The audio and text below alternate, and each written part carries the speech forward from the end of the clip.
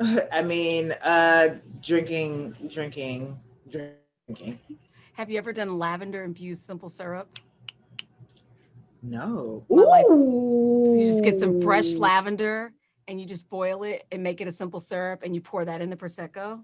Ooh, I just learned that for rosemary and didn't think to do it with anything else. So I'm 100% gonna do that. Lavender. I love that. Lavender. You're welcome. The TV character you're most like. Khadijah from Living Single. Oh, Khadijah. I haven't heard that in a while. TV character you most want to be like. Denise from Cosby Show. Yeah, I dress like. Denise was kind of aloof. Oh, but okay. I want Denise's fashion. Who I want to be like? I would say like Maxine from Living Single. Maxine. Living Single was monumental. Yeah. I was like, oh, I want to live. I didn't know that existed. Like you could live single on your own. Don't let me get started. Okay. Texting or talking? Texting. No, talking in person. I'm sorry. Talking in person. Last, four more. Who inspires you the most? Debbie Allen. Oh yeah. I was able to tell her how much I loved her the other day. She's incredible. She's everything. Best hype music? Lil Scrappy, No Problem. Haha. Favorite food? Gumbo and Chebugin. Oh. Favorite drink? Prosecco. Place you Prosecco with vodka. Cheers. Place you do your best thinking?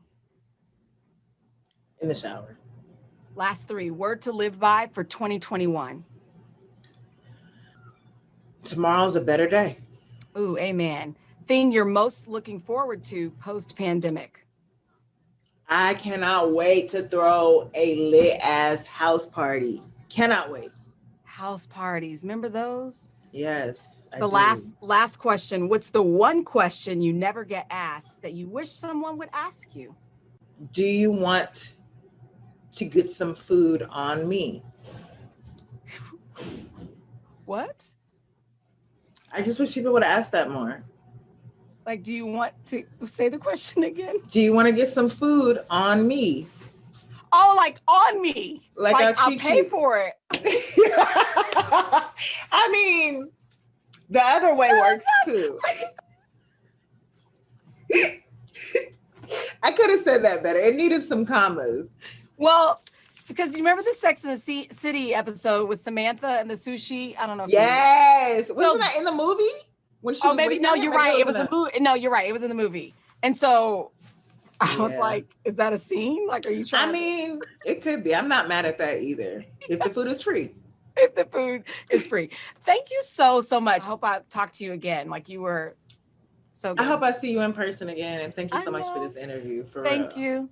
God bless. Welcome to Today All Day. All day? Today all day. All day. This is a long way of asking. Who's your favorite character you've ever played? The unicorn. The unicorn. You gotta have the unicorn.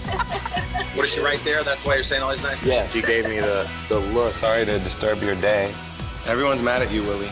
Better make this fast. I don't want the wrath of Luna.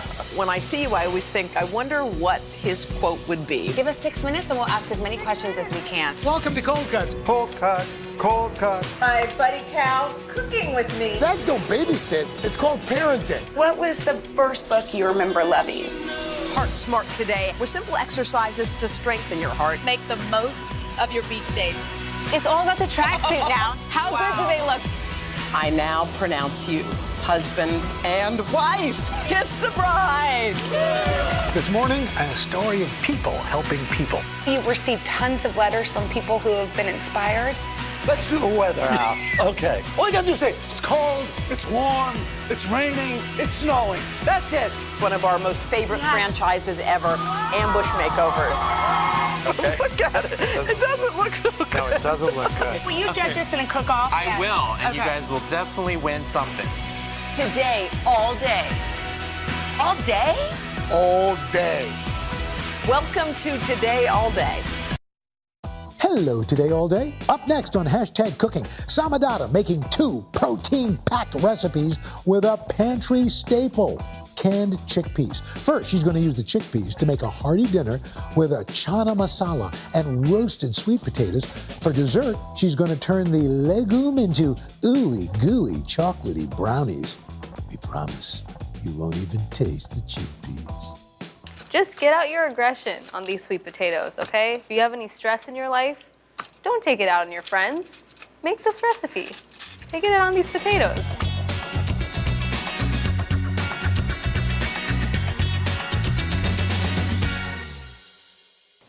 My life would not run without chickpeas. Whether in savory recipes or sweet, chickpeas are truly the legume loves of my life. I guess you could really say I'm a hashtag chickpea chick. I'm going to show you two of my favorite recipes to use chickpeas, my chana masala stuffed sweet potatoes, and a delicious and surprising chickpea brownie.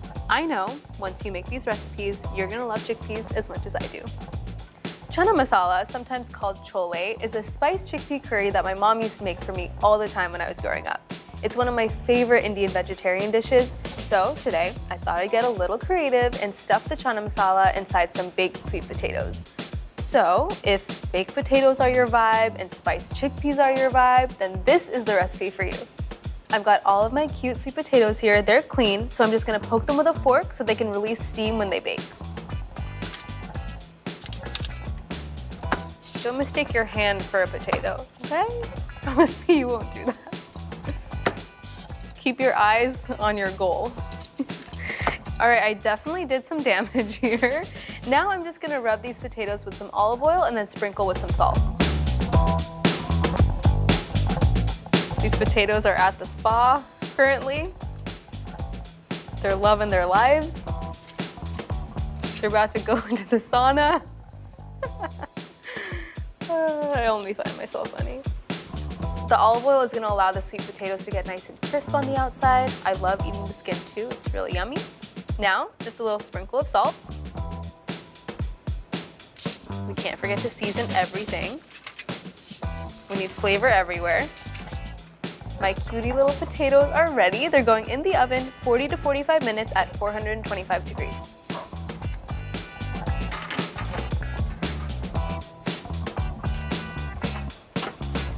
Now that my sweet potatoes are safely in the oven, they're secure in there, I am gonna start on my chana masala. First thing I'm gonna do is dice my onions.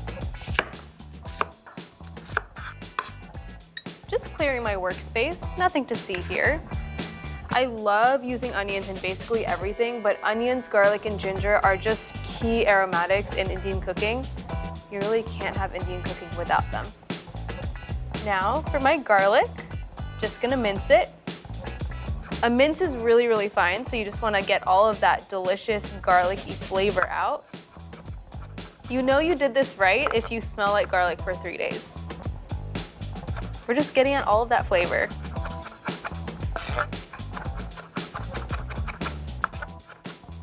Now I'm just gonna use some ginger. A really easy way to peel ginger is to use a spoon. You can just use it to scrape back that little peel, like so.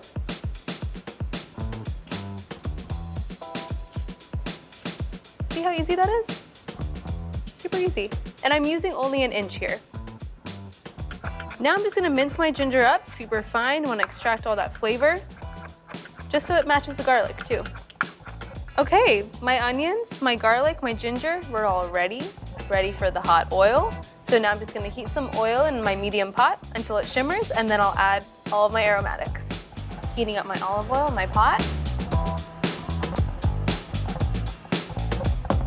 Once the oil shimmers, then I know it's ready for the onions.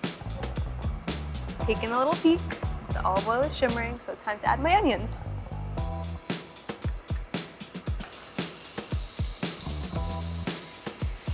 I want to cook these onions in the olive oil until they're tender, translucent, and starting to brown around the edges. I want to get some color on them before I add the ginger and the garlic.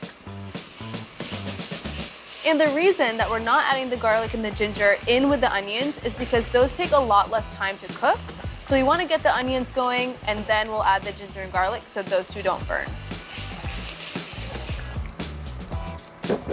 I think these onions are ready to meet their garlic and ginger companions. Garlic.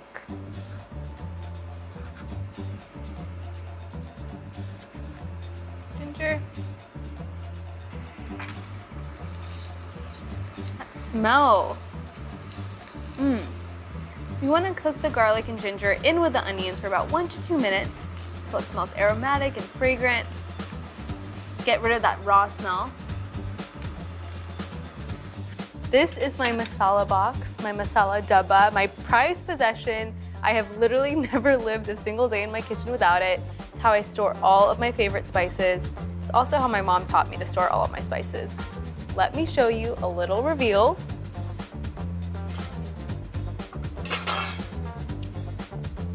Look at that. These are all my favorite spices that I use. And these are also the ones that are gonna go in my chana masala. My onions, garlic, and ginger smell amazing. They look amazing, which means it's time for my masala. I'm going to add some of my favorite masala spices here. I like to add cayenne for some heat, for some spice. Adding turmeric, one of my favorite spices.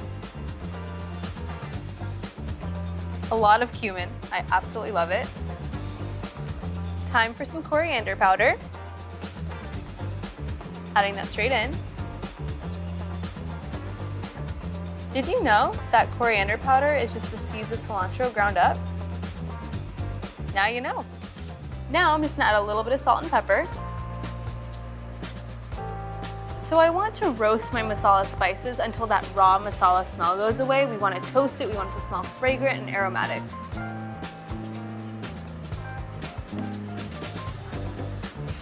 And finally, my little secret ingredient, amchur powder, or dry mango powder.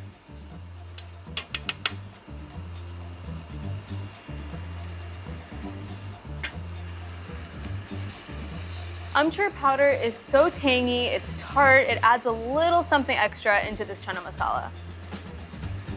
Adding amchur powder was definitely my mom's tip, so thank you, Mom, for making my chana masala a lot better than it was before.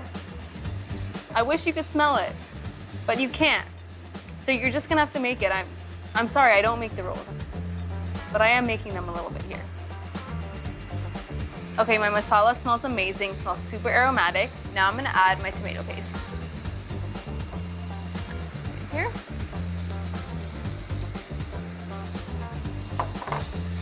I wanna cook the tomato paste in with my onions and spices until it deepens in color. Now I'm gonna add my tomatoes. You can use fresh tomatoes for sure, but I'm using canned and crushed tomatoes because I think convenience is the most gorgeous thing.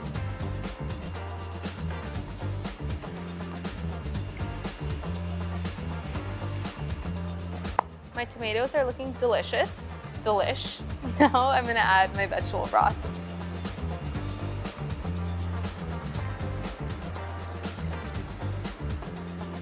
Okay, I've brought everything to a boil. Now I'm just gonna reduce to a simmer and cook uncovered for 5 minutes. We have to add a very important friend to the party, our chickpeas. I could never forget about them. How could you think that? Adding them straight in here.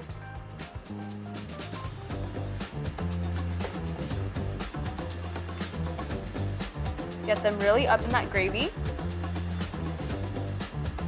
Now that the chickpeas have found a really nice home in here, I just want to simmer this together for 20 minutes. I want the gravy to become thick and the chickpeas to really infuse in with all of that masala. Make sure you cover this while it simmers.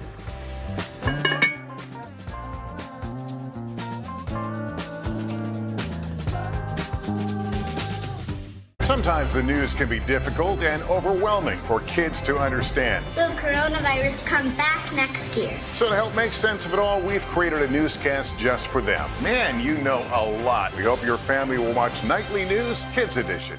Hey everybody, it's Hoda Kotb from The Today Show. I am so excited to tell you about my new podcast, Making Space with Hoda Kotb. I sit down with some incredible people and we'll hear some uplifting stories. Listen to Making Space now on Apple Podcasts.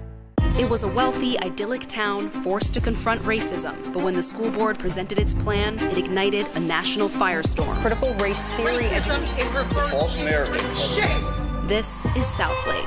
All episodes available now. Make the most of your day with Today All Day. Get closer to all your friends in Today in a whole new way. Today in 30. We give you a mix of everything you love about our show in a mere 30 minutes. Yes, Shop today with Jill Martin. We're helping you shop like never before. The latest styles and biggest names. Today Food. Things are heating up in the Today All Day kitchen. Cooking essentials and recipe inspiration. Get ready. Are you ready? Oh, I'm so ready. Only on Today All Day. Today is now a podcast, available every morning. Listen wherever you get your podcasts. For breaking news in our changing world, download the NBC News app.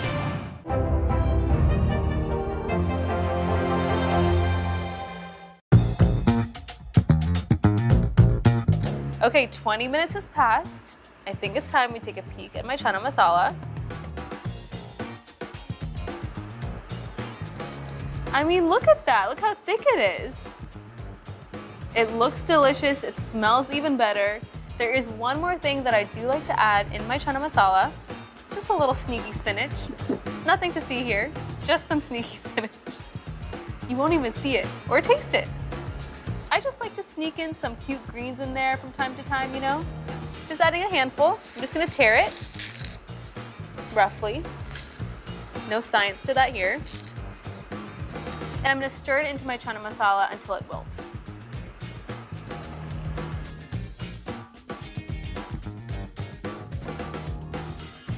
Speaking of something green, I do like to add a little bit of cilantro in here as well, something zesty, herby, brings all of the flavors to light.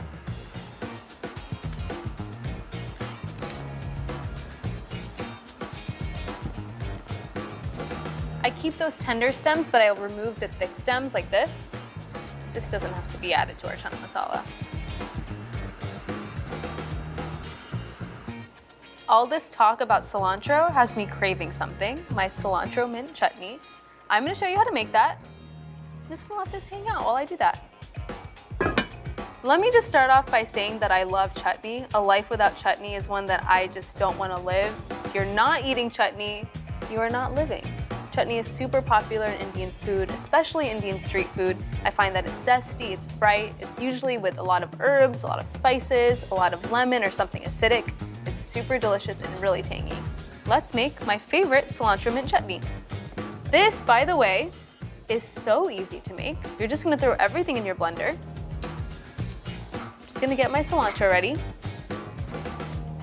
Again, just like in my chana masala, where it's okay to keep those tender stems on the cilantro, I'm just gonna keep the tender ones but remove the thicker ones. These are a bit more bitter, so we don't want these in our chutney.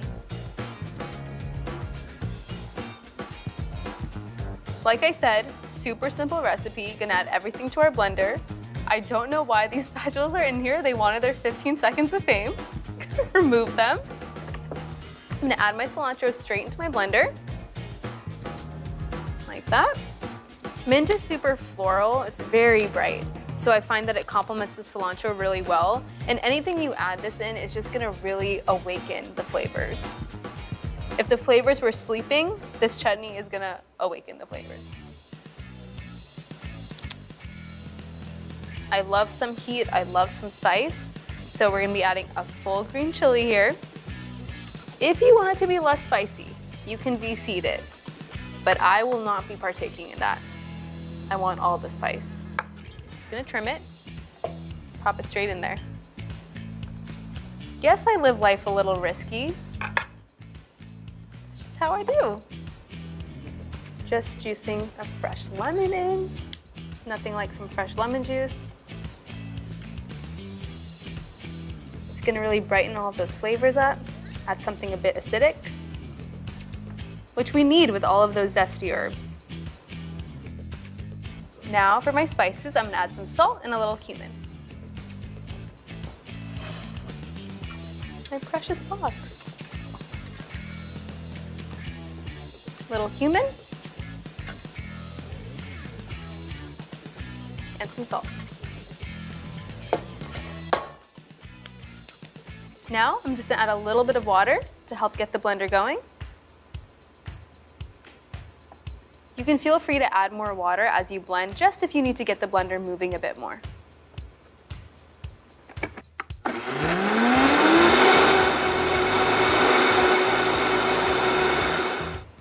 Texture looks great.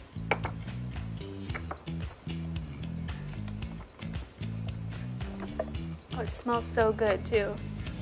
The That, as you can see, some nice texture. I wanted this to be a little thinner because I will be drizzling it on top of my chana masala stuffed sweet potatoes. I'm gonna set this aside, go check on my potatoes, and then I'm gonna get ready to plate.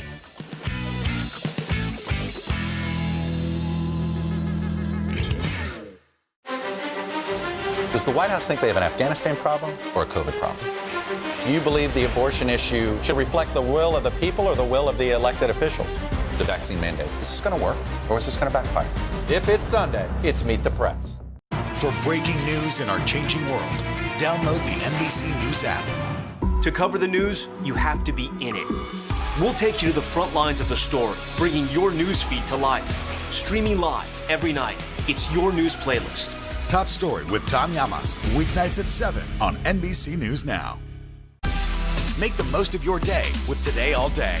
Get closer to all your friends at Today in a whole new way. Today in 30. We give you a mix of everything you love about our show in a mere 30 minutes.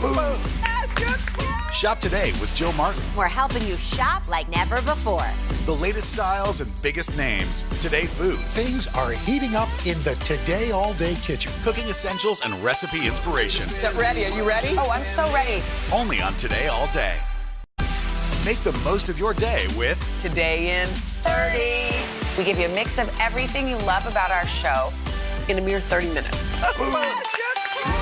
Watch Today in 30 on your schedule, streaming every day on Today All Day. It was a wealthy, idyllic town forced to confront racism, but when the school board presented its plan, it ignited a national firestorm. Critical race theory. Racism in reverse. False narrative. Shame. This is Southlake. All episodes available now. Hey everybody, it's Hoda Kotb from the Today Show. I am so excited to tell you about my new podcast, Making Space with Hoda Kotb. I sit down with some incredible people and we'll hear some uplifting stories. Listen to Making Space now on Apple Podcasts. Today is now a podcast, available every morning. Listen wherever you get your podcasts.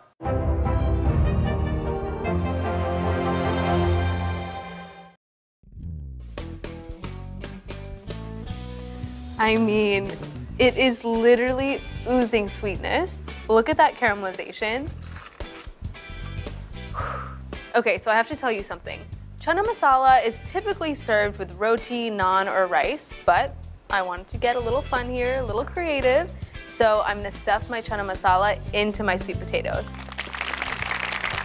And I'll take it down now. Thank you. Okay. I think we're ready to plate. I think I'm ready to eat. That I know for sure. I am gonna get this potato right here. That is the one that I want. This is the chosen one. Look at all of that sugar that's just caramelized around the edges.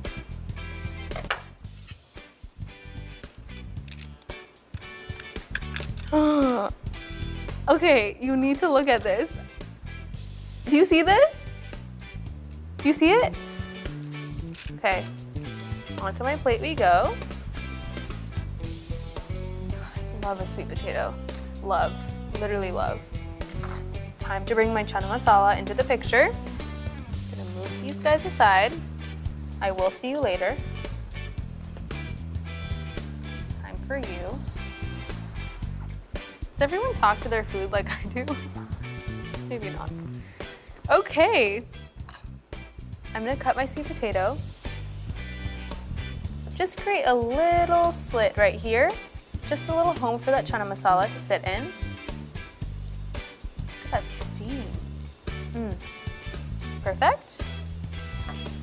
Now it's time for my chana masala. Oh, that smells so good. Gonna get a little bit of everything, that thick gravy, the chickpeas, my sneaky spinach. Straight inside. It fits perfectly. Little home for my chana masala. Great. Okay.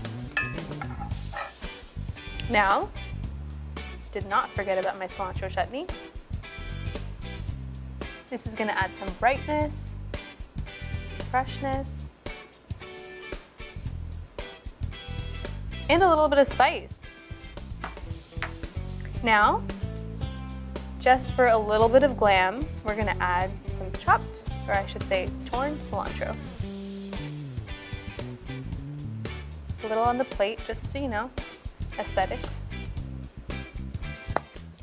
I can assure you that my mom has never done this before, so I have to show her a picture. I want to see what she's gonna think.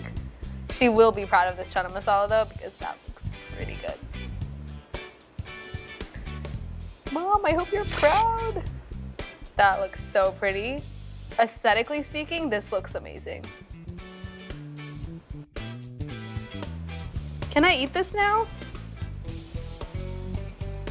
I think yes, I can eat this now. I mean, this literally can do no wrong. It's hearty, it's satisfying, it's filling. It's very balanced. I think I really leveled up baked potatoes today. Perfect weeknight, dinner, even lunch. That caramelization on that sweet potato is just getting me. I just can't even handle it. Looks so good.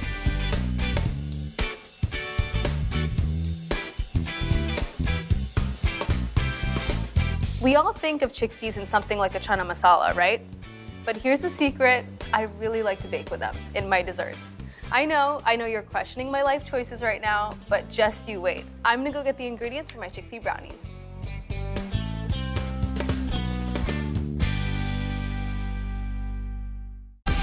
Make the most of your day with Today in 30. We give you a mix of everything you love about our show in a mere 30 minutes.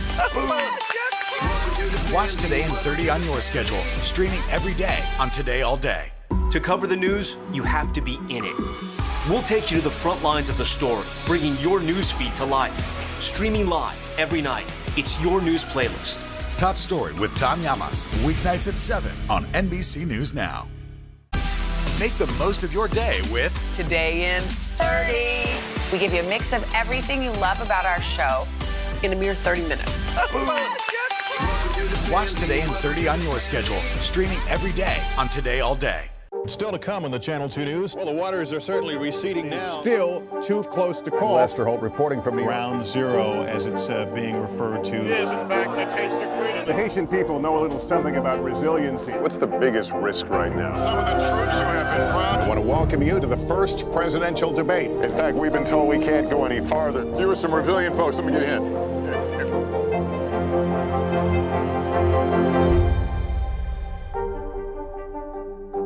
Do you feel like the bad guy in this? Why should they believe you when they know that people are getting in?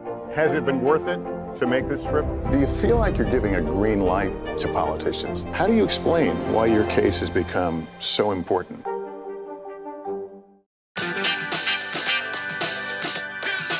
These chickpea brownies are one of the most popular recipes on my blog.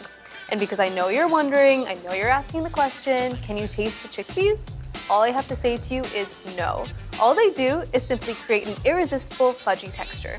And with chocolate involved, everyone wins. So let's get to it. First thing I'm gonna add in here is some almond butter. I like this because it's kind of rich, it's nutty, it adds a lot to these brownies.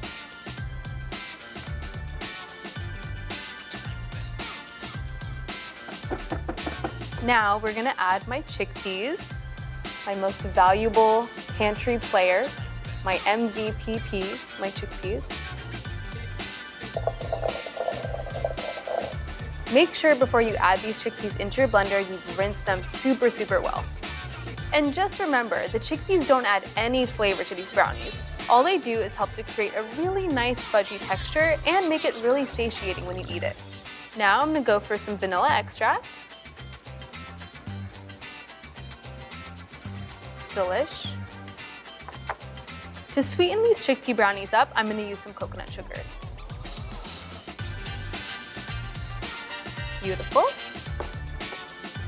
Now for my flour in these brownies, I'm not actually using a bunch of it at all. I'm gonna use some almond flour. It's kind of dense, it's delicious. It's also gonna help create a nice and fudgy brownie. What I like about almond flour is that it's just almonds, right? So that creates some really good texture and also a really nice nutty finish. Okay, we've gotta have a little bit of cocoa powder. I'm using unsweetened cocoa powder here. This is really important. We don't want anything added to our cocoa powder. We want it to be pure. And we're already adding sugar to our brownie, so no need to buy a sweetened cocoa powder. To help everything blend, I'm gonna add some almond milk now and a little bit later too.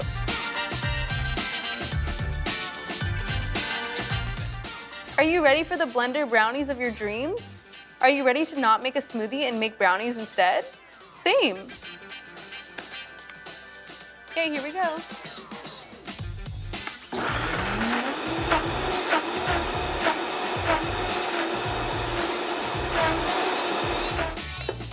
Perfection, perfection. I'm gonna scrape the sides down, give it another little blend. You want it to be super, super smooth. You literally never know there are chickpeas in here. It's actually kind of scary.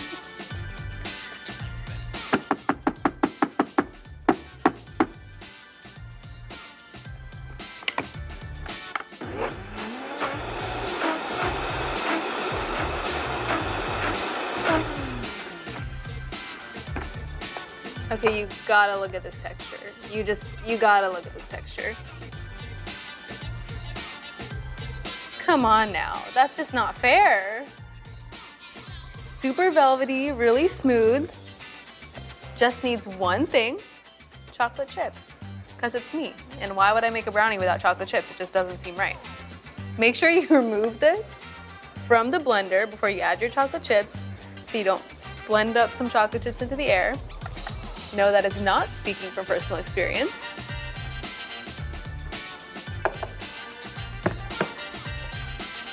I'm gonna fold in my chocolate chips. I do not measure this with anything but my heart and my soul. Now it's time to transfer it into my pan. Gotta get a shot of this. The texture is luscious. I know, there's chickpeas in here. Isn't that crazy? You really could fool a lot of people. I'm not saying do that. I'm not saying trick people, but like, I'm just saying you could. Have you ever wondered what the difference is between a chickpea and a garbanzo bean? Well, I have news for you. There is no difference. They're the same thing. Garbanzo is just the Spanish term for a chickpea. This just looks nice, honestly, plus a little extra chocolate never hurt anyone.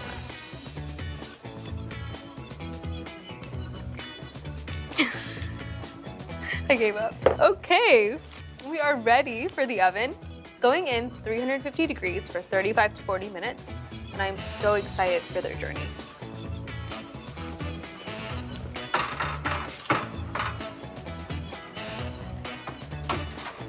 My pride and joy, my chickpea brownies. I've let them cool for 25 minutes. This is important because it lets them firm up. And when they come out of the oven, you know that they're done when they start to pull away from the sides of the pan. Look at how easy parchment paper makes my life. All right. I mean, look at how fudgy that is. Delish. All that has to happen, it's time for me to eat it. Okay, I think I'm ready to taste. Oh, it's so fudgy. Mmm. This is my party trick, putting chickpeas into brownies. I just need to take a picture of that interior, that fudgy bit. It's too good.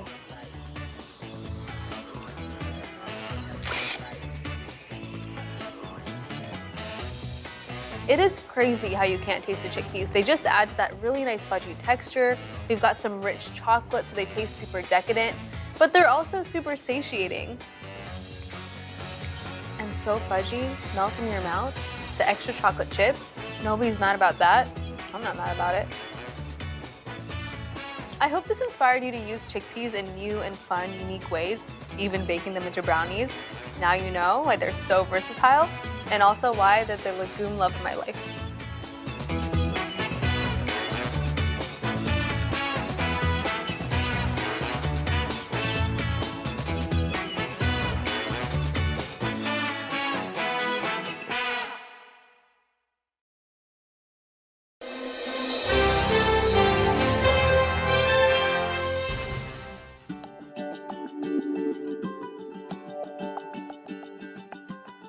Feel good?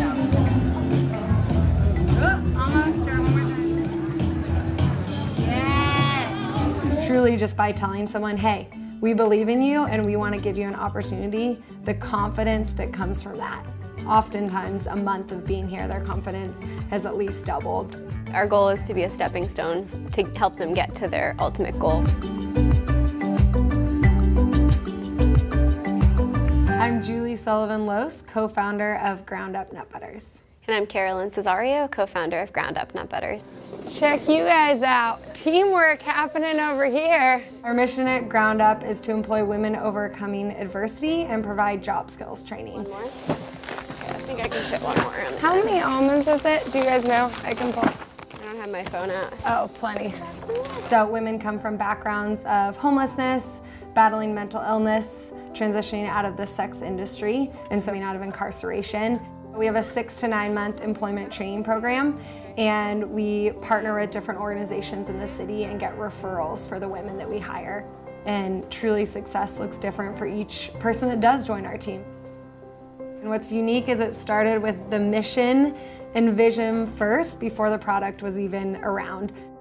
So I was living in Uganda overseeing a training program for about 160 women doing paper bead jewelry work. And I just saw the power of providing someone an opportunity and giving them an income and the impact that that could have not only in their life, but that could trickle down into their family and their community. So I moved back home to Portland, dead set on starting a company. And I really believe that business is a powerful tool for social good. So I knew that I wanted to start a for-profit business. I was running marketing at Seiko Designs, an ethical fashion brand, and we hired on Julie to do customer care for us. At the time, I was making nut butters on the side of my job without any intention to do anything more with it because I didn't want to start just another food business. Don't get me wrong, our product is great, but I didn't feel like that was enough motivation to actually start a business. And when I met Julie, and she had this passion for an employment training program vision, which really was very similar to the company that we were both working for, so we both already kind of had a heart for that. When we met and she was looking for a product, it was just kind of like fate that the two came together. We had only known each other for 3 months, and then we were like, let's do this. Yeah.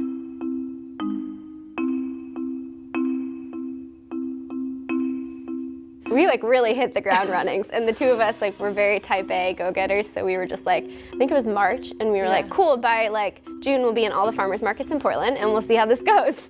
Little did we know you have to sign up for those markets in November of the prior year. It's very competitive in Portland. But yeah, so we just hit the ground running and started selling in as many places as we could. All the while making it out of Carolyn's home with small food processors. Yeah. I think we made accepting payments via Venmo. Yep, I think we made about 2 jars every 30 minutes, so really efficient. Yeah, exactly. I hand wrote the label, every single label, which is why our jars still now have my handwriting on them, because it's an ode to that. All of our nut butters are peanut, dairy, and gluten-free, just sweetened with honey. We don't use any other added sugars or oils, so that's super different than a lot of products on the market that have added palm oil or sugars in them. You can pick up a label and be like, oh, I recognize every ingredient in this jar. We don't want to put anything on the market that we ourselves wouldn't be eating every day. I think being a woman in business, it can be difficult because it's hard for people to take you seriously. You get a lot of people that are trying to give you advice and talk down to you and kind of questioning what you're doing.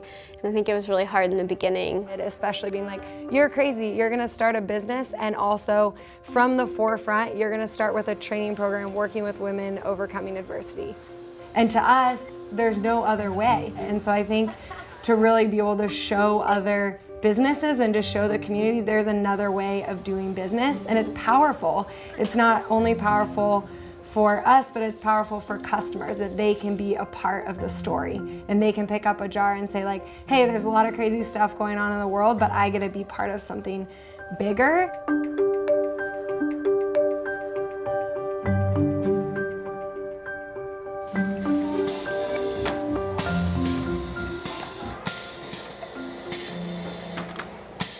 My name is Jamel Dawson, and I work for Ground Up PDX. I heard about Ground Up through Central City Concern. They're an agency that helps people with barriers for employment. Yeah, I do this till 5 o'clock. I love it. I lost my home in August of 2018. I mean, I was living from couch to couch and I couldn't get a job, and I was in another lifestyle, and I just got tired of it, but I didn't know where to go. I didn't know what to do. Julie and Carolyn are encouraging, uplifting, and very positive. They give me hope. Every morning when I see them, they just make me smile because it's another day here. I help in the kitchen on Tuesday and Wednesdays. I help Phil. I'm pretty fast at it. I love it. This place has given me confidence because I was in a dark place last year. I didn't have any hope. This gave me confidence that I can do something different. And I'm looking forward to anything that comes after this. Oh, I didn't realize we had some over here. Yeah, I put some on that end for you and then some on this end. My name is Tiffany Christensen and I work for Ground Up. I'm the fulfillment supervisor and I'm a production assistant. So I mainly focus on online orders that are coming in. 2 days a week I get to help out in the kitchen and doing production. I love being in the kitchen. That's where I started. So anytime I can get back into the kitchen, I'm happy. Before I started working at Ground Up, I was living in a shelter for about 6 months. And the whole time I was trying to find employment, and I was also battling my mental health. It was hard, very, very hard. And when Ground Up came, I felt like I was ready to try to start working again because it was very hard to look for a job. Nobody wanted to hire anyone that was living in a shelter, which is very sad. Ground Up has given me confidence. Once I started, my whole attitude on life changed. So creamy. So much better with the new almonds. Wow. Yeah, so much better. That's great. People really do care about our product and love our product and love what we do. It makes me proud to work hard, and that has helped me. There's more purpose to it. Whereas jobs I've had in the past, I didn't really feel like I was doing anything meaningful. It was going to work and then coming home. A very endless cycle of pain and misery. And that didn't help any of my mental health at all. So that's why Ground Up is so great with all the positivity and the helping others, the purpose. It's a wonderful feeling. Good morning, team. How's everyone doing? We're doing 5 batches of chunky, which we've already done 1, and we did some of the smooth as well, which... Julie and Carolyn are huge in my life, and there's nothing I can do or say that is ever going to be enough for my gratitude for them. I would love to be just half of what they are, their attitude, just to let us know that it's okay, everything's going to be all right. Life, there's mistakes, it's no big deal. Just learn from it and keep going. So I'm getting chills just talking about it. Sorry, it cheers me up. Give me a second.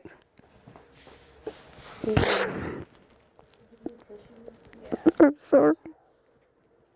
Don't be sorry. You don't need to be sorry. It's happy tears.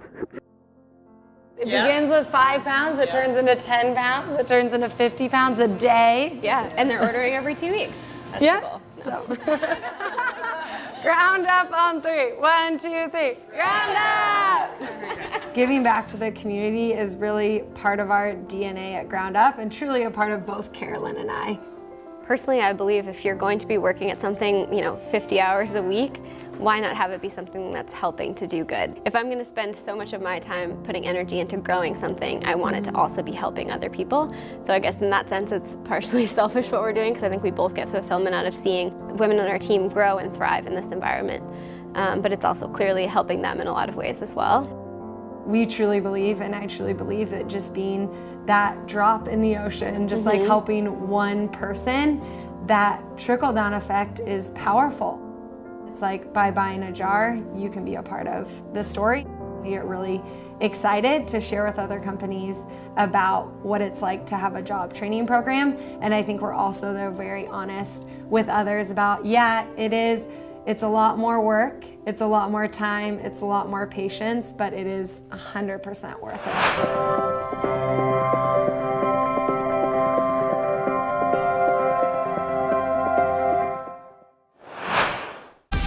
Make the most of your day with Today in 30. We give you a mix of everything you love about our show in a mere 30 minutes. Welcome to the Watch Today in 30 on your schedule, streaming every day on Today All Day. For breaking news in our changing world, download the NBC News app. To cover the news, you have to be in it. We'll take you to the front lines of the story, bringing your news feed to life. Streaming live every night. It's your news playlist. Top Story with Tom Llamas, weeknights at 7 on NBC News Now.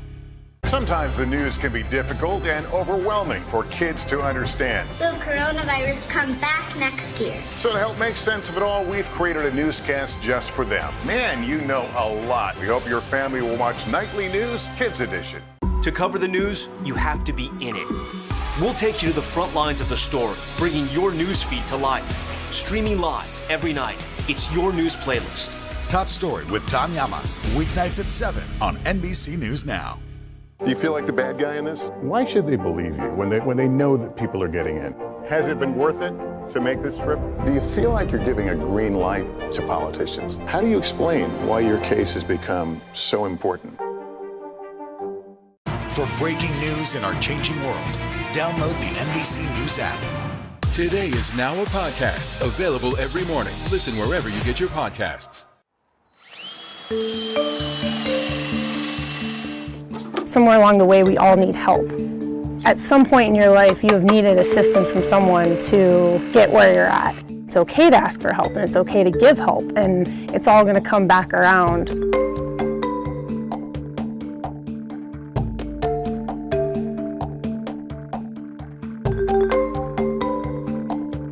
The Little Free Pantry movement is kind of a grassroots solution to address immediate and local needs.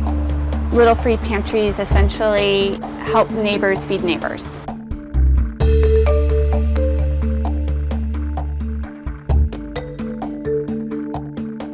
The movement never really took off in the Seattle area. And then when COVID hit in March, my husband and I built 6 pantries and offered them out for free to our neighborhood. And that's when we got this swell of interest from people asking for more of these pantries. I am a personal chef. I started my business 14 years ago, and food insecurity is something I've always thought about deeply. Food insecurity could be someone who is skipping a meal once or twice a week so that they can get to that next paycheck. It's a real thing in this country.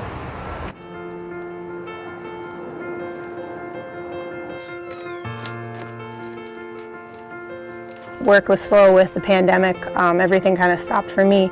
So I was looking for a way to help and give back, especially with the extra time I had. You know, I like to build stuff, and so I thought, hey, that's something I could do. You never know who's struggling. Sometimes it is your next door neighbor. And so I really think about how much dignity comes with food. Like, food's a right, it's not a privilege. You should be able to walk up to a pantry and grab something and not feel guilty about it. I think that's what some people need. They just need a little boost. Food, you know, not only just feeds our bodies, food also nourishes our souls. And if we can start educating people on the culturally relevant foods that can be placed into pantries, that also offers an access point that food banks have a difficult time doing because they're working in such large quantities of food. Spaghetti and tomato sauce may be relevant to one neighborhood, but fish sauce and curry may be more appropriate for another. During this pandemic, I've seen a lot more neighbor to neighbor, just really small kindnesses that I think people were maybe too busy to think about before. That's one of the things that I think it's kind of like blessing in disguise, you know, and I hope that that continues past this, that we don't like just go back to normal. Make the most of your day with Today in 30. We give you a mix of everything you love about our show in a mere 30 minutes. Watch Today in 30 on your schedule, streaming every day on Today All Day. News is more than a headline. It informs, it inspires, and it still matters. To cover it, you have to be in it. And that's what we're gonna do. Every night, we take you to the front lines of the story, where it's actually happening, with NBC News journalists on the ground from all over the world. We cover what you need to know and bring your newsfeed to life in prime time And streaming live, it's your news playlist every night. Top Story with Tom Llamas, weeknights at 7 on NBC News Now. The Meet the Press Chuck Toddcast, free wherever you get your podcasts. Make the most of your day with Today in 30. We give you a mix of everything you love about our show in a mere 30 minutes. Watch Today in 30 on your schedule, streaming every day on Today All Day. To cover the news, you have to be in it. We'll take you to the front lines of the story, bringing your news feed to life. Streaming live every night, it's your news playlist. Top Story with Tom Llamas, weeknights at 7 on NBC News Now.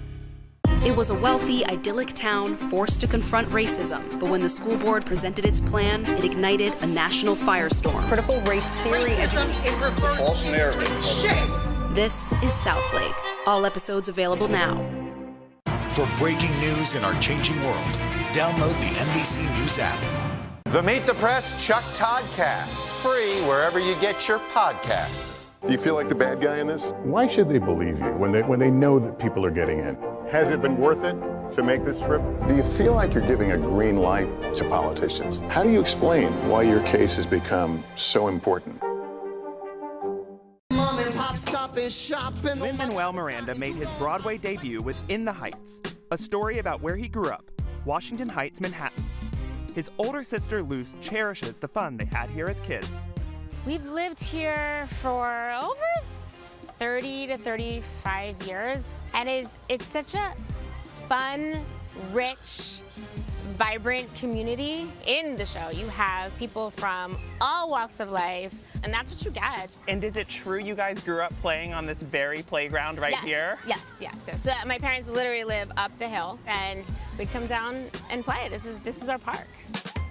In 2017, the Miranda family was being honored by the community, and their father, Luis, had the perfect setting for it. We all agreed, let's go to Payson Playground. But the park didn't look the same as they remembered it. I looked around, and it was a little run down. There were weeds. It just looked unkept and not taken care of. I called Mino, and I said, do you guys do stuff in parks? Mino Laura is a close family friend and founder of the People's Theater Project, a community-based organization providing social engagement through performance art to more than 5,000 immigrant children. I was breastfeeding when I got that phone call. I had a 4-month-old baby, and it was just very exciting. With the support of the Miranda family, together they cleaned up the park and launched their first summer camp program in 2017. This camp is just such a joyous occasion. So it involves young children and theater making and really exploring and investigating what our community is. And also, what are some things that they maybe want to change? Adventurous Alex. Adventurous Alex.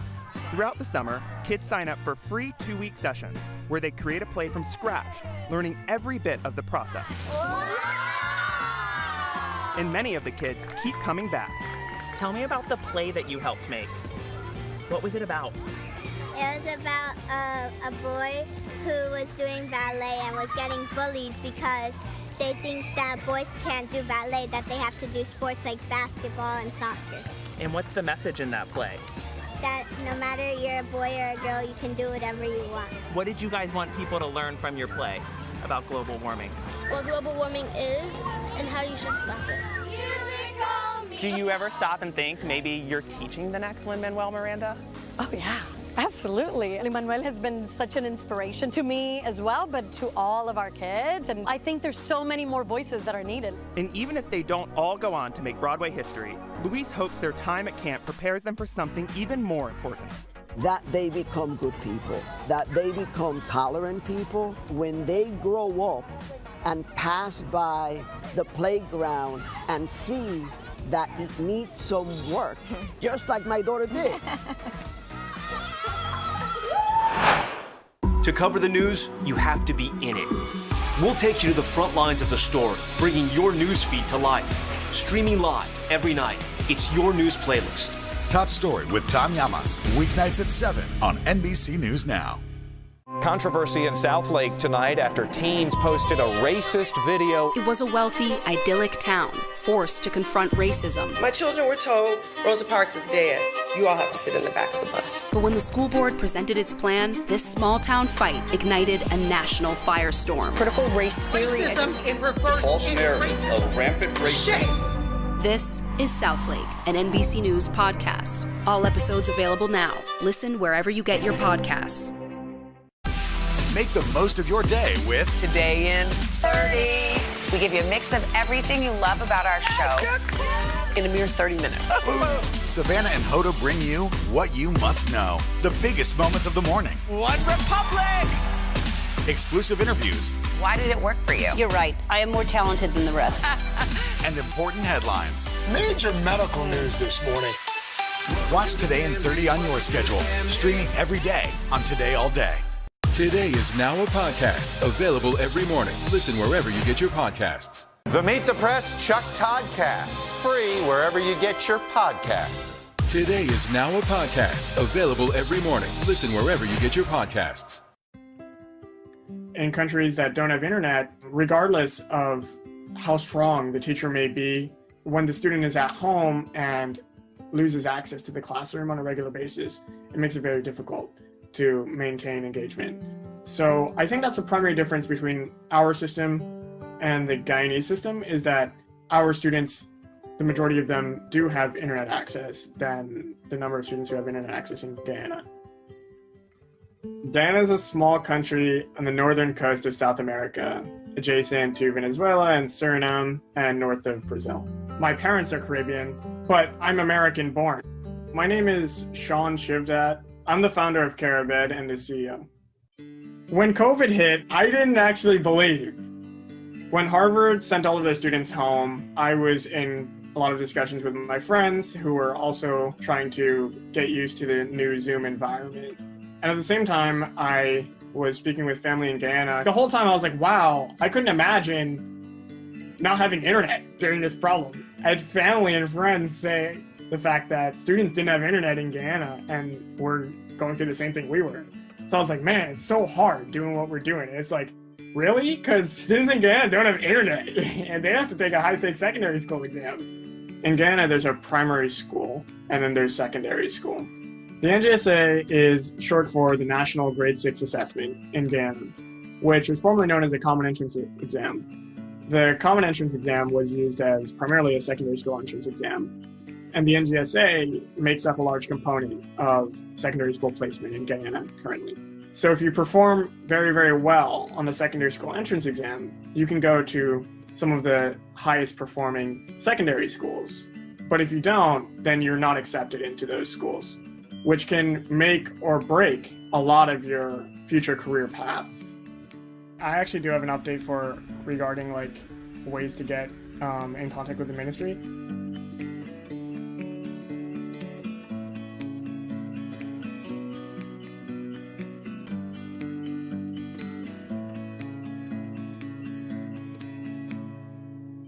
I started producing exam prep materials in mid-March, and I guess the point at which your team is founded is when you start getting others to help you. So that happened at the end of March. Since then, our team has grown to about over 50 members in a range of different universities across the East Coast, but also the University of Guyana.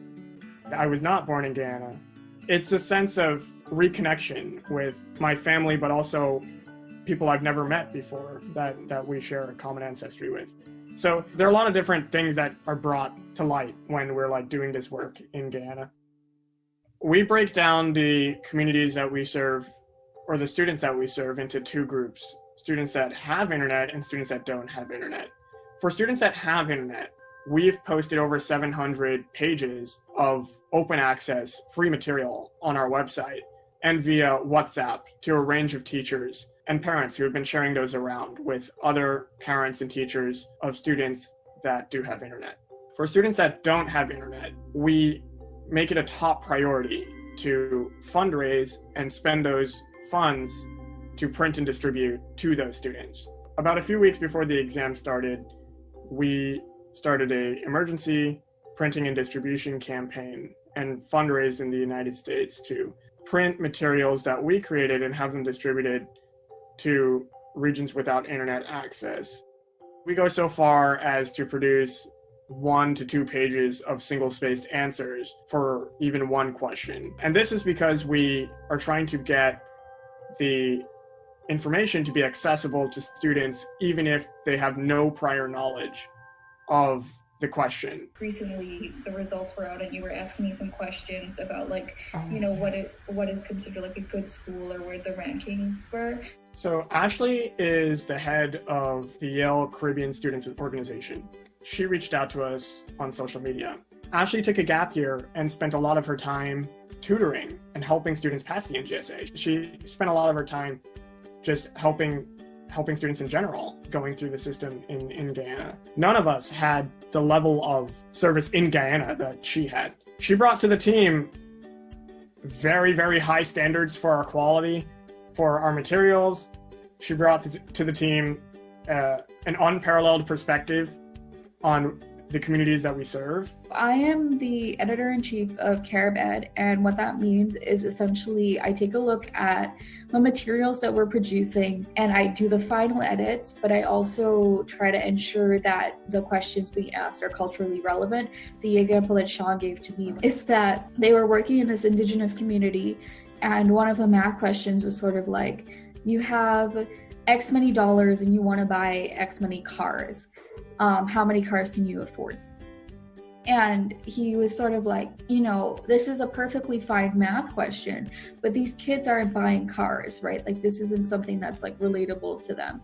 I think maybe the year that I took the NGSA, personally, I felt a lot of pressure because, and I think the pressure is a universal experience. I can still tell you what I got wrong on them. I can tell you like the grades that I got, which questions tripped me up, what I regret about those exams. So I feel like these exams are so high stake. While this might just be one thing, providing print resources to kids who don't have internet access, it still is a thing that can help.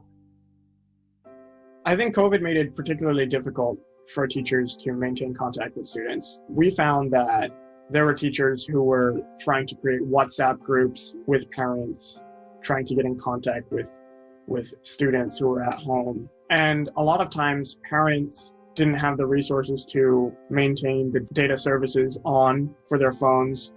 And as a result, a lot of students missed out on what teachers were trying to convey. It was really, really difficult for teachers.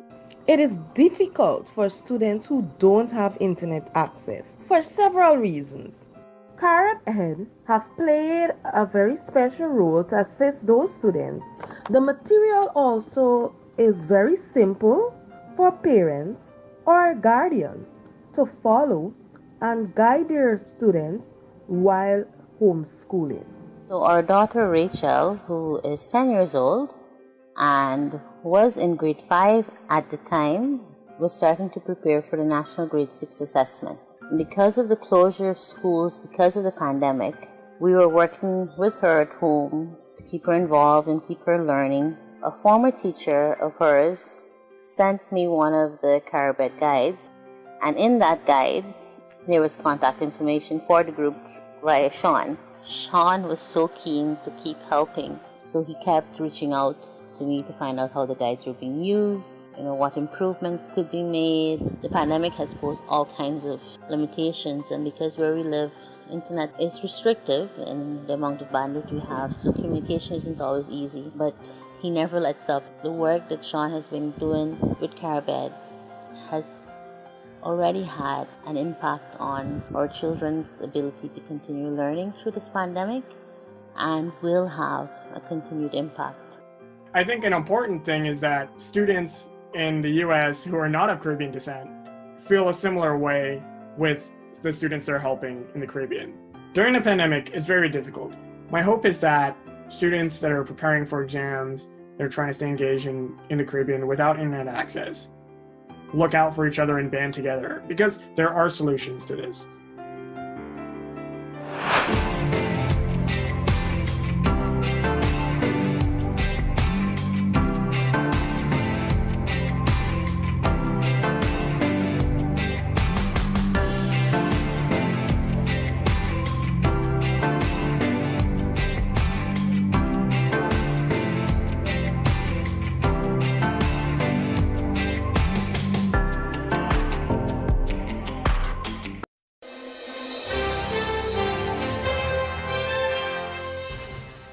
of Breast Cancer Awareness Month. Throughout this month, we're looking at stories of survivors and the family and friends who help in those battles. And Hoda, a survivor herself, is here to help get us started. Yeah, Savannah, as you know, I was diagnosed with breast cancer back in 2007, and every year more than 230,000 American women get that exact same diagnosis. So I had the chance to sit down in an exam room with my doctor, my breast cancer doctor, Dr. Freya Schnabel, director of breast surgery at New York University, to discuss detection, treatment, and the recovery process.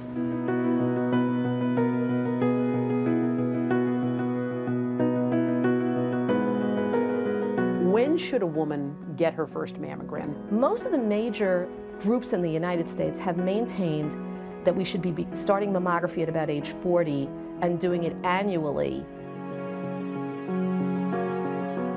I was 42. I went to the gyno for a visit. She felt a lump. Went for a mammogram. Didn't see it on the mammogram, really. What are other ways you can detect breast cancer? The two other tests that are done reasonably frequently are number 1, ultrasound, and number 2, MRI. I was 42 and I didn't see myself as high risk. Breast cancer risk really goes up around age 50. Angelina Jolie sort of put a face to genetic testing. Who should be checked? So the people who really should concentrate on this are people with significant family histories. Today, it's also clear that there are a variety of other genes that can increase the risk for breast cancer.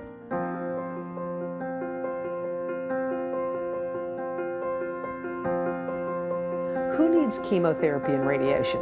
Chemotherapy and radiation treat two completely different aspects of breast cancer. Radiation treatment primarily is used to lower the chances of a reoccurrence of disease in the breast. Chemotherapy, hormonal therapy, and special targeted drugs like Herceptin. The goal of all those treatments is to prevent the disease from metastasizing to other organs. I remember just before I was wheeled into the operating room, my mom was standing right there and I was on the table, and you looked at my mom and you said, "I'm going to take good care of your daughter." How important do you think that is to have family and close loved ones with you? I think that people who really are well supported and are embedded in great networks of support just get through the treatments better.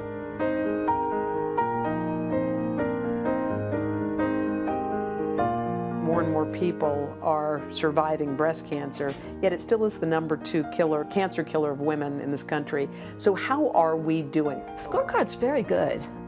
The survival for women at all stages is going up, including people with metastatic disease. We need to remember that there's a lifestyle piece of it too. Exercise moderately, to not smoke, to moderate alcohol intake, and I think that's really something we can't forget, is just living healthy. We've learned so much through your journey, but there's just a lot of questions to ask. We want to bring in our special correspondent, Joan London, whose new book is called Had I Known. And Dr. Marisa Weiss is a breast oncologist and founder and president of breastcancer.org. She's been taking your questions on Facebook this morning. Ladies, good morning to you. Joan and I both have something in common. Neither of us had any family history of breast cancer. One of the first questions they ask you when you go to the doctor is, do you have family history? Now, that is not a main component, is it, when you're being diagnosed with breast cancer? Only 10% of breast cancers are due to an inherited genetic alteration, like an abnormality, like what Angelina Jolie had, which means that 90% are mostly related to how you lead your life in your everyday. And the good news there is that you can take steps every day to lower your risk. But Joan, don't so many of us have that perception, like, oh, it's not in my family, so I don't really have to worry about it. I'm going to be totally honest. I really didn't do self-breast exams, and because I didn't realize that only a small percentage of women who are diagnosed actually have a family history, and I didn't have a family history, so I kind of thought I was immune, and honestly, I was a little embarrassed once I got diagnosed about that. But I hear from women every day at my online channel Alive. They're all saying the same thing. It's not just me. It's a really common myth, and it's scary because if you think that you're immune, you're not checking. But should you get that genetic test? Because a lot of people think, well, wow, I don't know if I have it. Do you think women should line up to get that? So there are certain women who are good candidates and really should seriously consider getting genetic testing to see if they have one of those genes that would put them at high risk for breast cancer. And those are women with a strong family history, or women who are of Ashkenazi Jewish background, even without a family history.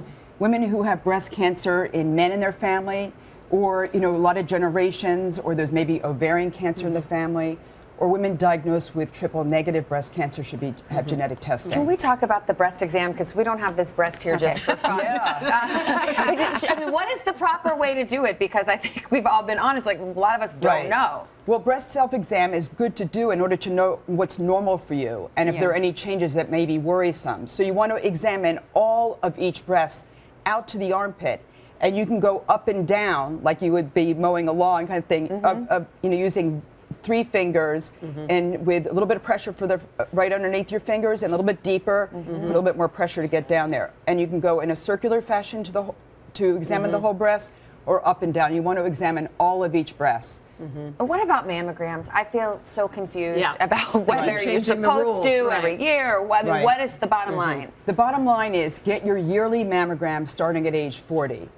Mammograms can save your life. I mean, breast cancer is the most common cancer to affect women, and mammograms are our most powerful tool for early detection. It can save your life, and it may help it find it early when you can avoid, let's say, more aggressive treatments like chemotherapy. And if you've had a first-degree relative, a mother or a sister, whatever that has had breast cancer, whatever age they had breast cancer, you start your mammograms 10 years earlier. Right. Am I right? Right. If you're at high risk, your doctor may recommend that you start earlier, and you want to consider your family history on both your mother's side and your father's side, because both are equally important. Okay.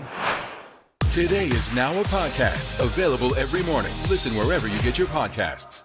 Still to come on the Channel 2 News. Well, the waters are certainly receding now. Still too close to call. Lester Holt reporting from Ground Zero, as it's being referred to. It is, in fact, the taste of freedom. The Haitian people know a little something about resiliency. What's the biggest risk right now? Some of the troops who have been proud. I want to welcome you to the first presidential debate. In fact, we've been told we can't go any farther. You with some resilient folks. Let me get a hint.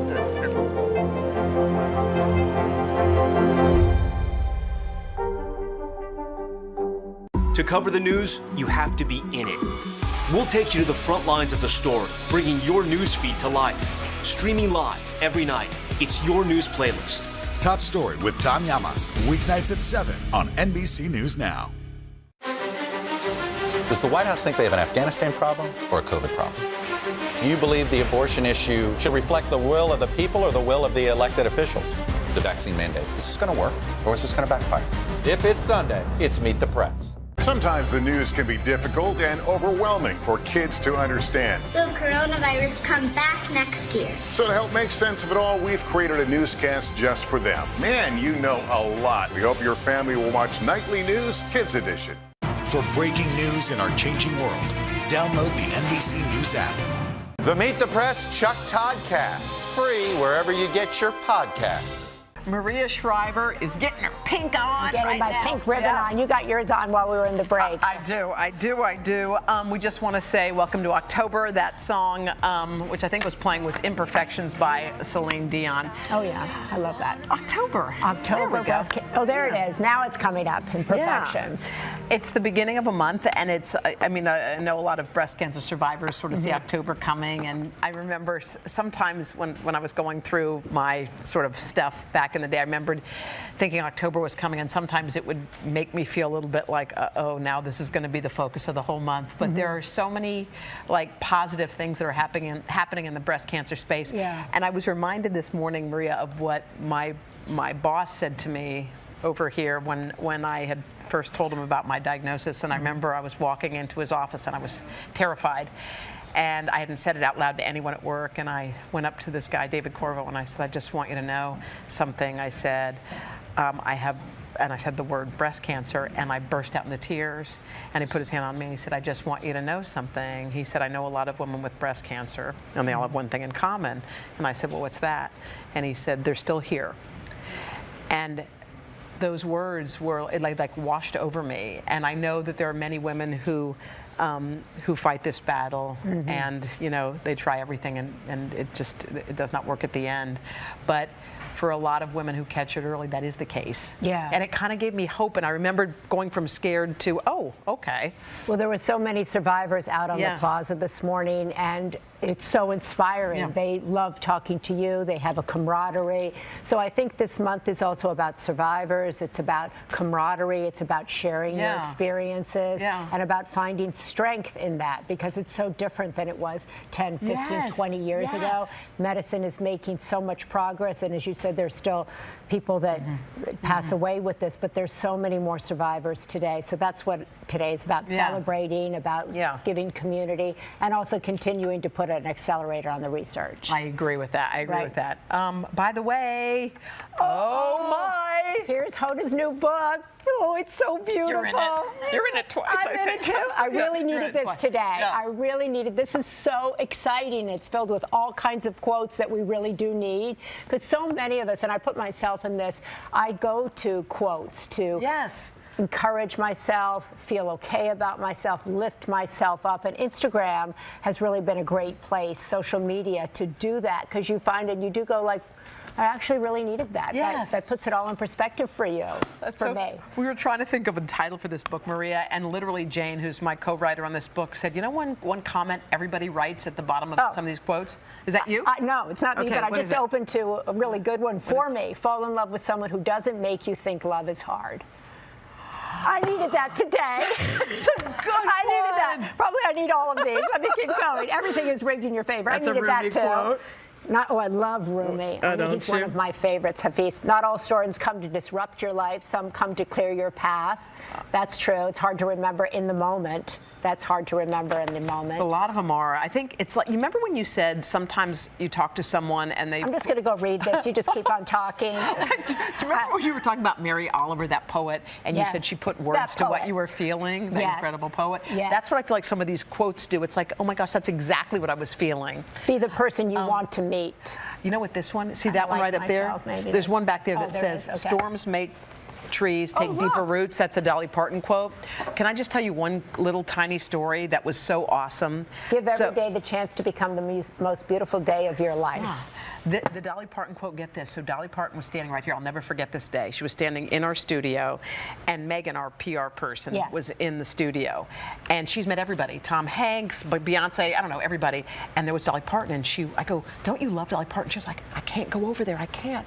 She said, no, Dolly meant so much to her in her life. She was scared to go over and see her, because all throughout her life, she said her mom would tell her what Dolly would do and that kind of thing. I took Megan by the hand. I remember this because she was literally pulling back, and she stood in front of Dolly Parton, and she goes, she looked at Dolly Parton opened up her arms, and she goes, come on in here, Megan, and hugged her. And Dolly Parton, and she said to Dolly, you practically raised me. You didn't even know. And I watched like Megan turn into like a 6-year-old girl all over again. And I thought, just the power of that person. Right, and also the power of like, come on in here. Come in here. Yes, come she had on her in here and let open. me envelop you. Yes. Is such a powerful thing for anybody to give to anybody. Yes. Right? Come on in here. Come on in. Because you're afraid. She was afraid. Come on in. I love that. Yeah. This is one from my mom I love. It's not a quote that's famous. It's just famous in our house. And it was when Haley came home with me for the first time. My mom saw her and she said these words, hello, Miss Haley. We've waited so long for you. That's come on in. Come on in. My mother's best quote was, I don't want to hear one more yip out of you. Get out. Get going. Go on. What did she say? I don't want to hear one more yip out of you. Go on and get going. Get out there. Get out there. Let's go. Come on. I kind of like your mom's philosophy. You do? I'm kind of into it. I know that you're into it. I'm kind of into her, like, stop complaining. How about no, don't stop, don't start. Don't start. Don't start. So if you were complaining, she'd shut you down? She said, I want to hear one more yip out of you. I like that.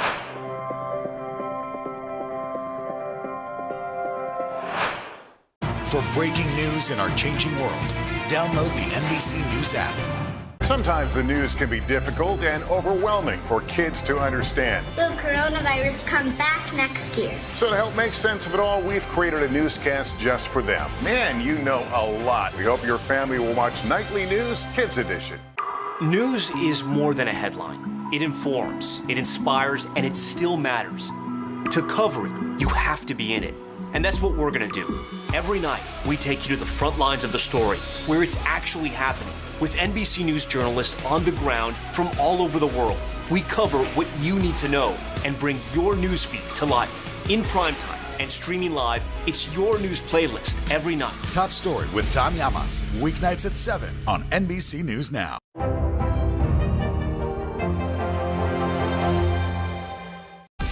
Make the most of your day with Today in 30. We give you a mix of everything you love about our show in a mere 30 minutes.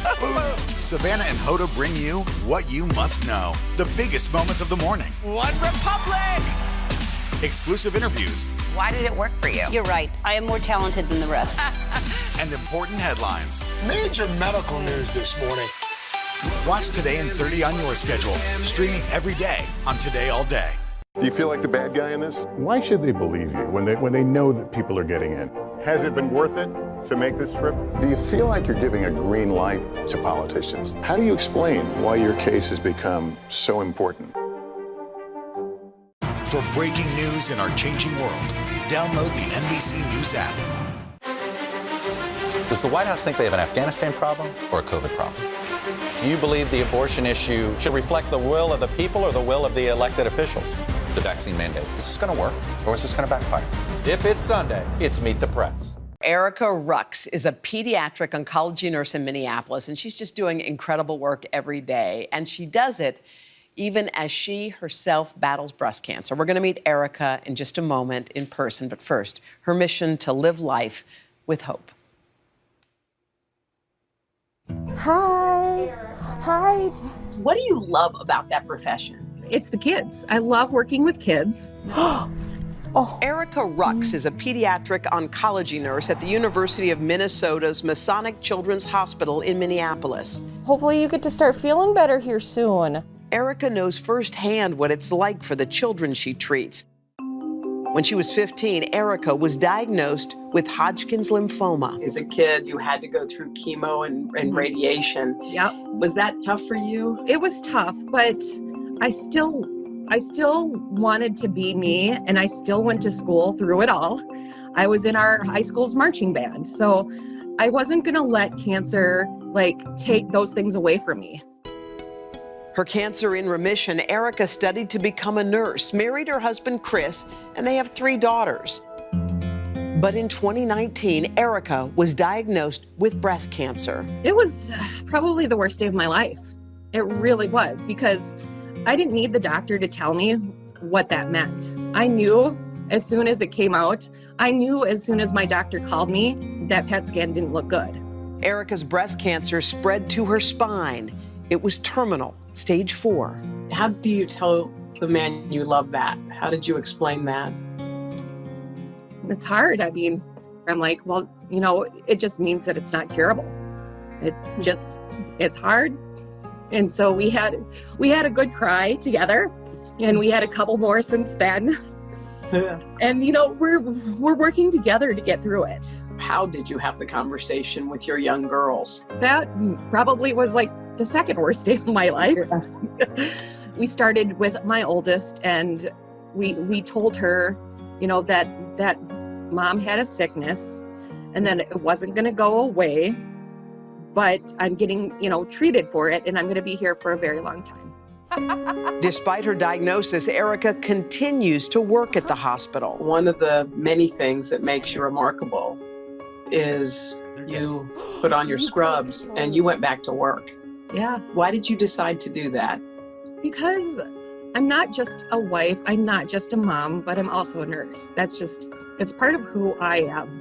And so I want to go back to work, and I want it, part of me wants to help the children that are here. So if I can do just a little bit to change a life, I view it as I'm helping to cure their cancer. So even if I can't cure my own, I'm going to go out there and I'm going to try to cure somebody else's. I feel like you're a living, walking life lesson. What are you hoping to teach through what you do? I just don't ever give up hope. Live life, as much as you can.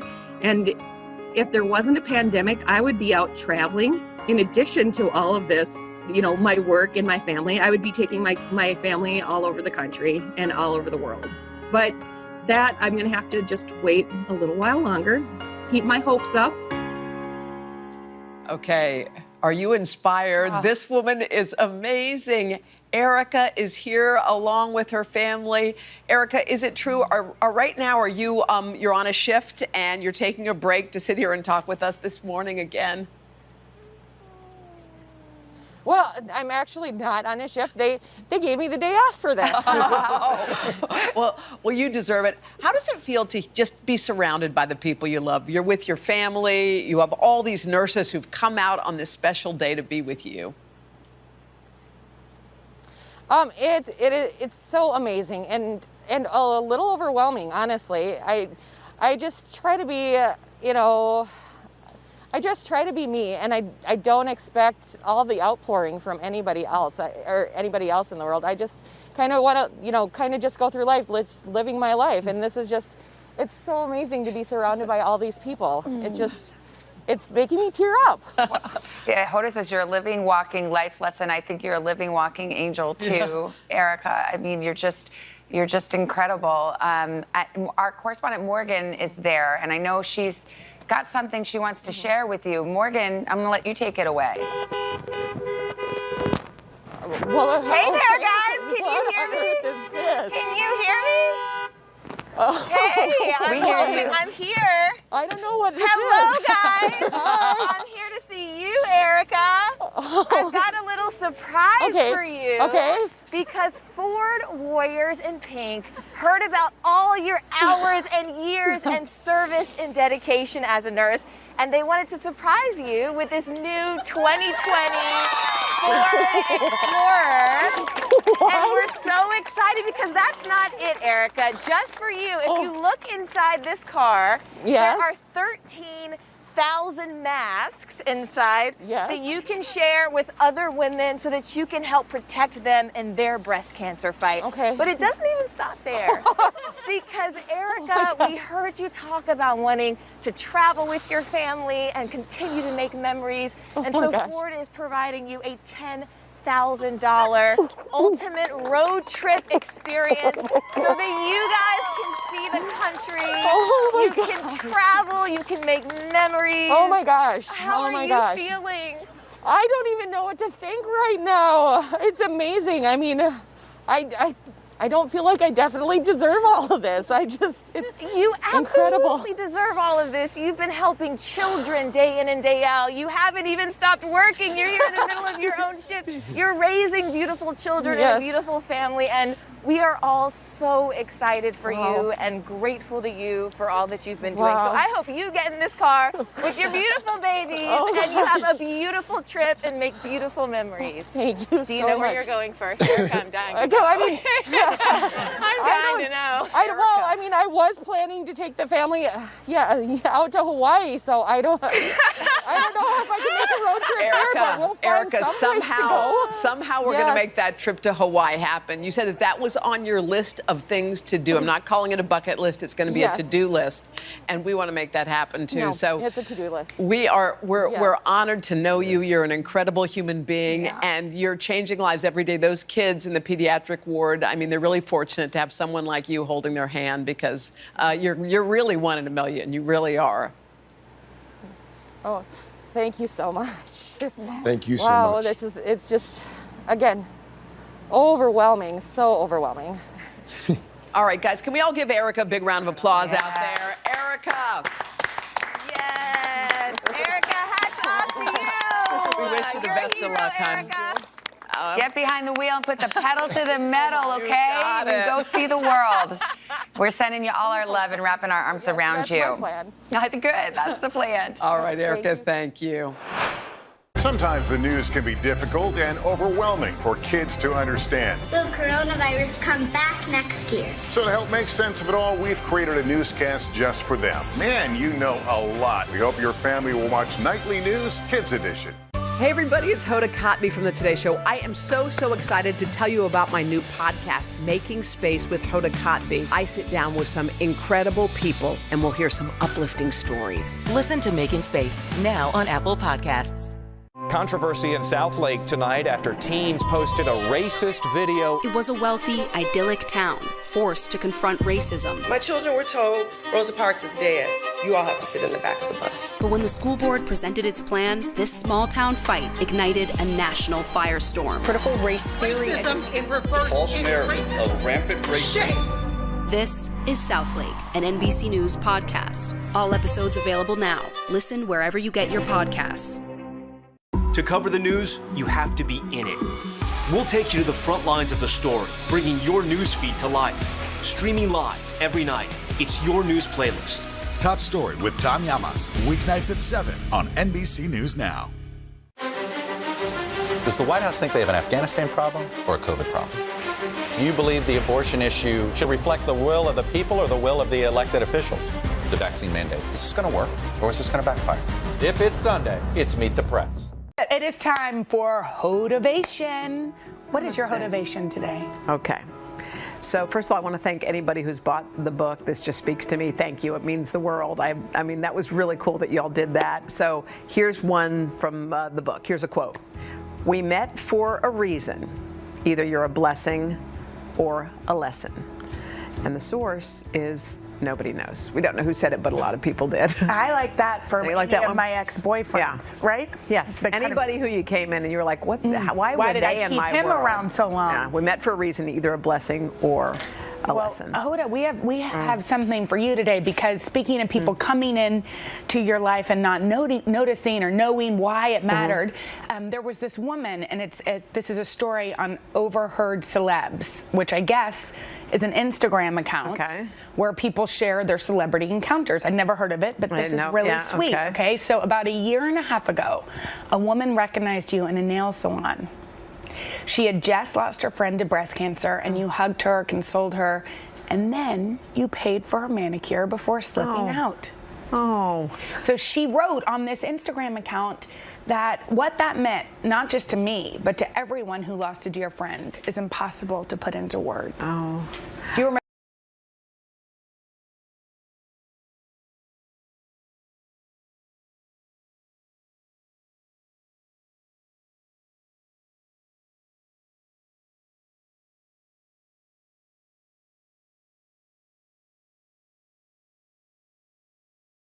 Like you want to do something, and you're just sitting there with your hands in a thing, and I didn't know, it sounds weird, but I didn't know what to do to help. But she was so sweet. What a sweet person. I mean, I remember meeting her.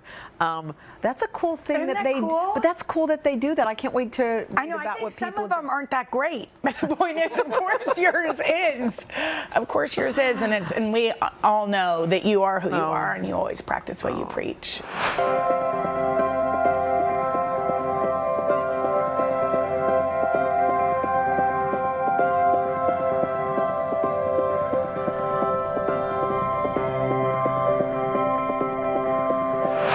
We turned the orange room into the pink room, and you mentioned that our mission with the organization Fighting Pretty, and we asked you to send in some words of support for those fighting breast cancer. We've even got some amazing folks out on our plaza working hard. They're writing messages too. We're going to be using all of these messages to fill our care packages. Look, they're doing a great job. We're going to go join them here in a few minutes. But you at home have been so nice to sending in some words of encouragement, very powerful words. I want to share, get to some of those, as many as I can. Jennifer writing, "I'm still fighting to stay cancer-free every day." So ladies and gents, don't give up. Stay positive. Even when things are looking bleak, attitude is everything. Melissa adds, "I just celebrated my 3-year cancerversary. You can do it one day at a time," with the hashtag there. And Donna adds, "You're all pink warriors and you got this." We here at the show wanted to take, there's the info there if you want to send in your messages. We have our messages right here. Guys, you all got them?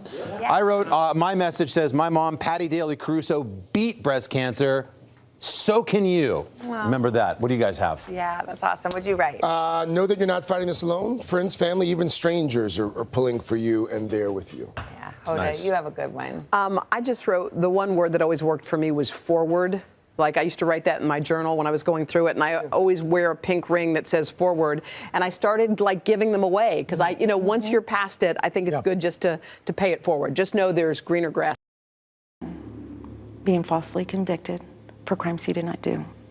I've got to make it right. In 2016, the Georgia Supreme Court upheld Dacre's conviction. He tried to take his appeal all the way to the U.S. Supreme Court. only to be denied review. I have no doubt that Wasim Dacre is a cold-blooded killer and that justice has been served with his conviction. Doesn't matter what Lottie says. This case is about Carmen. This case is about Nick. That's all for now. I'm Lester Holt. Thanks for joining us.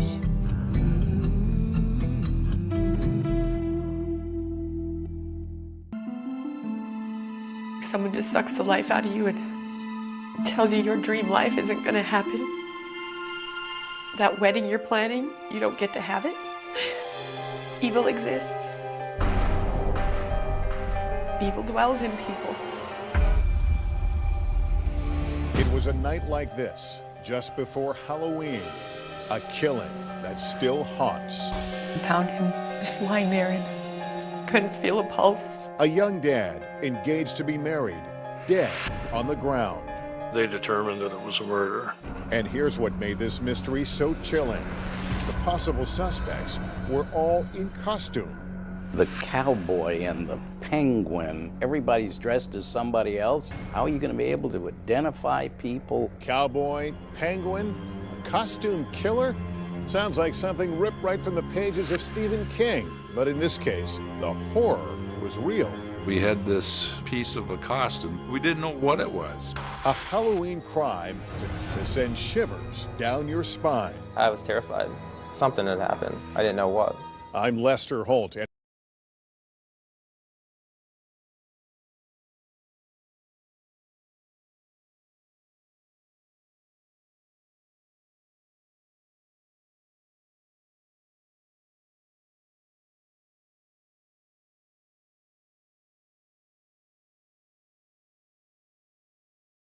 Yes, and Adele's latest hit is just the first single off the upcoming album titled 30 that we're all excited about. That is set to be released on November 19th. Next up, the Batman.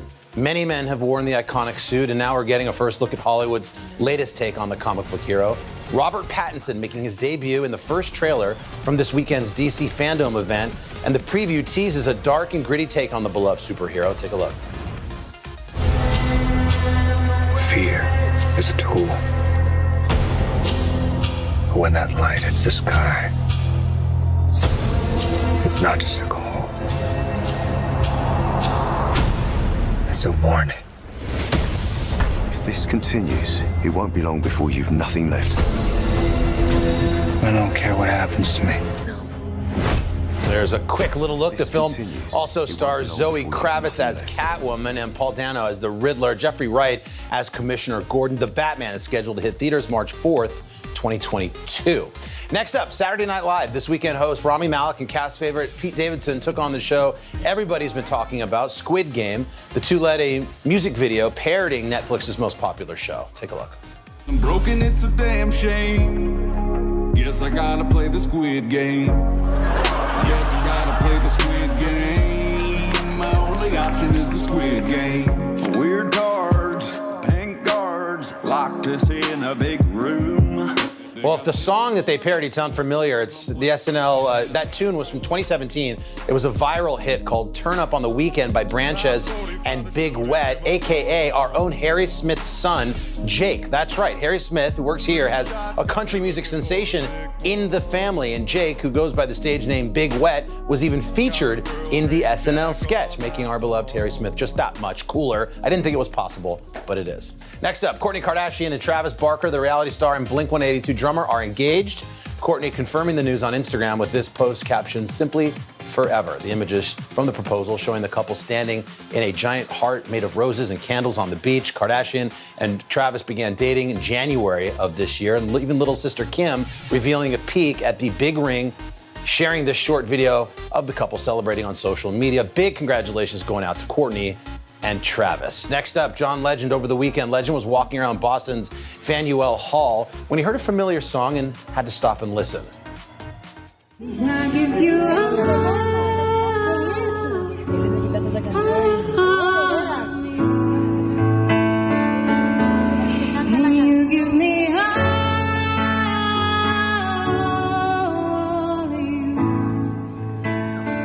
That is Radha Rayo performing Legend's hit song All of Me. The singer posted that video on Instagram, writing in the caption, "Performing at Faneuil Hall has given me some of the most spontaneous life experiences. Grateful to have gotten the opportunity to sing for the incredible John Legend and his family today."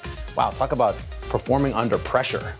All right, finally, a couple of big announcements involving our friend Hoda Kotb. First, she is among one of the honorees at this year's Matrix Awards. She's been selected because of her courage to break boundaries and steadfast commitment in championing the next generation of storytellers. She joins the ranks of past honorees, which include Toni Morrison, Meryl Streep, and in 2017, our very own Savannah Guthrie. And as if she's not busy enough, today also marks the release of an all-new episode of Making Space with Hoda Kotb. This is a fantastic episode. Hoda sits down with an eye-opening conversation with life coach Iyanla Vanzant. Let's take a little look at that.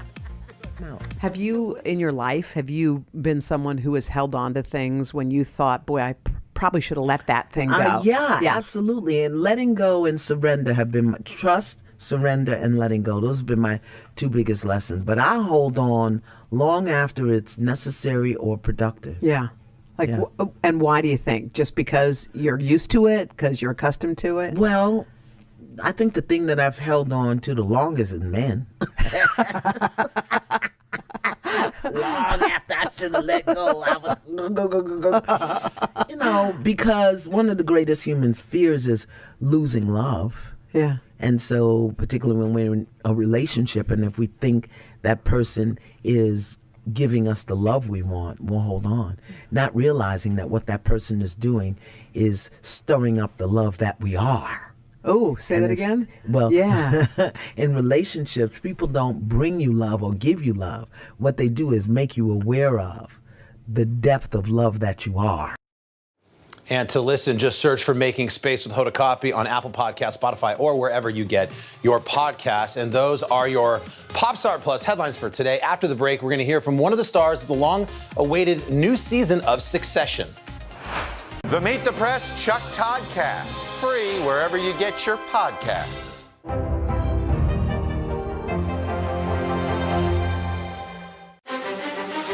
Does the White House think they have an Afghanistan problem or a COVID problem? Do you believe the abortion issue should reflect the will of the people or the will of the elected officials? The vaccine mandate. Is this going to work or is this going to backfire? If it's Sunday, it's Meet the Press. It was a wealthy, idyllic town forced to confront racism. But when the school board presented its plan, it ignited a national firestorm. Critical race theory. Racism, it refers false narrative. Shame. This is Southlake. All episodes available now. Make the most of your day with Today in 30. We give you a mix of everything you love about our show in a mere 30 minutes. Watch Today in 30 on your schedule, streaming every day on Today All Day. Good morning, everybody. Welcome to Today. Let's go. Is the Delta variant more dangerous to kids, or is it simply more transmissible? Maryland's Principal of the Year. I served an amazing group of staff and students. Do you feel like the bad guy in this? Why should they believe you when they know that people are getting in? Has it been worth it to make this trip? Do you feel like you're giving a green light to politicians? How do you explain why your case has become so important? Today is now a podcast, available every morning. Listen wherever you get your podcasts. And you're back with us here on Popstart Plus. Succession returned to HBO last night, its third season. The show explores the high-stakes drama within the powerful and wealthy Roy family. We caught up with one of its stars, Justine Loop, who plays Connor Roy's girlfriend, Willa, and she gave us a sneak peek at what viewers can expect to see this season.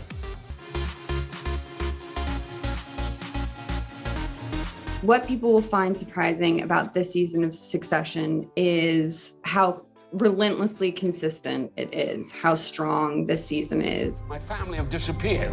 I need to know where everyone is and what everyone's thinking. There he is, the little man who started this big war. And there are some really fun turns with all of the characters, and it'll be a blast to kind of see how everybody responds to all the fun turns that they have in store. Willa is Connor's girlfriend, who initially started out as a hired girlfriend and then became his permanent girlfriend. I would say that she's incredibly savvy, a little bit manipulative, but I actually do feel like she's incredibly vulnerable as well and has a pretty big heart. So she's a weird mix of, she's a hybrid character. She's not as easily hateable as some of the other characters, in my opinion. I think over the seasons, it's been nice to just kind of understand what the dynamic is between these two people. It's a really complicated, kind of strange relationship that you don't see very often. So I was as interested as I imagine the audience was in trying to figure out like, what is going on here? In terms of Willa in particular, I will say there are a lot of people who have been very disturbed by the like tossing of the iPad moment in season 2. Like, in a way that I did not expect. Like people are like, that was that was like terrifying. Like, I was like, oh, it's so funny. I didn't really think of it as being like a terrifying move in the moment because I was like thinking of it as like through Willa's journey to that, like chucking it off the boat. But I've been surprised at how many people are like, that was crazy and horrible. So every time I get one of these scripts, I feel so lucky just to be reading it. It's so exciting. Do you have an actual case, Ken? Yes, I can kill her. Is he gonna watch? Could we make a note in the minutes that he's watching? The characters are all so clear and fun. It's almost like an elevated dialogue. It feels like Shakespearean or something. It's so different than anything that you kind of run into on TV. There's definitely like some eccentricity to it. And then to watch these like incredible actors take the writing and just play with every single take is like a different thing. I'm not kidding when I say I've learned from like every single actor on this show. Matthew Macfadyen, even watching him in a table read, it feels like he's like channeling like some like acting spirit god person. I'm like, how did you get this last night?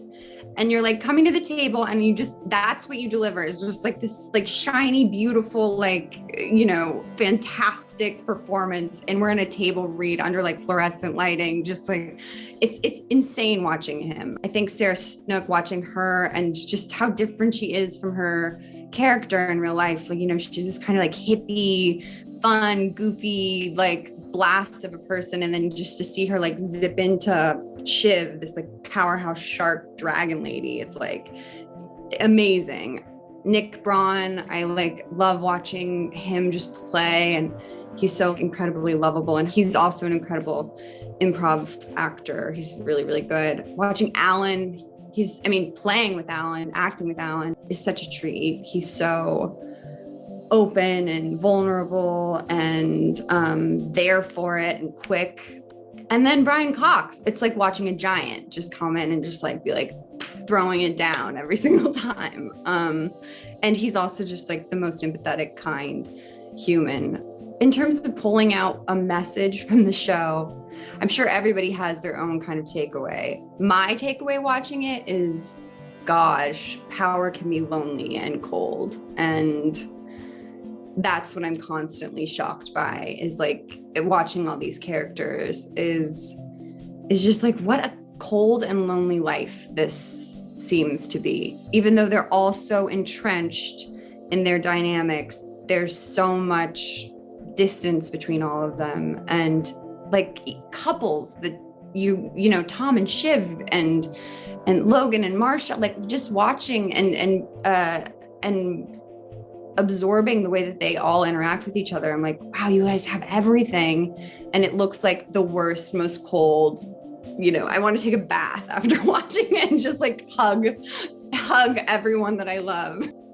I think people are really hooked on Succession because of the quality and the story. It's a really wild marriage of something that feels relatable to our time and to, you know, the way that we imagine those in power, and also kind of feels like this like foreign land that we all get to like kind of tap into, this thing that's like kind of inaccessible that not many people have access to. And then on top of that, I just think the quality, like there are a lot of people behind this project that like care very deeply, and I think that translates into the quality of the show. Succession airs on HBO on Sunday nights at 9 p.m. Eastern. Coming up on Popstar Plus, we've got a conversation you're not going to want to miss with a breakout star from the latest season of You on Netflix. Controversy in Southlake tonight after teens posted a racist video. It was a wealthy, idyllic town forced to confront racism. My children were told Rosa Parks is dead. You all have to sit in the back of the bus. But when the school board presented its plan, this small town fight ignited a national firestorm. Critical race theory. Racism in reverse. False narrative of rampant racism. Shame. This is Southlake, an NBC News podcast. All episodes available now. Listen wherever you get your podcasts. Still to come on the Channel 2 News. Well, the waters are certainly receding now. Still too close to call. Lester Holt reporting from Ground Zero, as it's being referred to. It is, in fact, the taste of freedom. The Haitian people know a little something about resiliency. What's the biggest risk right now? Some of the troops who have been proud. I want to welcome you to the first presidential debate. In fact, we've been told we can't go any farther. You with some resilient folks. Let me get a hint.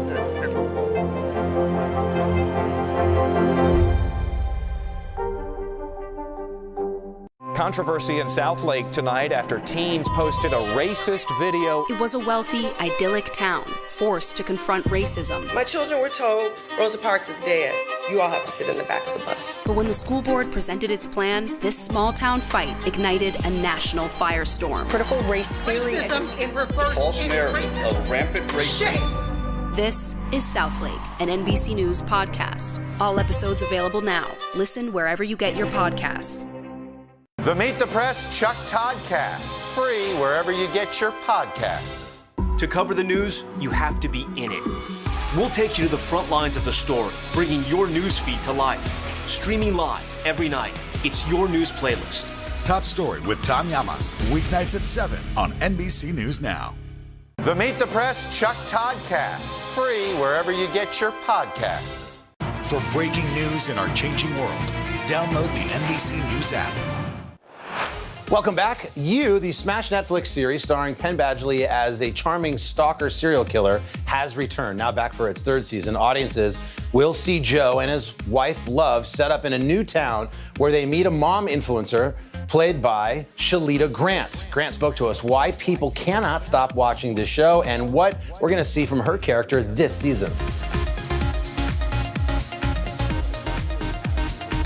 There's something so gross that we all identify with Joe and we want him to win, but it's so terrible. It's so much a part of our culture, these stories of homicides and stalking and things. So I think that as we're a little desensitized to it, but again, it's just thrilling to identify with a bad guy.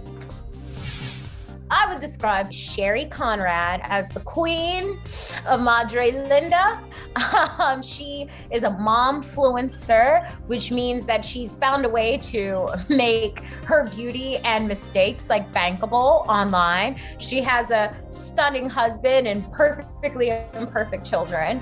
And, she really does run Madre Linda. And the deeper and deeper the audience gets into the inner sanctum of Madre Linda, you get an idea of what that hold is that Sherry has on the community. I was super glad to see you in class today. That class is for really fit people, but don't worry, you'll get used to it. I had so much baby weight to lose. Same, I had quite the journey. Much worse than yours. It was, it really was. The first thing that I enjoyed that was oh, naughty little actress, I'm gonna really enjoy this. But the thing that was so juicy about Sherry is that she weaponizes her femininity in a really calculated way. There's a lot of gaslighting, a lot of manipulation, a lot of cattiness, and she really plays into the politics of pretty. Now, the challenge, when I talked to the showrunner and got the arc of my character, I realized that there was going to be some crying. The one thing that I couldn't do was cry on cue. So when I got the job, I was like, this gets billions of streamers. Ain't no way in hell I'm gonna fail at this. So I went back to the drawing board and I went back and I was gotta do some, script analysis, break down the scene, get deeper into the character, and beyond like the physical and the fun, like really get to the heart and the soul of the character. And I'm proud to say that I did that role, and that role made me a stronger actress. Joseph, there you are. It's Joe. Just Joe. This is a lovely collection, Peaches. It's Peach. I think what you learn about Peach, right, with her name, what's a peach? Well, it has like a hard core. It's sweet on the outside, but it has that hard seed, that really rock solid core. And you learn that Peach is really bitter. But we see Sherry is the queen of hearts at a costume party. And I think that at the end of the season, you learn that, Sherry is the queen of hearts. Like, she has a lot of heart. There's a lot of love at the core of Sherry. So I think that it's a bait and switch with Sherry. You think you're getting Peach, but you really get a different person. Especially when the going gets tough, it's really important to have, actors that have a lot of experience and are really committed to a kind of leadership. And I do have to say of Penn, Penn is really a dream. The serial killer that he plays, I don't think the show would be as successful if he was like a creep, if he was really a jerk. Penn is the sweetest guy that I've ever and just simple. So, he really helped, ground the day, because there was a lot that was going on with him too. So it was like, it was good that, as a man, that there was no him trying to take advantage of the situation, And for me, that was the tops. Hello. Do you work here? Guilty. Can I help you find something? Paula Fox? It's a good choice. I feel weirdly validated. Joe, we see him in season 1 in sort of the immaturity of his obsessions, right? And by the time you get to the end of season 2, he's met love and he has a love child growing. So what is it like when a stalker serial killer becomes a father and a husband? And he's married to a woman who's just as complicated, for a lack of a better word. So season 3 is really a maturity thing, and you get to see their mature but immature relationship against Sherry and Carrie, who has a longer relationship and a stronger bond in their marriage. So you're watching these two couples and they're facing a lot of the same things. Sherry and Carrie have twins, so you get to see a couple that's been through it and a couple that's starting their trajectory, but with a twist, a killer twist. I've never been on a show with as much viewership as you, billions of streams. So, shooting the show, every episode, there was something I can't wait for them to see this child. Oh my God, they ain't gonna see this coming. Oh my God. So the whole, honestly, it's the whole season, but I'm really pumped to log into Twitter the morning after the drop and go in with something crunchy and read all the comments. That's honestly, for me, that's what I'm looking forward to. The reactions to it all. That show really has got people glued to the couch. You is now streaming on Netflix. Next up, we're taking a look back at one of our favorite moments with Zac Efron on his 34th birthday.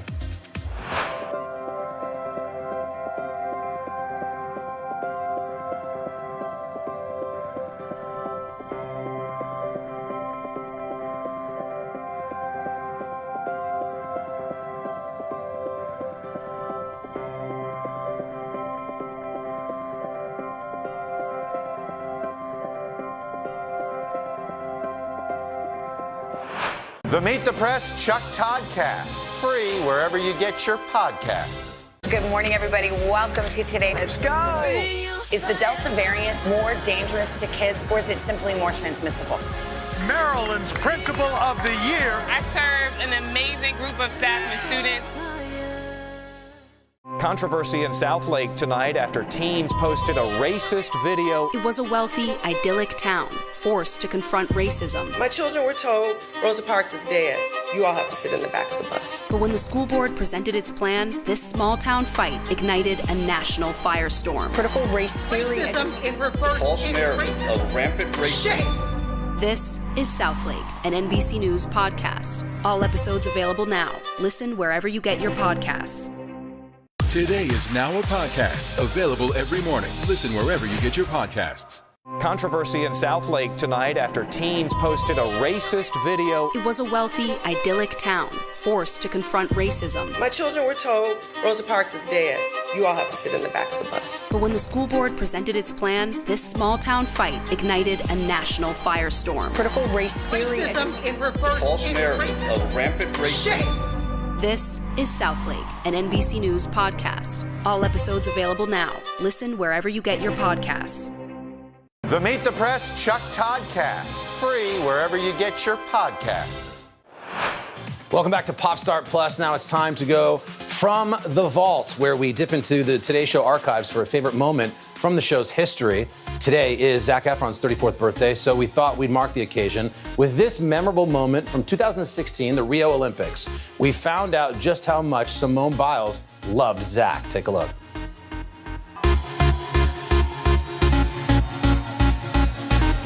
We heard your song at the arena. While Zac was hidden away, the entire gymnastics team showed up thinking they were just doing another interview with me.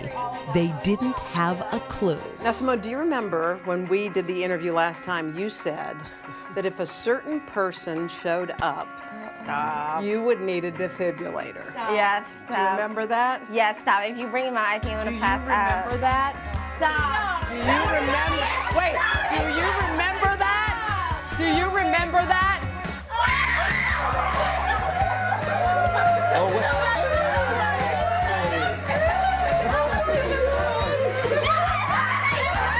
Is this real life? Oh my God, stop. Wait, I want to hug too.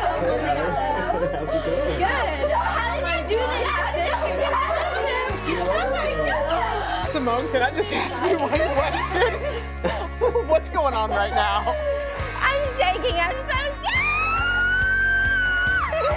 I don't know. I'm the one with butterflies. I was nervous too. How did you make this happen? Trust me, I'm not crazy.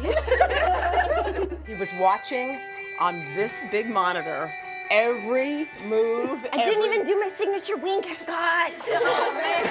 Wait, will you do it now for him? Because we've got time. That's when I found out you guys were fans, I was like, what am I doing sitting here on the couch? I have to come see you, come hang out and support you guys. He hopped on the plane. Yeah, I immediately got on the plane. He's even more gorgeous in person.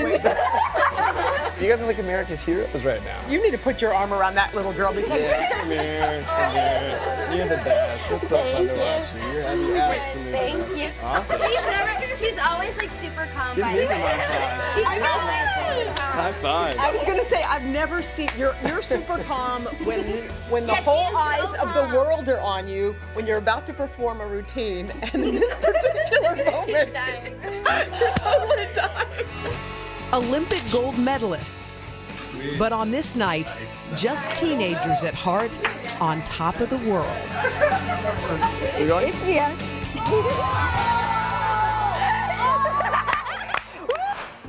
Oh, that's so good. Little trip down memory lane right there. We hope that you'll join us tomorrow. More Pop Start Plus. Savannah's going to be chatting with Trisha Yearwood for her 6-minute marathon series. Plus, we'll be catching up with the cast of the beloved Babysitters Club on Netflix. Have a great day, and we'll see you right back here on Pop Start Plus tomorrow.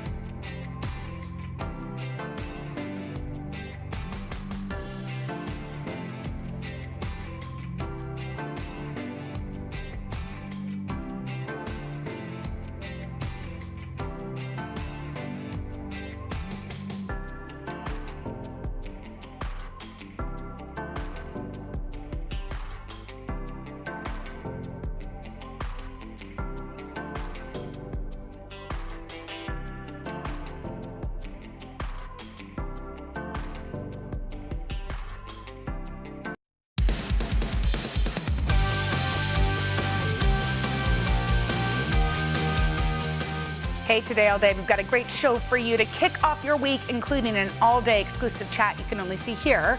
But first up, I sat down with the Atlanta Symphony Orchestra's newest conductor, who's only the second woman ever in the history of major U.S. orchestras to hold the role. Take a look. The famed Atlanta Symphony Orchestra recently named a new conductor for its upcoming season, and for the very first time, it will be led by a female music director. Jenna caught up with the maestro herself for her very first interview since that announcement. Hey, Jenna, morning. Sure did. Guys, talk about keeping your dreams alive. Natalie Schutzman wanted to hold the baton since she was a little girl, but the world wasn't ready for her. Now at 56, she's done waiting, and instead, she's paving the way.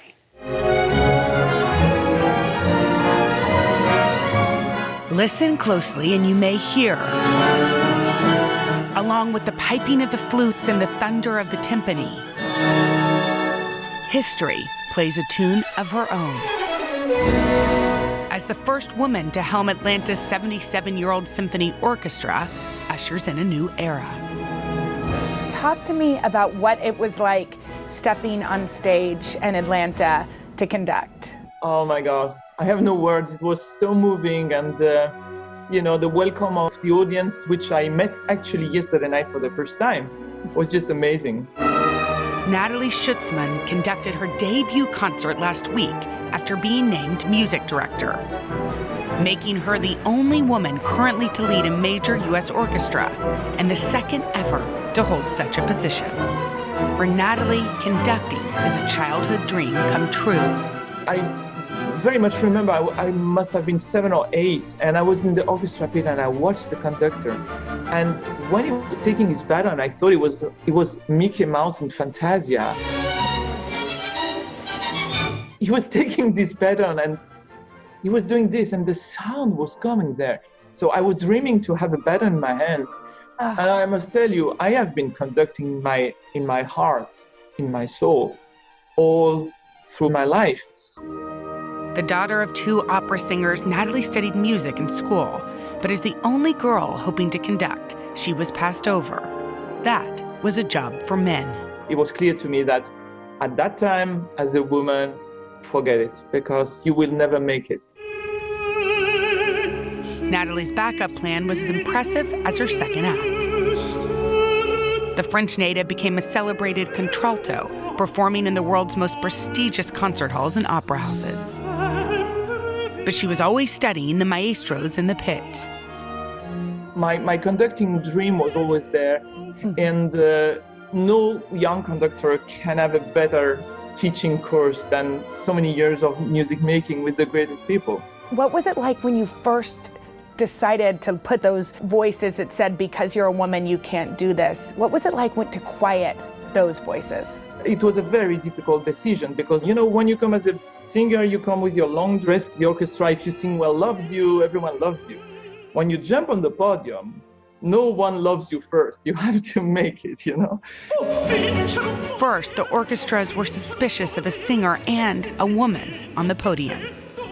So I must admit that I spent many nights coming back to my hotel in tears and thinking the next day I stop, because if conducting is this, if I am going to be treated so bad, I will stop. And the next morning I was going up again. She was hooked. As a solo artist, she had one line of music, but now she could speak through all the voices of the orchestra. Tell me what it feels like when you're conducting. How could you describe it? I must say, it's probably the most addictive things on earth. Everything you do with your body language, with your eyes, with what you ask to the musicians, has an impact on the sound they produce. And when you feel 100 people at the edge of your hands, of your body, of your soul, and everyone going in the same direction, it's like, when the birds are flying and you are amazed to see them all flying in the same direction. It's completely impossible to understand how it works. This is the same feeling. It's heaven. With the baton in hand, Natalie says it's not about gender, it's about the artistry and the music. But she takes pride knowing her success means other women will follow. First on the program this historic night, Verdi's Overture to La Forza del Destino. Translation, The Power of Fate. I dreamed about it, and now it feels really natural to me. You know, when I'm on the podium, I feel this is where I should be. And this is a very special feeling. Bravo. I know, well, we gave her a standing ovation. Well, we didn't stand, but we clapped for her. And we saw that she also received a standing ovation. She has great plans for the future of the symphony. She wants to engage the next generation of audiences. She wants to bring in little girls so that they can see a woman do the job. She also wants to do all types of music from Baroque to hip hop. Hip hop. Trendy. Yes, Wow. she's really, really And cool. I can see, I love how she loves it. Yeah. You see her passion. I think she had one teacher who wouldn't even give her the chance. Really? Wow. And Is she said that she loves now that she kind of says to him, you know, look what I'm doing. Check me out now. Wow. Is there anybody else like her who sang and professionally and conducted? She's one of the first. She's only the second woman ever in the United States to hold the job. Wow. It's pretty impressive. Pretty cool. Yeah. All right. Thank you, Jenna. Coming up next on Today Talks, Jill Martin is here co-hosting the third hour. That's just ahead. The Meet the Press Chuck Toddcast, free wherever you get your podcasts. Make the most of your day with Today in 30. We give you a mix of everything you love about our show in a mere 30 minutes. Watch Today in 30 on your schedule, streaming every day on Today All Day. Make the most of your day with Today All Day. Get closer to all your friends at Today in a whole new way. Today in 30. We give you a mix of everything you love about our show in a mere 30 minutes. Shop today with Jill Martin. We're helping you shop like never before. The latest styles and biggest names. Today Food. Things are heating up in the Today All Day kitchen. Cooking essentials and recipe inspiration. Get ready. Are you ready? Oh, I'm so ready. Only on Today All Day. Does the White House think they have an Afghanistan problem or a COVID problem? Do you believe the abortion issue should reflect the will of the people or the will of the elected officials? The vaccine mandate. Is this going to work or is this going to backfire? If it's Sunday, it's Meet the Press. Sometimes the news can be difficult and overwhelming for kids to understand. Will coronavirus come back next year? So to help make sense of it all, we've created a newscast just for them. Man, you know a lot. We hope your family will watch Nightly News Kids Edition. The Meet the Press Chuck Toddcast, free wherever you get your podcasts. Today is now a podcast, available every morning. Listen wherever you get your podcasts. Welcome back. Today on the third hour, Al, Jill, and Chanel reflect on the life and legacy of Colin Powell. But we begin with the passing of a towering figure in American history. Colin Powell has died at the age of 84. Powell was a military and political trailblazer. He was the first African American to hold several titles: Secretary of State, National Security Advisor, and Chairman of the Joint Chiefs of Staff. Powell's family announced this morning that he died due to complications from COVID-19 and that he had been fully vaccinated. They're remembering him as a loving husband, father, grandfather, and a great American. President Bush weighing in this morning, noting that Powell was such a favorite of presidents that he earned the Presidential Medal of Freedom twice. We want to bring in NBC White House correspondent Kelly O'Donnell. And Kelly, thanks for joining us. I know you've covered Colin Powell for decades. What are you hearing this morning? Well, what an extraordinary American life for so many reasons, serving a number of presidents from Reagan to both Bushes. Also having a big imprint on American life as someone greatly admired and as someone who, because of his prominent role, of course, a soldier during Vietnam, a commander of soldiers during the first Gulf War back in the early 90s, and such a prominent figure, a voice people trusted. There were times when he was encouraged to be a candidate himself, something that he rebuffed, but over time used his voice in a political way at times, carefully weighing in on national events, especially as the years went by after his time in government service. Just to step back, let's look at the incredible impact. Having been a soldier, having become a four-star general, being chosen as the first African American to be the leader of the Joint Chiefs, advising presidents on military issues, then being the first African American national security advisor inside the White House, the first African American Secretary of State. Just extraordinary trailblazing there, and such a trusted voice, respected across the political spectrum.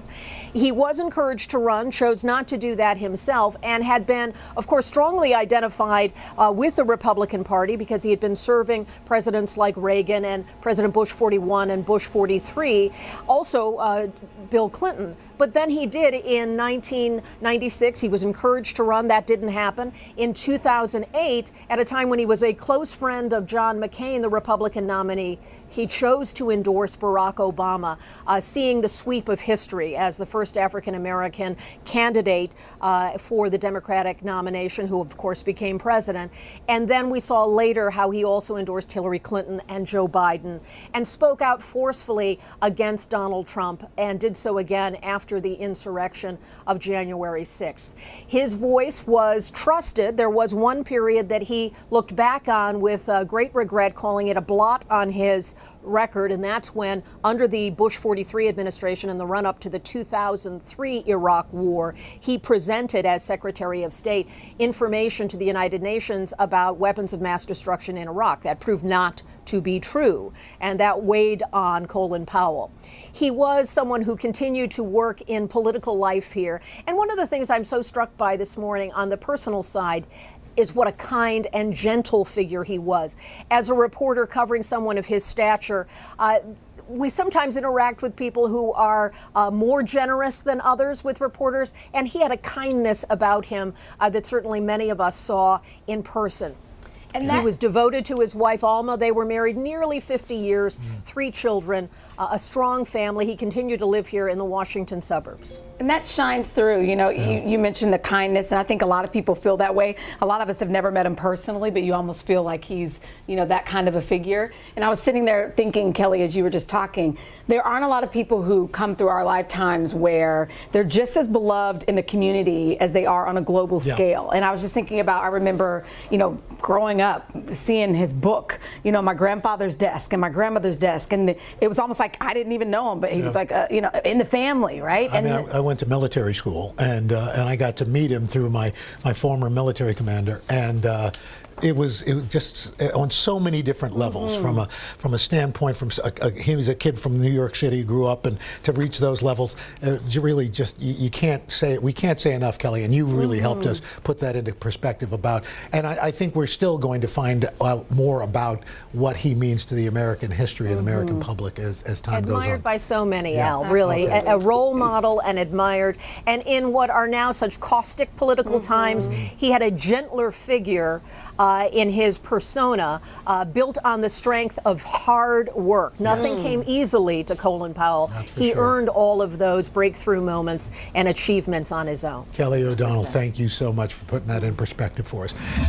It's a question we've all thought about. What would you do if you had to leave your home at a moment's notice? Would you and your family be ready? When I got ready to cover Hurricane Ida, I realized, you know, I need a go bag. I used to have one. I hadn't been out and around, and decided you really need one of these things. Yeah, you talk about it, but do you really do it? That's the thing. So here to show us what we need to do is NBC News senior correspondent Dr. John Torres. Now, you see him. We've talked COVID. We've talked so many things with him, but a lot of people don't realize that you train NATO Special Forces to prepare for disasters. You've written this book. It's called Dr. Disaster's Guide to Surviving Everything. So you certainly know of what you speak. I do, and it's important, especially right now. I think that's one thing the pandemic's taught us is you need to be ready. And I've had to evacuate for a wildfire where literally we had to get in the car and go. And thank goodness we had stuff in the car ready to go to take us, because I was out of my house for 5 days, had nothing to do, nothing to use other than what I carried with me. And then once you pack it, you have it, right? So it's one of those things where today we all should just take stock. Do we have these at home? And if we don't, do it and then just put it away. Exactly. It's very important. So what do you start off with? And this is the main thing. So there's 2 different types. This is the go bag. You grab and go. This is, I got to get out of my house now. A fire's coming. There's some reason I have to leave. And it has some important things. Number 1, you want a flashlight. You want to be able to see where you're going in the middle of the night. That's extremely important. And then you want to have your first aid kit. You know, obviously I'm a doctor. First aid kit's very important. It's going to be dependent. If you have kids, it's going to be different than if you have adults, than if you have older adults. You want to make sure, my favorite thing, duct tape. It works for everything.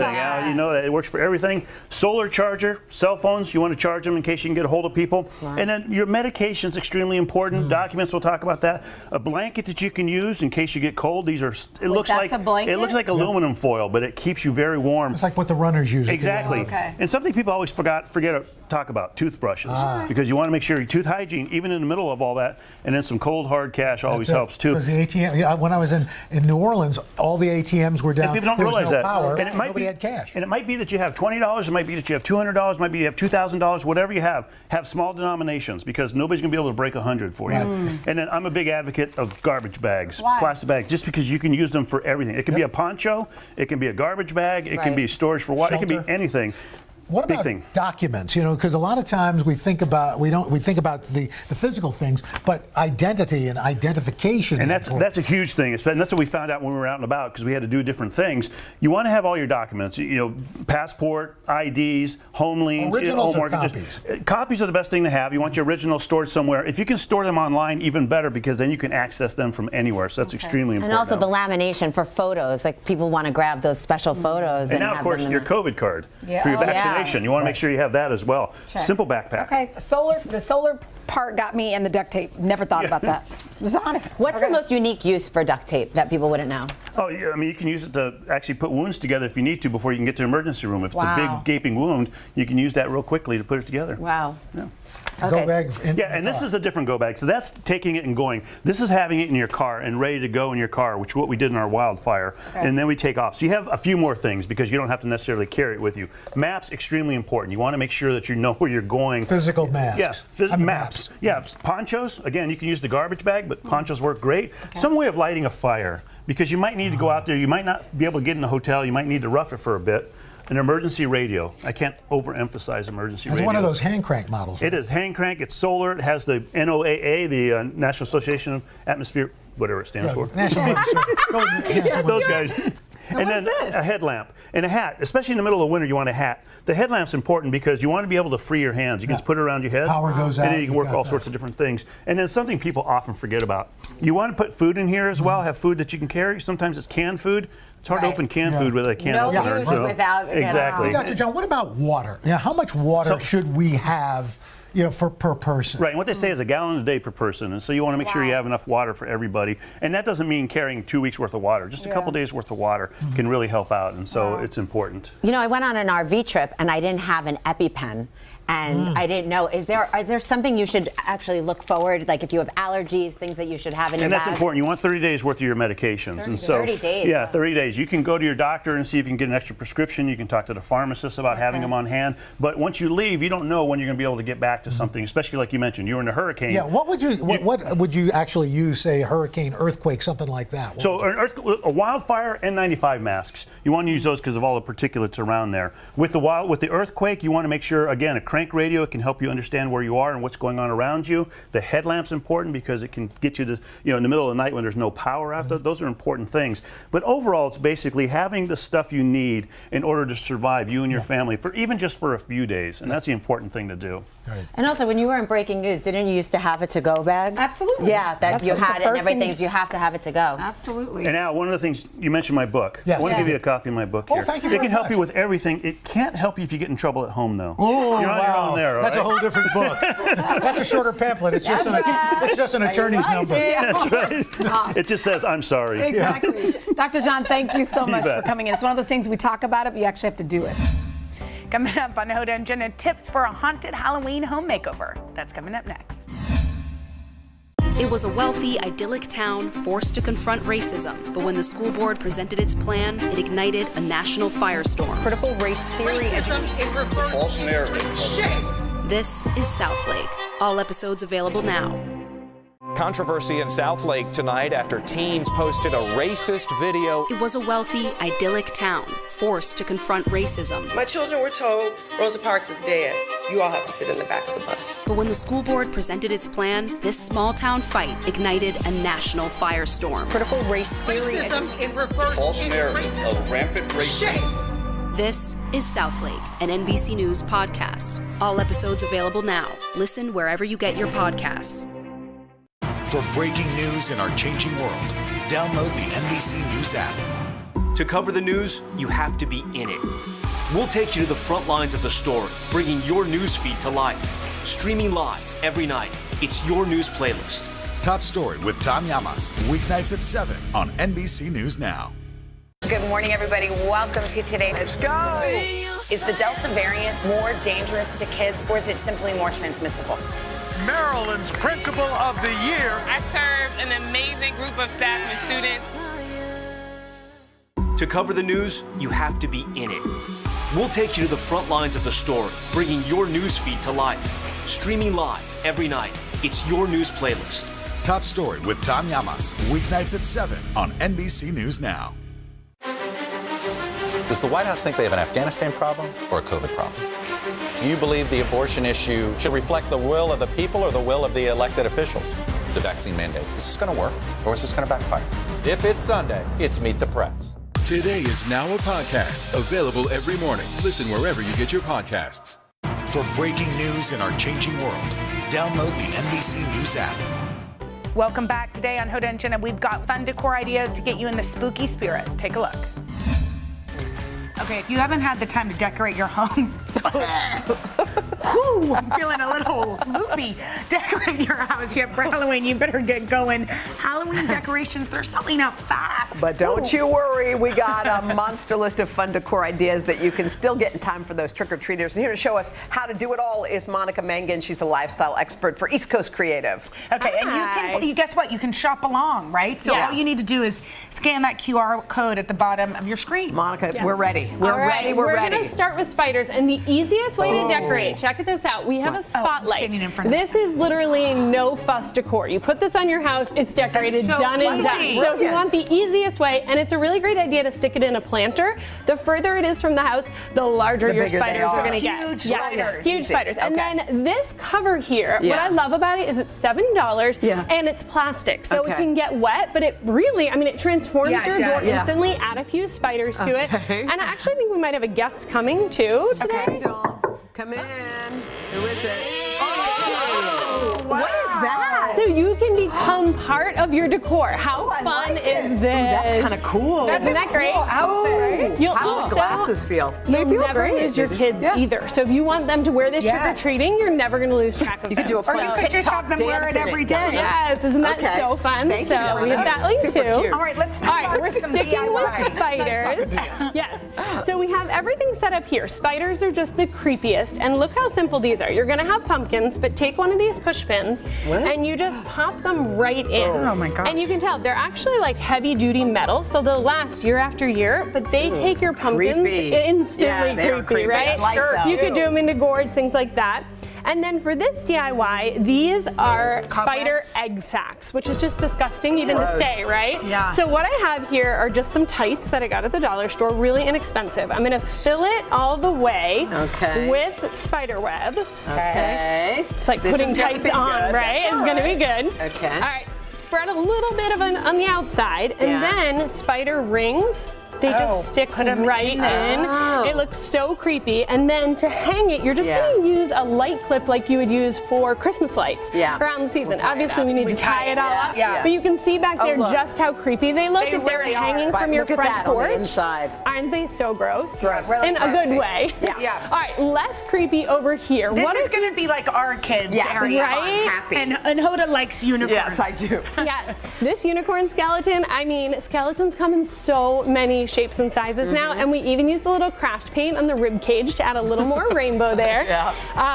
The tip for making Halloween less creepy, more fun is embrace all the colors. Embrace rainbows. Embrace regular party supplies. You talked about a lot of it not being available right now. Just think of birthday balloons. Just think of garlands. This could all work under a covered porch. And I got these tombstones, you know, kind of creepy. Spray paint them bright colors, totally looks completely different. And I love the pumpkins. Right? How did you make this guy? So this is a kit, and it comes with everything you need. It's super kid friendly because it's all peel and stick, and you just pop it in. Really, really fun. And I think it came with like 12 or 10 of them in one kit, so you can make a bunch of them. That's really fun. cute. Okay, let's move over to this under the sea theme. Yes.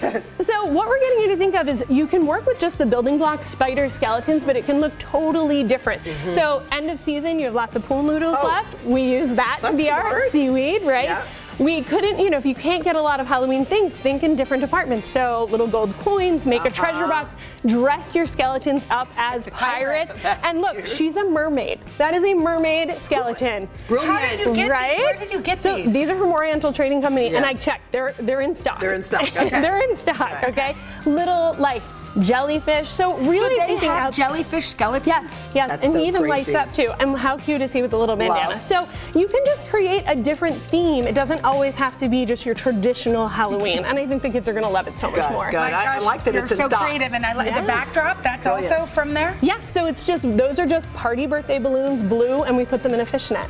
You're so clever. Right? You're so Super smart. simple. And none of it was hard. Thank you so much. And to check out this Halloween decor, head to today.com/shop. Today Talks continues after the break. We have an exclusive chat you can only see here on Today All Day. News is more than a headline. It informs, it inspires, and it still matters. To cover it, you have to be in it. And that's what we're gonna do. Every night, we take you to the front lines of the story, where it's actually happening, with NBC News journalists on the ground from all over the world. We cover what you need to know and bring your newsfeed to life. In primetime and streaming live, it's your news playlist every night. Top Story with Tom Llamas, weeknights at 7 on NBC News Now. The Meet the Press Chuck Todd Cast, free wherever you get your podcasts. Still to come on the Channel 2 News. Well, the waters are certainly receding now. Still too close to call. Lester Holt reporting from Ground Zero, as it's being referred to. It is, in fact, the taste of freedom. The Haitian people know a little something about resiliency. What's the biggest risk right now? Some of the troops who have been proud. I want to welcome you to the first presidential debate. In fact, we've been told we can't go any farther. You were some resilient folks. Let me get a hint.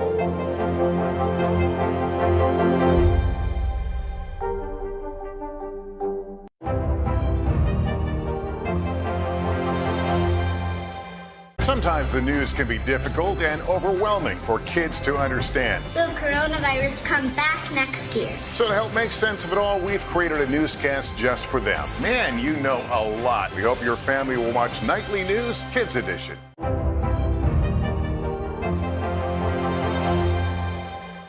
Welcome back to Today Talks and our exclusive content you can only see here on Today All Day. We just had a black cat cross our path. See, there it goes. By the way, Crossing our ooh. path. But By can the I way- tell you, I want to just pet. I love You cats. love Where'd black it go? cats. I love Does cats. anything creep you out? Do you really get superstitious? No. The whole step Do on a you? crack, step under a ladder. Step on a crack and break your mother's back. No, I think that's an old wives' tale. But I will say, and I love cats, and I love we always had black cats. Yeah. One named Cowboy, Yeah. one and one named Willard, named after Willard Scott. But on Halloween, we would have to keep our cats inside because people were weird about and mean to black cats. Okay, but let me ask you this: if you saw a ladder, would I walk under it? Would you? And you had an option of going around it. Would you go? I don't know. I'm asking you if That's you care. like if you saw a mirror, would you try to break it? No, that's different. If I'm walking and there's people in the way, would I go out of my way to go around? Yes. You would. Would you? Yeah. I mean, I don't want any extra bad stuff coming. Is it a full? Did you see the full moon? Was it a full moon? What? This morning, yeah, I think it was full. It was really You big mean and last beautiful. night? Well, I okay, see it so in the morning. yesterday we were driving home, and all of a sudden, and I just love that, this is how you detect that something beautiful is happening. Henry goes, why are all these people taking pictures? We look out, and I just look at him like, oh, maybe it's an Instagram influencer moment in the wild, you know? Henry's like, looking behind, and there's a huge rainbow over New York City. There was actually a double rainbow. What? But the fact that we had to find people taking a picture for us to find the natural beauty moment, it cracks me up. By the way, that's so crazy. So there was a song, you know what I've noticed lately about, speaking of that, because we've been talking about rainbows, and we were trying to see it last night because it was raining and sunny. Yes. We couldn't find it before bed. But we played this song, and it's a Daniel Tiger song. Let me see if I can find it really fast. Oh, I no, love this is that this has important gone to because Daniel. you know No, I why? love But do you Daniel. know why? No. It made Haley's eyes well up. Hoda used to go to the Grammys after party, and now she spends her Sunday nights listening to Daniel Tiger. I knew this day would come. Remember when you'd be like, oh yeah, just hanging out at the Grammys, and you'd be like, what'd you do this weekend? And I'd be like, oh, not much. Oh, that's so funny. Right? That is such a funny thing. It is so true. Now But Danielle Good Night is Sun makes me emotional now. Everything does. Everything does. It happens. All right, that's it for this episode of Today Talks. Keep watching for more of Today All Day.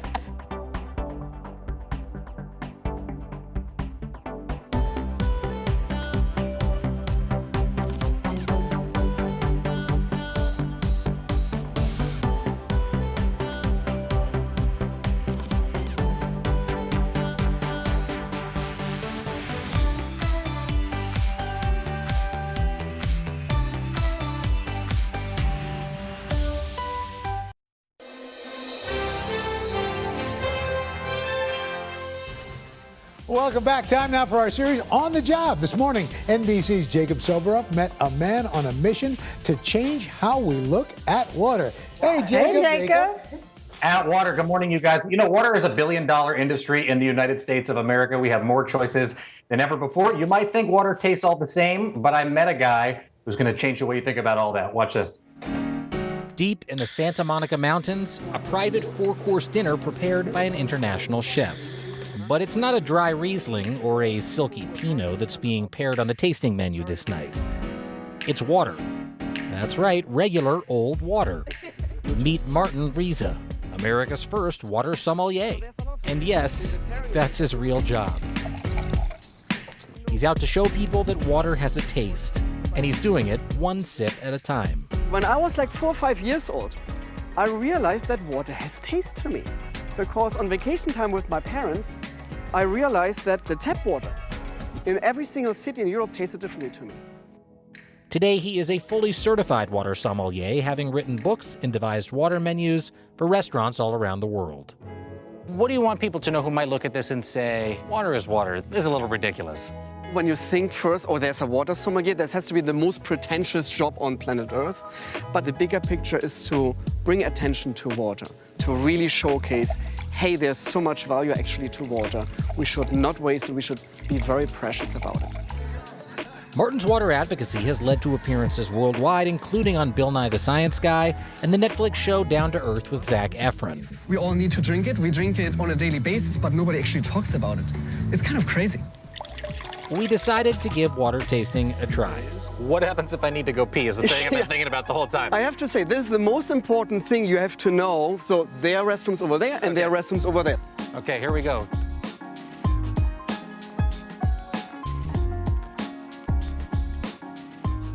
Ooh, there's a little more of a fuller body. Yes, I love this that you're saying this. I'm always saying it's the olive oil of water. It tastes thicker. Correct. What's creating that really full feeling? This is what Mother Nature does. You can taste now the different soils and minerals what's been in that ground. So depending on where this was groundwater, correct, it's going to taste different. Yes, absolutely. Fararel from Italy, from Naples. Cheers. Bubbles. Cheers. Now it's natural carbonated water. Here we go.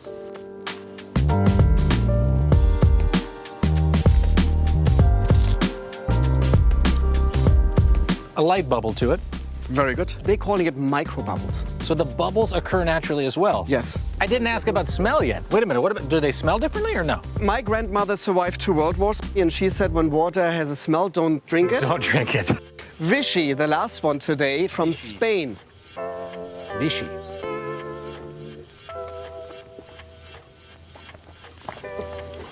What is that flavor? Crazy, huh? Wait a minute. It's something delightful. I love Vichy. What is it? It's a lot of sodium is in this water. Salty water. Slightly salty. I knew it. So it's like, instead of drinking one of those flavored sparkling waters everybody's drinking these days, it almost takes the place of that. And that's what I think is amazing, that Mother Nature already creates taste. So no need to have artificial. You don't need to. You are flipping my world upside down when it comes to how I think about water. Everybody says like it's almost like a life-changing experience. Martin, thank you very much. Absolutely, and it's right over there. Yeah. I gotta pee.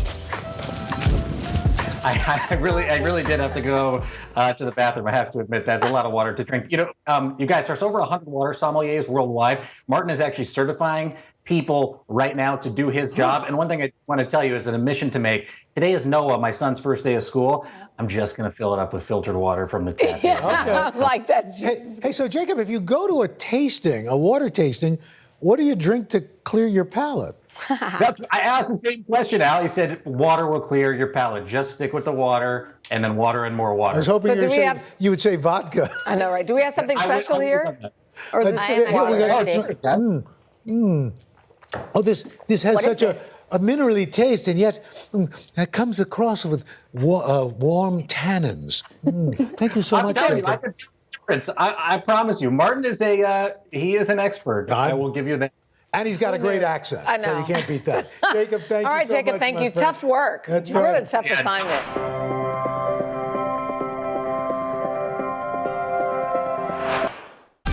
Make the most of your day with Today in 30. We give you a mix of everything you love about our show in a mere 30 minutes. Watch Today in 30 on your schedule, streaming every day on Today All Day. For breaking news in our changing world, download the NBC News app. Do you feel like the bad guy in this? Why should they believe you when they know that people are getting in? Has it been worth it to make this trip? Do you feel like you're giving a green light to politicians? How do you explain why your case has become so important? For breaking news in our changing world, download the NBC News app. Does the White House think they have an Afghanistan problem or a COVID problem? Do you believe the abortion issue should reflect the will of the people or the will of the elected officials? The vaccine mandate. Is this going to work or is this going to backfire? If it's Sunday, it's Meet the Press. Hey everybody, it's Hoda Kotb from the Today Show. I am so excited to tell you about my new podcast, Making Space with Hoda Kotb. I sit down with some incredible people and we'll hear some uplifting stories. Listen to Making Space now on Apple Podcasts.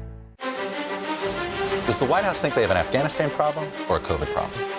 Do you believe the abortion issue should reflect the will of the people or the will of the elected officials? The vaccine mandate. Is this going to work or is this going to backfire? If it's Sunday, it's Meet the Press.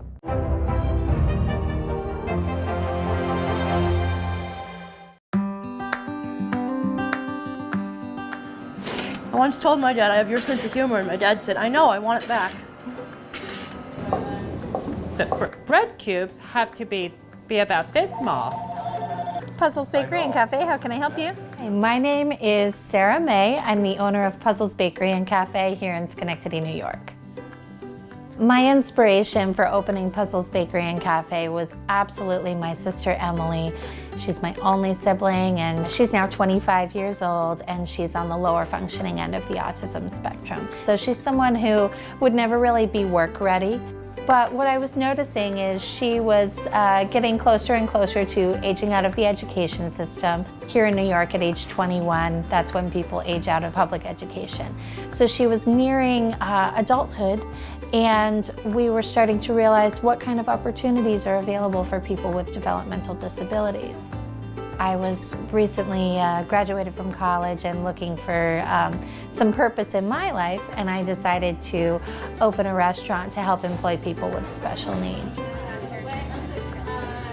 Puzzles Bakery and Cafe is an integrated workplace, and that means we have people working here, both who have developmental disabilities and also those who are neurotypical and do not have developmental disabilities. Good, and let's bring that up. Order for Bruce. We have a number of different opportunities available here, but on any given day, our employees might be doing things like slicing onions in the back of the house or bringing food out to customers, identifying that food and delivering it to the correct table. Here's a Chipotle. Thank you so much. You're welcome. Thank you. Well, I'm a cafe attendant. I do everything to help out. Tim has been with us from day one. He is one of the most enthusiastic workers that you will ever meet. I also make people happy. I don't think I've ever seen him have a bad day. I think it's really special that we've had employees who started with us when we first opened and are still here with us today and will probably be employed with us for a very long time.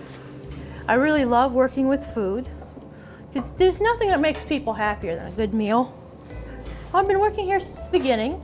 I feel like I get treated like a person.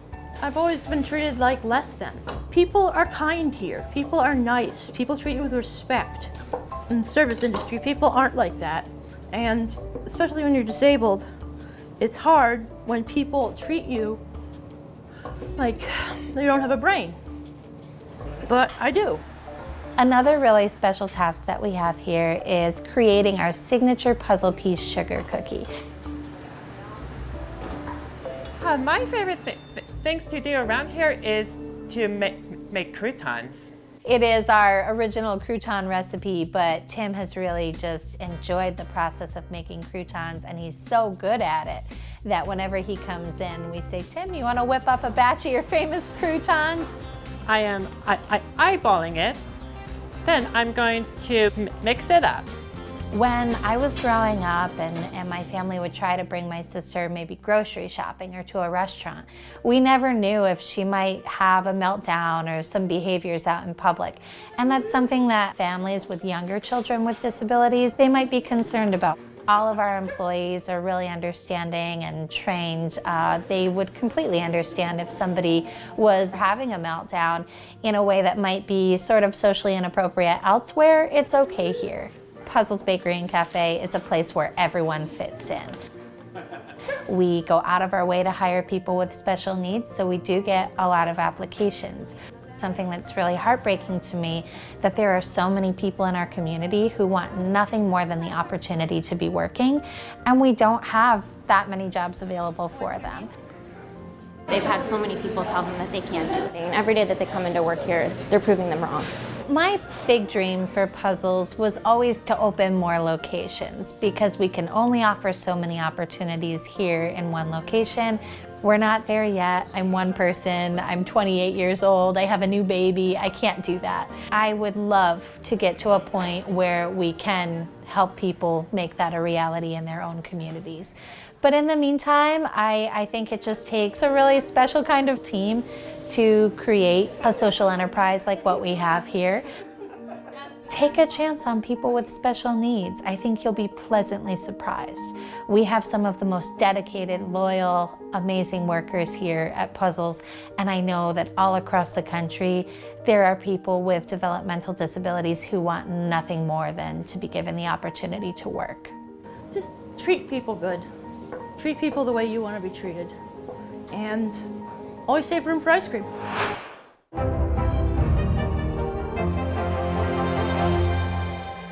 Still to come on the Channel 2 News. Well, the waters are certainly receding now. Still too close to call. Lester Holt reporting from Ground Zero, as it's being referred to. It is, in fact, a taste of freedom. The Haitian people know a little something about resiliency. What's the biggest risk right now? Some of the troops who have been proud. I want to welcome you to the first presidential debate. In fact, we've been told we can't go any farther. You with some resilient folks, let me get in.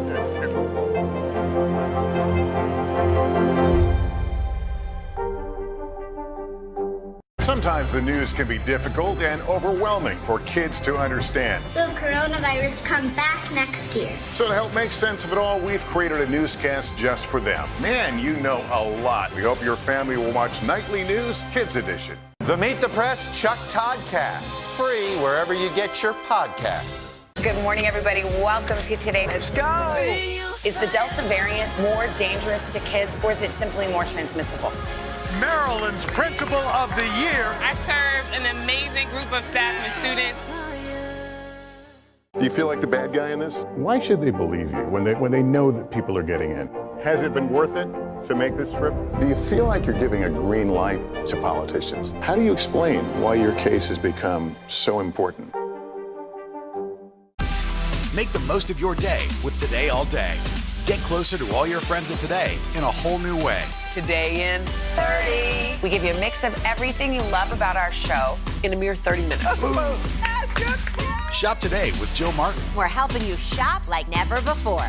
The latest styles and biggest names. Today Food. Things are heating up in the Today All Day kitchen. Cooking essentials and recipe inspiration. Get ready. Are you ready? Oh, I'm so ready. Only on Today All Day.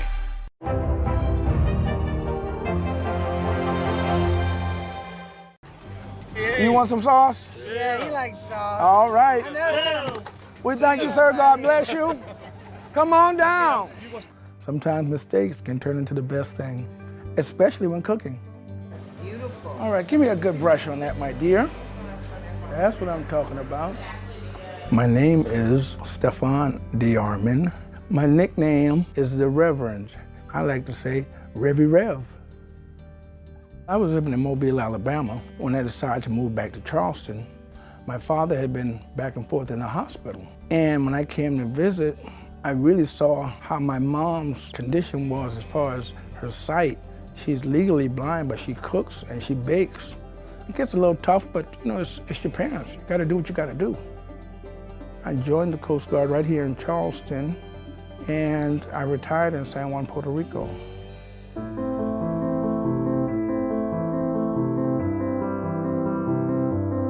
.180 Place is a homeless shelter here in Charleston, South Carolina. Little did I know that it would mean so much to me and become such an integral part of my life. When I got here, I didn't have the funds to come in and get a place, pay first month, second month, deposits, and all of that. So I talked to a VA social worker in Alabama, and they told me, well, if you could put your pride aside, I can get you in the shelter. I said, whatever it takes for me to get home to my parents. I was blessed to be able to go to the veterans dorm. This place have saved my life and many others. Being homeless is a different animal. It's not pleasant. You can't sleep with one eye open. So being homeless, you don't get the rest that your body needs for you to be able to be successful or even productive in life. .180 Place has many great programs, including the culinary program, which I went through, which led to why we're here now.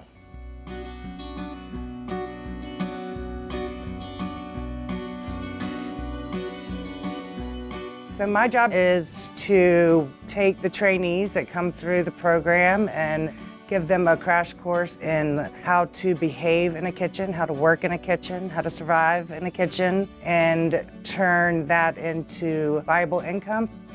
Chef Angie Dupree, we have a friendship and a bond that'll last a lifetime. Southern hospitality to its truest meaning would be something I would use to describe Stefan. Just making everyone feel special that walks into a room. That's my girl. I've always loved to cook. I used to hang around my mother, my grandmother, and I loved it. He is the reason this program works. He's somebody I talk about at every orientation now for every new cycle. When I sit down with them, I tell them about Stefan and how he came in and took this opportunity. To him, it was all he needed to really change his life. I was introduced to Charleston wine and food just right before I graduated from the program. So it was new and exciting to me. I was looking so forward to it.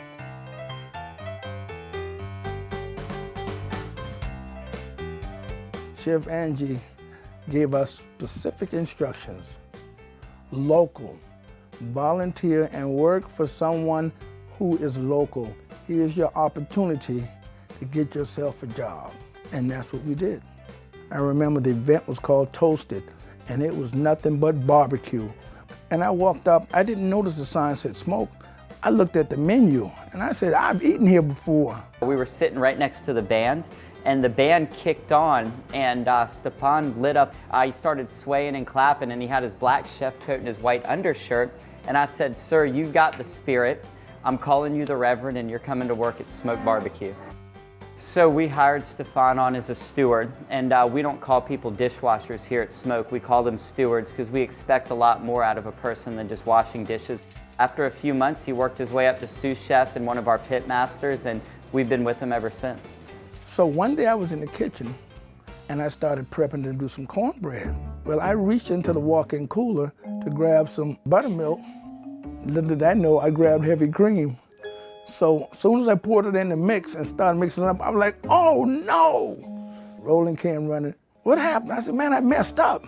And he said, let's go with it, see what it does. Lo and behold, it came out a little bit higher. It came out more moist. It was golden brown. And he was like, wow. We passed the food out so everybody can check it out and say whether or not we're gonna serve it. And everyone loved it. It really is delicious, moist cornbread, and it's pretty fantastic. That gave Roland the idea of he and I going into business. And now we have the Reverend Cornbread Company. I can honestly say that that mistake in the kitchen turned out to be something that's life-changing.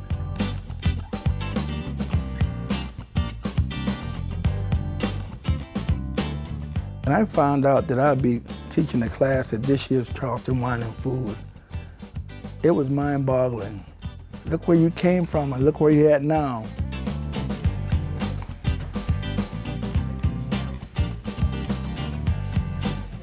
There we go. Go ahead. I want to do the honey. Here you go, honey. Thank you. For the people that attend the Charleston Wine and Food and their events, they're paying good money. And for them to pay money to see me or have me teach them something, it's amazing. I still can't believe it.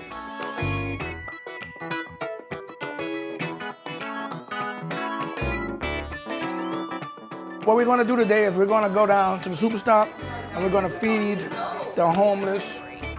It just goes to show you there's nothing wrong with a mistake. It's amazing what happens. I mean, his story, it gives you hope that, hey, look, just because you're down right now don't mean you stay down. He took an interesting situation, made it an even better situation, and now it is exactly where he wants to be, helping people and giving back. Without hope, you don't have anything. 180 Place gave me hope and an avenue, because dealing with what I had to with my parents, to do something that I really love, which is cooking, it was a relief. You know, it was my safe haven. To see people get satisfaction of something that I've created is one of the best feelings ever. When I reflect on what I'm doing, I think about my parents. Just like any child, they would want their parents to see them succeed. But my mom would say, you keep doing what you're doing. It gives me a sense of pride. I swell with pride just to see the smile on my mother's face. And it was a great feeling. It was a great feeling. Do you feel like the bad guy in this? Why should they believe you when they know that people are getting in? Has it been worth it to make this trip? Do you feel like you're giving a green light to politicians? How do you explain why your case has become so important? Still to come on the Channel 2 News. Well, the waters are certainly receding now. Still too close to call. Lester Holt reporting from Ground Zero, as it's being referred to. It is, in fact, the taste of freedom. The Haitian people know a little something about resiliency. What's the biggest risk right now? Some of the troops who have been proud. I want to welcome you to the first presidential debate. In fact, we've been told we can't go any farther. You with some resilient folks. Let me get a hint.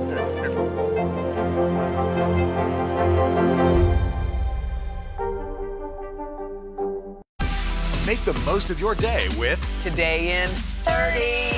We give you a mix of everything you love about our show in a mere 30 minutes. Watch Today in 30 on your schedule, streaming every day on Today All Day.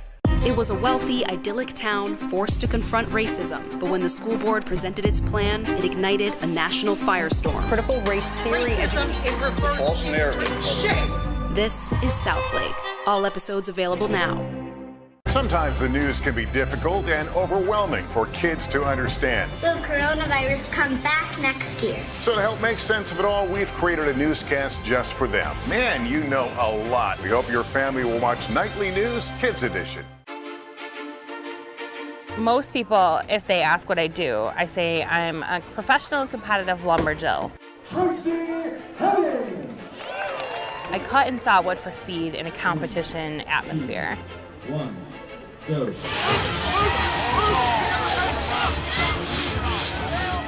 It's not just beefy men, it's badass chicks. My name is Tracy Henning, and I am a lumberjill.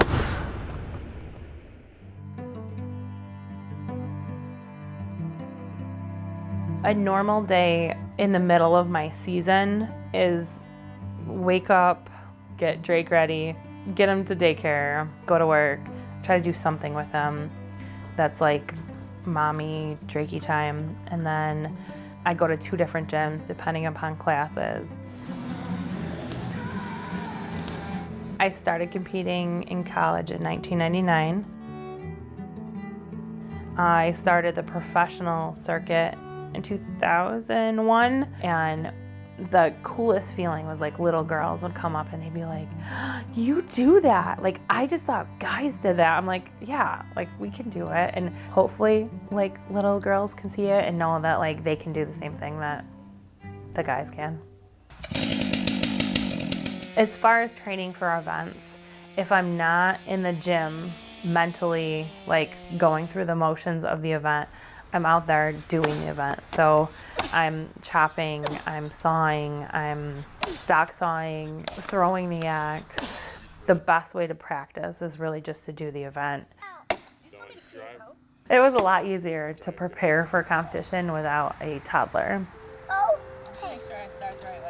When I first found out I was pregnant, I just gotten back from Sydney. I was on the US team, and I found out shortly after it was like my miracle pregnancy, so everything was scary. I was told I wasn't gonna have kids. I competed all the way up till October, and then he was born in December. So I pretty much did the entire season. I had to see my doctor more often, and she kept going, how much longer do you really want to do this? And I'm like, until I can't anymore, until you tell me I cannot. Like, that's part of a word. Would that be considered? There's definitely like times where I would like break down and like question everything. Like maybe I should just give this up because I'm his mom and I'm supposed to be the one that is potty training him and teaching him things, and I want to do those things, but it's such a conflict because I still want to be Tracy Henning and Drake's mom, and sometimes that's like super hard. Balancing motherhood and marriage and everything is very difficult. My first competition back after having Drake, I got a single buck world record. It was so awesome because I was breastfeeding, I was like, holy crap, I'm competing, and I've got a teeny tiny baby, and then I walked out there and broke the world record. She was for quarreling, we do not allow, and ours for rivers, the Lord say do bow. In Hayward, I usually always make it to the finals, which is a huge accomplishment because you have to compete Thursday to qualify for Friday, to qualify for the finals on Saturday. So, you know, one slip up is really all it takes, and then you're out of it. I'm still in it enough that I show up to a competition and people are like, oh great, she's here. Which is a good feeling. I don't want people not to like me, but I also don't want to just be looked over. I would say the earlier years of me coming here, I had a different headspace. I felt like I could focus more. I had my routines, I had my certain breakfasts, my warm-ups, my stretches, down to my clothing. Hi, buddy. And now it's like this. It's right there. You gotta go back to Daddy for a little bit, Bob. Can you listen to me and go play on the playground, please? I love you. Have fun with Daddy. So it is different because I have like my mommy mode, and like it's really hard. Like even when I was training, it's very hard for me to be like in it and angry and hungry and just wanting to rip stuff apart, and then a simple like smile from Drake will snap me out of it. I've had it where like I was like puffed up and ready, and then he's like, Mommy, can you help me put my shoes on? And it was just the sweetest thing, and I was just like, of course, baby, like I got you. You go from this like I'm gonna kill it to like, no big deal, buddy.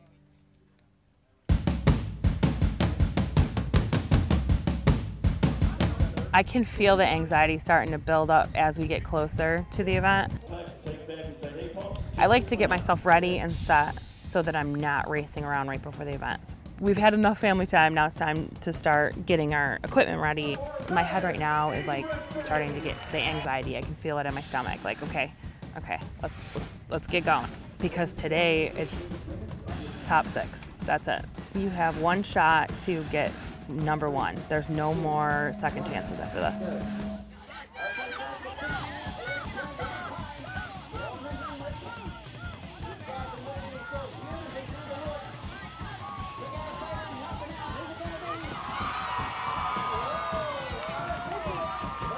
I'm getting up there in age, and I feel like some people are like, when are you gonna retire? But There's still a fight left in me, so I'm not ready to retire. I think what keeps me going is that I think ultimately I want Drake to be able to be proud of me when he gets older. Like, my mom did this. My mom was awesome. She was on national stages. She won world records. I want him to be proud, and that's what keeps me going.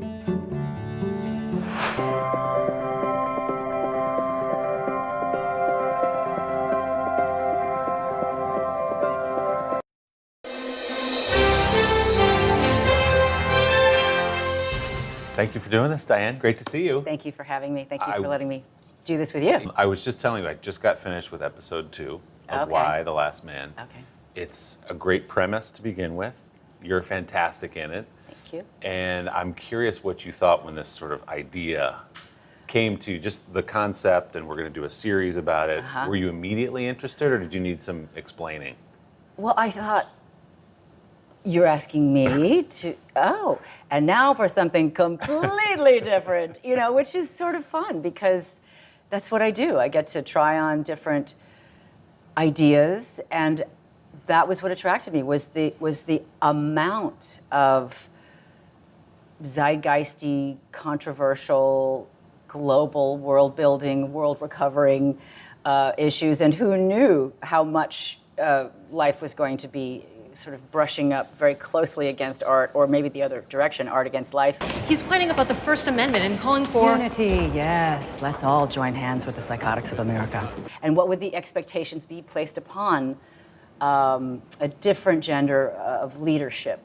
So it was almost like, I think maybe he was triggered by somebody saying, "Oh, if the world were only led by women." Right. And then you think, well, let's dig into that a little bit. What would it be like? So that's the journey we take in a quote-unquote woman-only world after the demise of 50% of the population of the Y chromosome. You're doing everything you can for everyone you can. But ma'am, without men, there is no future. I hear you, but we're just trying to survive the present. We call it Men, and the title, of course, says Why the Last Man, so it's not a big surprise. It's not a spoiler alert, but there's double entendres even on the title. Why? Well, what does that mean? Well, why is the first letter of my son's name? Oh, so your son survives, so not every man. And what is a man, by the way? How do we delineate what that term, gender roles, and what do we delineate by how would a woman behave in a leadership role? Would she be up to the task? But I wanted to be part of a world-building show and see where it was going to lead, because there's so much great source material in the graphic novels. Like I say, I'm 2 episodes in, and I still have so many questions that I know you're not going to give away today. What is this thing? What exactly happened? How did your son survive? Right. There's so much in the air still that will carry through the length of the series.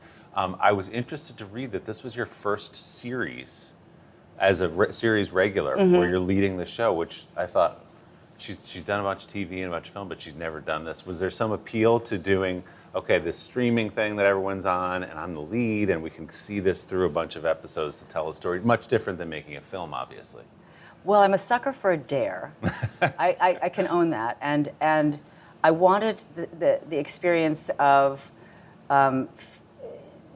doing something completely different in my craft, which a lot of people have become extremely comfortable with, and that is not knowing what the writing is that you're setting yourself up to fulfill. One of the things that I love to do is to look at work in terms of the conversations that grow out of what were you thinking when you took this role? Why this, why now? And it's so complicated to answer this question, but it's also very timely because of the many things that have occurred in the world. I mean, when I read this originally, well, first of all, I have Googled how many women have portrayed the US president. I had to do it. I was like, apparently I'm number 18. Okay. You know, our 18th president. We are going to have to keep making hard choices to try to help deal with the panic and the outrage. Yeah. I mean, yeah. And I have some very dear friends who have already portrayed this character, I mean, whatever we have in our mind's eye of the leader of the most important leader of the free world, and all of those, you know, self-aggrandizing, and rightfully so. The role of President of the United States has been a very big trigger point for a lot of people for a long time. And suffice it to say that when I was describing to people when we were shut down in the pandemic and we were dealing with so many changes in the world, global, and yet also very sort of tethered to who is president and what that looks like, and what does that say about our country. Yeah, I mean, this was, as you say, written, these are based on books for people who don't know, after 9/11. I think the first one came out in 2002, and then there were more after that. But my gosh, it's about a pandemic. There are echoes of what happened in this country on January 6th, of civil society sort of disintegrating before our eyes. The frame changes the art always. You could put a piece of art, even if it's not art. If you frame it in a certain way, people will say, well, that's art. It's easier sometimes to portray somebody who's really existed in history. Then you can say, well, she did it. I'm portraying something that really happened. And this seemed so far-fetched. So to play the president confronting it was very prescient, very zeitgeisty, even more than I bargained for when I signed on. Good morning, everybody. Welcome to Today. Let's go! Is the Delta variant more dangerous to kids, or is it simply more transmissible? Maryland's Principal of the Year. I serve an amazing group of staff and students. News is more than a headline. It informs, it inspires, and it still matters. To cover it, you have to be in it.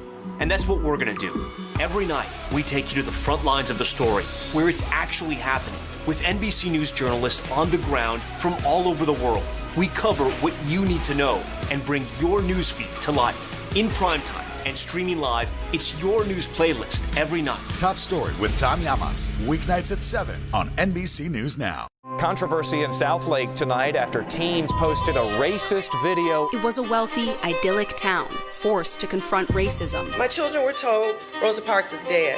You all have to sit in the back of the bus. But when the school board presented its plan, this small town fight ignited a national firestorm. Critical race theory. Racism in reverse. False narrative of rampant racism. This is Southlake, an NBC News podcast. All episodes available now. Listen wherever you get your podcasts. To cover the news, you have to be in it. We'll take you to the front lines of the story, bringing your newsfeed to life. Streaming live every night. It's your news playlist. Top Story with Tom Llamas, weeknights at 7 on NBC News Now.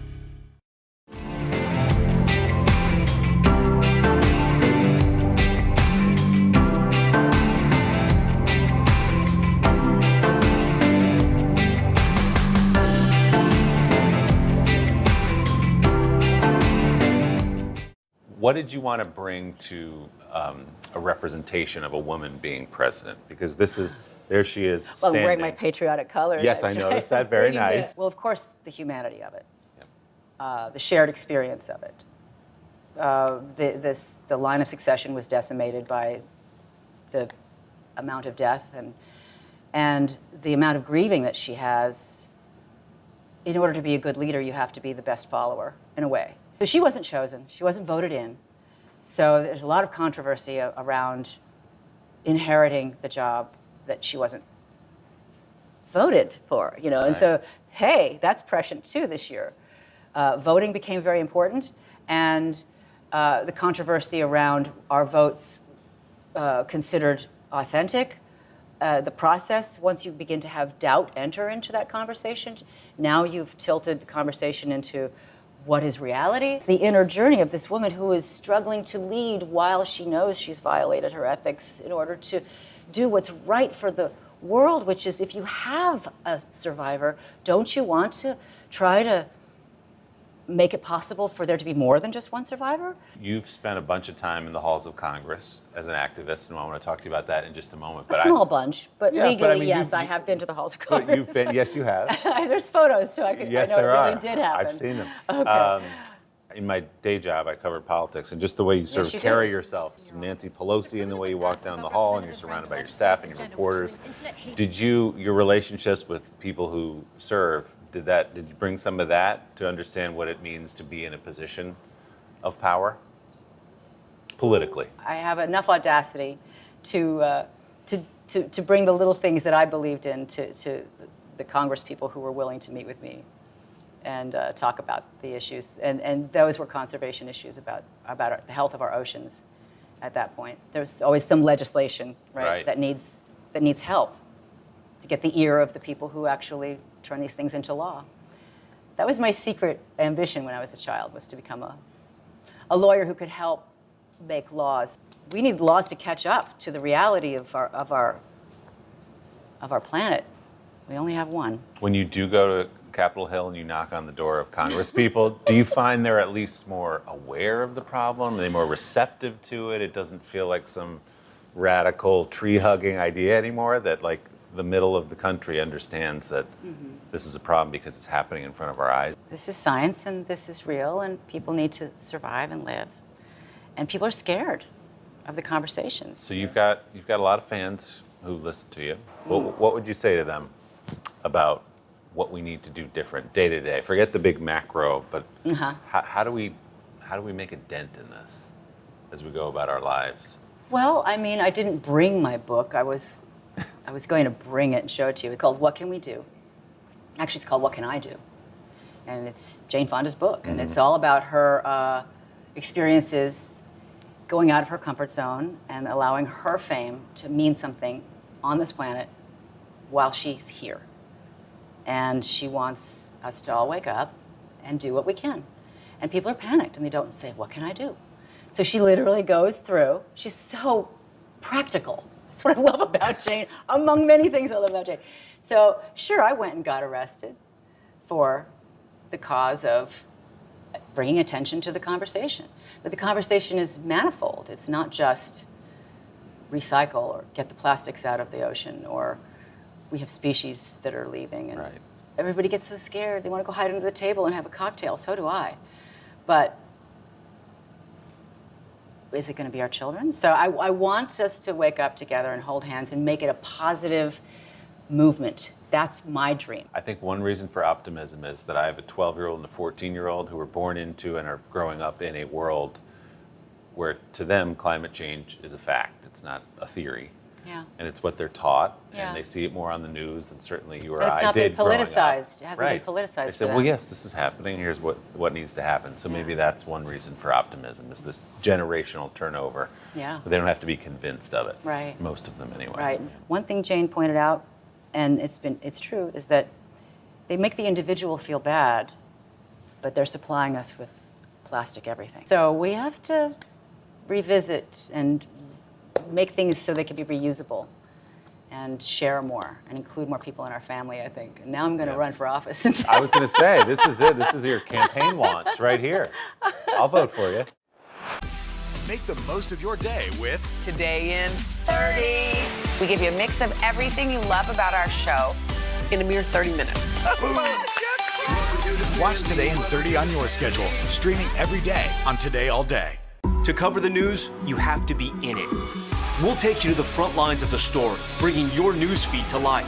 Streaming live every night. It's your news playlist. Top Story with Tom Llamas, weeknights at 7 on NBC News Now. Hey everybody, it's Hoda Kotb from the Today Show. I am so excited to tell you about my new podcast, Making Space with Hoda Kotb. I sit down with some incredible people and we'll hear some uplifting stories. Listen to Making Space now on Apple Podcasts. It was a wealthy, idyllic town forced to confront racism, but when the school board presented its plan, it ignited a national firestorm. Critical race theory. Racism in reverse. False narrative. Shame. This is Southlake. All episodes available now. Make the most of your day with Today All Day. Get closer to all your friends at Today in a whole new way. Today in 30. We give you a mix of everything you love about our show in a mere 30 minutes. That's just Shop today with Joe Martin. We're helping you shop like never before. The latest styles and biggest names. Today Food. Things are heating up in the Today All Day kitchen. Cooking essentials and recipe inspiration. Get ready. Are you ready? Oh, I'm so ready. Only on Today All Day. News is more than a headline. It informs, it inspires, and it still matters. To cover it, you have to be in it. And that's what we're gonna do. Every night, we take you to the front lines of the story, where it's actually happening, with NBC News journalists on the ground from all over the world. We cover what you need to know and bring your news feed to life. In primetime and streaming live, it's your news playlist every night. Top Story with Tom Llamas. Weeknights at 7 on NBC News Now. I didn't realize until you walked in here, but we're surrounded right now by Diane Lane memories. I mean, where should we begin as you Midtown look girl. out these windows? Somebody had to get raised in the Midtown, right? I went to PS 59, which is on 57th Street. It's the heart of Midtown to me, and of course it's a Whole Foods now. There's so much I could say about that. But anyway, yeah, so that's the building where I had my first audition. It was the Gulf and Western building. When I say first audition, of a job I got, there were plenty of auditions that I've had that I've completely blocked out because who wants to remember those? Those don't count. But this is A Little Romance, your Little first Romance, film. 1978. Delightful spot, but hardly the top of the diplomatic ladder. That's fantastic. What an incredible life you must have had, Monsieur Santorin. Oh, please, Julius. For people who don't know, you've been acting. I mean, you're 13, 14 years old. You've been already acting since you were like 6 years old. That is true. What were the roles like leading up to, okay, this movie is my big moment, my breakout? You know, it sounds like a joke when I say it, that I peaked when I was 10. But in some ways, I did because I had been traveling the world with the La Mama Experimental Theater Group, and it was the 70s, and it was very early 70s. 72 was the first tour. And so, I mean, that I was on as a kid. And so I was 7, and my parents didn't go. And my first passport, I had no front teeth, and it was considered very cute. And it's strange to grow up in the adult world when you're the kid in the room. Because if you know too much, you're considered precocious, right? Yeah. But they expect you to know a lot in order to fulfill the task and be a team player and be responsible and don't screw up and make the plane and don't lose your per diem. It was like joining the circus. It was like running away and touring the world with young people in the 70s. And it was a much more innocent time. So my dad and mom let me have that experience. I wouldn't have the courage as a parent to let my very young kid have that. I don't know. They were extraordinary people, honestly, to trust the universe as much as they did. It was a wonderful experience. Life by living, life by doing, life by traveling. Got to see so many different cultures. I was thinking about you because I have a 14-year-old daughter.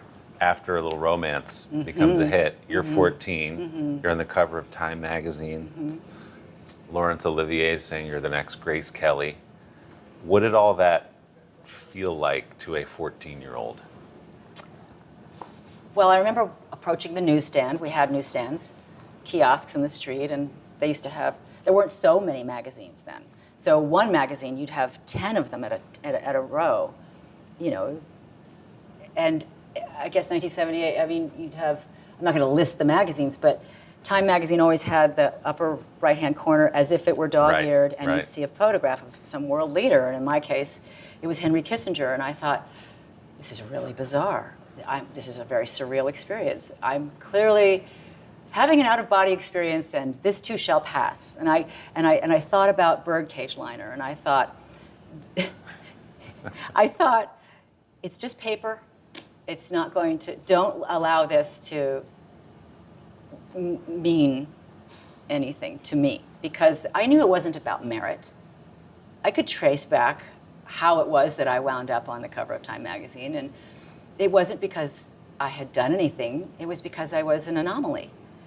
And it was a curiosity to have people that young in the film industry as a new wave of culture and cinema. And I thought, oh, interesting. But I knew that it wasn't going to be. I mean, we're still dining out on the story literally because Time Magazine usually is about a very meritorious person, Sure. right? And I felt a little embarrassed, honestly, because I was playing handball under the 59th Street Bridge thinking, I have no business being on the cover of Time Magazine. This is crazy. I'm sure my dad was thrilled, you know. That's my kid, you know. Of course. But I was sitting there going, please don't ask me to live up to that. But where did you get the wisdom to have that perspective at 14 years old? Because it seems... Growing up around adults, probably. Right.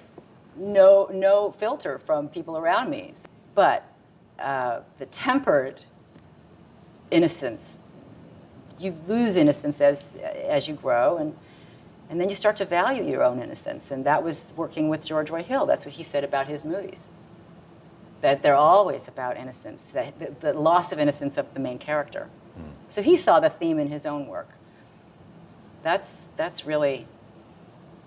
cool. When you're not, he didn't have to audition for his jobs. You could create your own job. It's different when you're an actress. You sort of go, is this going to be the one? Do I feel like I want to do this? It's different than writing it and having a vision for the end product. I'm sort of a tapestry thread, you know, and how they edit it and how they put the music and the credits and how they promote it. It's all out of my hands, and I like it that way, because if I were in control, then I'd have to take all the blame. You know, it's not worth the credit. It's too big a risk. That's so interesting, right? It is interesting. Yeah. Because you could say, well, what's the next one? Right. Next. Right. It's okay. I mean, it feels like watching your career, even to now, you do have this perspective on what it means to be a movie star. I'm sure you don't like that term, or a celebrity, and that it doesn't really interest you that much. Well, it does in terms of what people like Jane Fonda have done with it. Meaning, if you live a long time, and you can add, you know, something to humanity in terms of what you've done with your fame. Right. That I think is. But the valued. things you went through as a child, becoming a child star can ruin people, obviously. And then you're in Coppola movie, they push you through, and you have this incredible young career, but you survive it, and then some, and you're being nominated. Isn't it interesting that they use the word survive? Yeah, well, because there are some because it people is a who don't. gauntlet of potential bad choices that you're not even supposed to be aware enough to make good or bad choices. It's all luck, or some person in the background who's a marionette and you're the puppet, and there's strings being pulled that allow you to have good fortune compared to somebody else. One of the things my dad said to me as he knew he was dying, he said, you know, isn't it enough, Diane? Don't you think it's somebody else's turn? And because he's brutal. My dad was famously brutal, hence an acting teacher. Right. Cut you asunder, right, in a way that nobody else can, or you wouldn't allow anybody else to. And it was almost like saying, are you going to keep going? I knew he was daring me to keep after it. He wanted me to have one of those lifer type careers. And you have. Right? I Yeah, mean, look, but here you are. Am I supposed to go another 30 years? It's like, so what's the secret if somebody's watching right now to keep that ball in the air the way you have, to have had all these phases where you go... Being open to change. Really? Yeah. I think so. Being open to change. I mean, the human body is very humbling, and if you're a woman, you certainly are aware of the way change is part of your fate, because there's only a window of time within which you can procreate. And that is such a blessing. And it is also a measure of worth that men don't experience.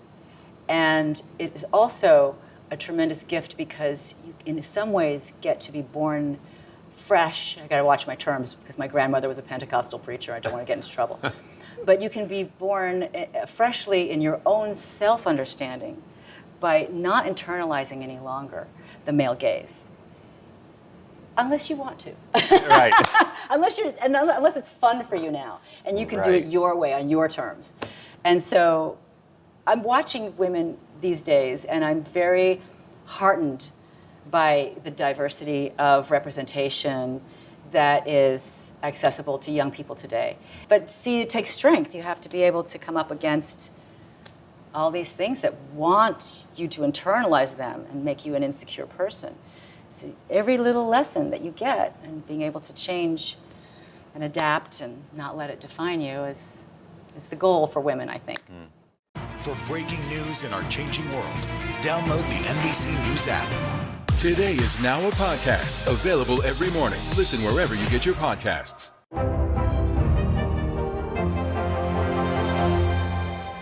Today is now a podcast available every morning. Listen wherever you get your podcasts. Make the most of your day with Today All Day. Get closer to all your friends at Today in a whole new way. Today in 30. We give you a mix of everything you love about our show in a mere 30 minutes. Shop today with Jill Martin. We're helping you shop like never before. The latest styles and biggest names. Today food. Things are heating up in the Today All Day kitchen. Cooking essentials and recipe inspiration. Get ready. Are you ready? Oh, I'm so ready. Only on Today All Day. To cover the news, you have to be in it. We'll take you to the front lines of the story, bringing your news feed to life. Streaming live every night. It's your news playlist. Top Story with Tom Llamas. Weeknights at 7 on NBC News Now. It was a wealthy, idyllic town forced to confront racism, but when the school board presented its plan, it ignited a national firestorm. Critical race theory. Racism in reverse. False narrative. Shame. This is Southlake. All episodes available now. Today is now a podcast available every morning. Listen wherever you get your podcasts.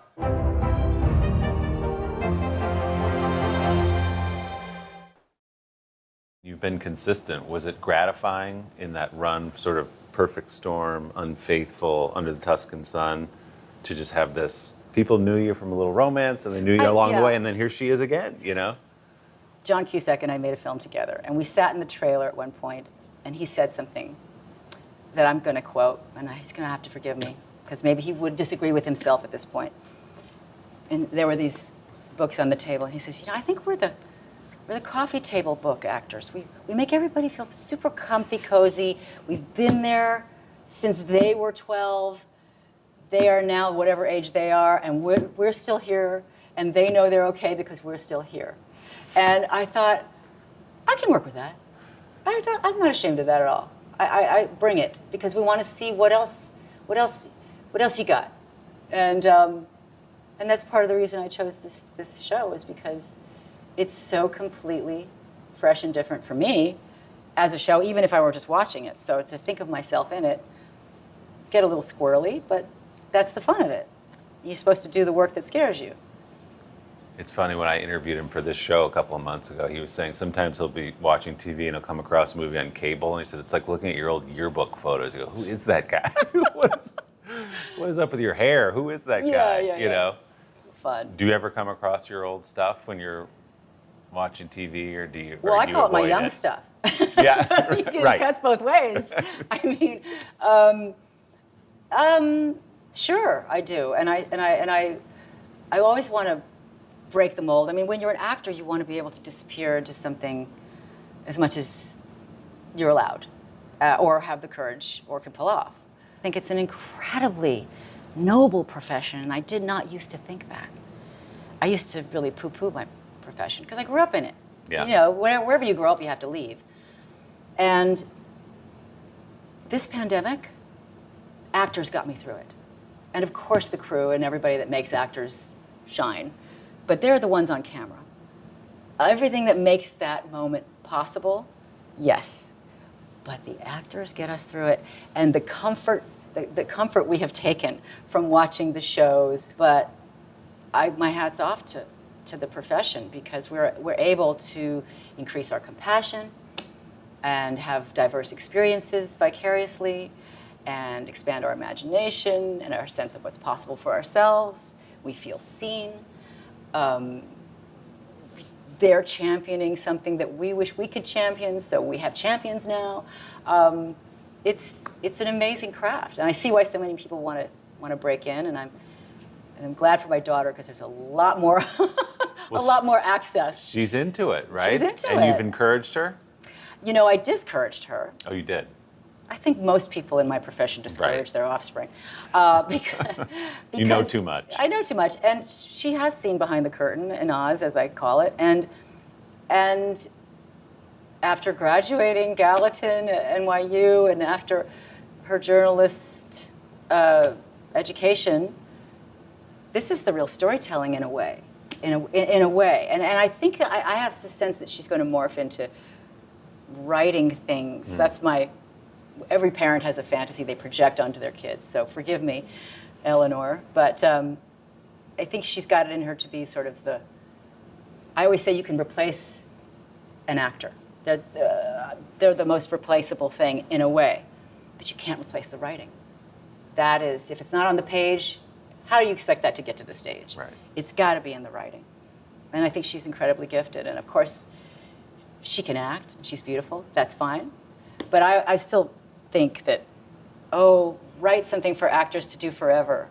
Then to me, that's the highest height. Well, congratulations on the series. It's Thank outstanding, you. and it's just fun to walk through your career. Because it's a pleasure. To speak with you today. Nice to see you. Take this and pound them nice and flat. Not too hard. Over here. Over here.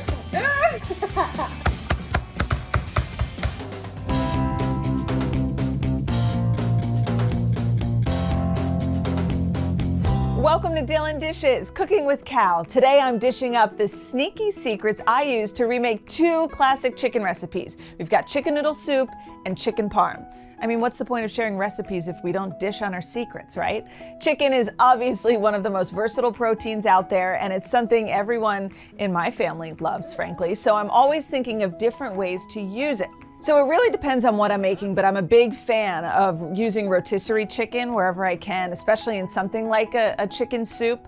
I do tend to keep some frozen chicken on hand because you never know when you need a last-minute meal. But my trick is when you start to thaw the chicken, I like to begin to cut it before it's totally thawed. I find it's a lot easier to cut through when it's almost half frozen. And if it is totally thawed, my other trick is to use kitchen shears. Just use straight up scissors to cut the chicken up into little bits if that's what you're doing, because sometimes trying to cut fresh chicken is just so difficult. First up, chicken noodle soup with my secret ingredient. Take a look. Let's start with some carrots. Wait, these aren't carrots. What are these? Celery. Pancakes. Pancakes. Pancakes. Oh, pancake. Oh, pancake. Why are you saying pancake? Peel. I'm ready to peel. All right, let's peel the carrots. You literally peel better than your father.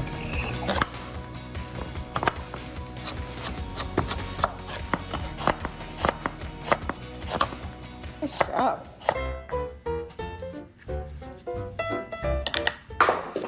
You want to cut this?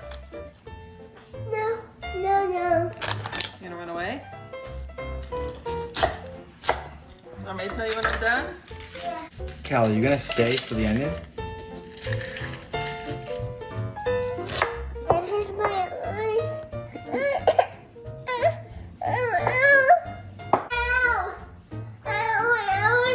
Okay, go stand over there. Okay. Can we continue? Can I go saute the vegetables now? Okay.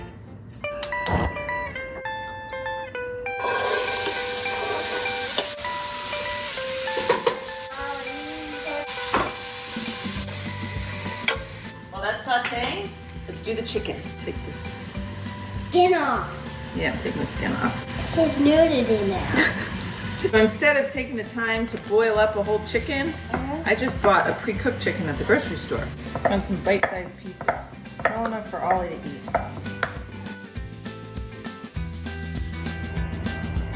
Okay, perfect. And here's my secret. Noodles. Ramen noodles. So when I was in Korea with the flu, I ate chicken noodle soup every single day, and the noodles they used were ramen noodles, and it was the best chicken soup I've ever had. So I tried to recreate that. So now I add ramen noodles to my soup. A chunk. Thank you. Not the big chunk, right? Sometimes I even like to eat these before they're cooked. It's up to you if you want to use the spice packet. Sometimes I'll use a little bit because it adds a nice little saltiness, but sometimes it doesn't need it.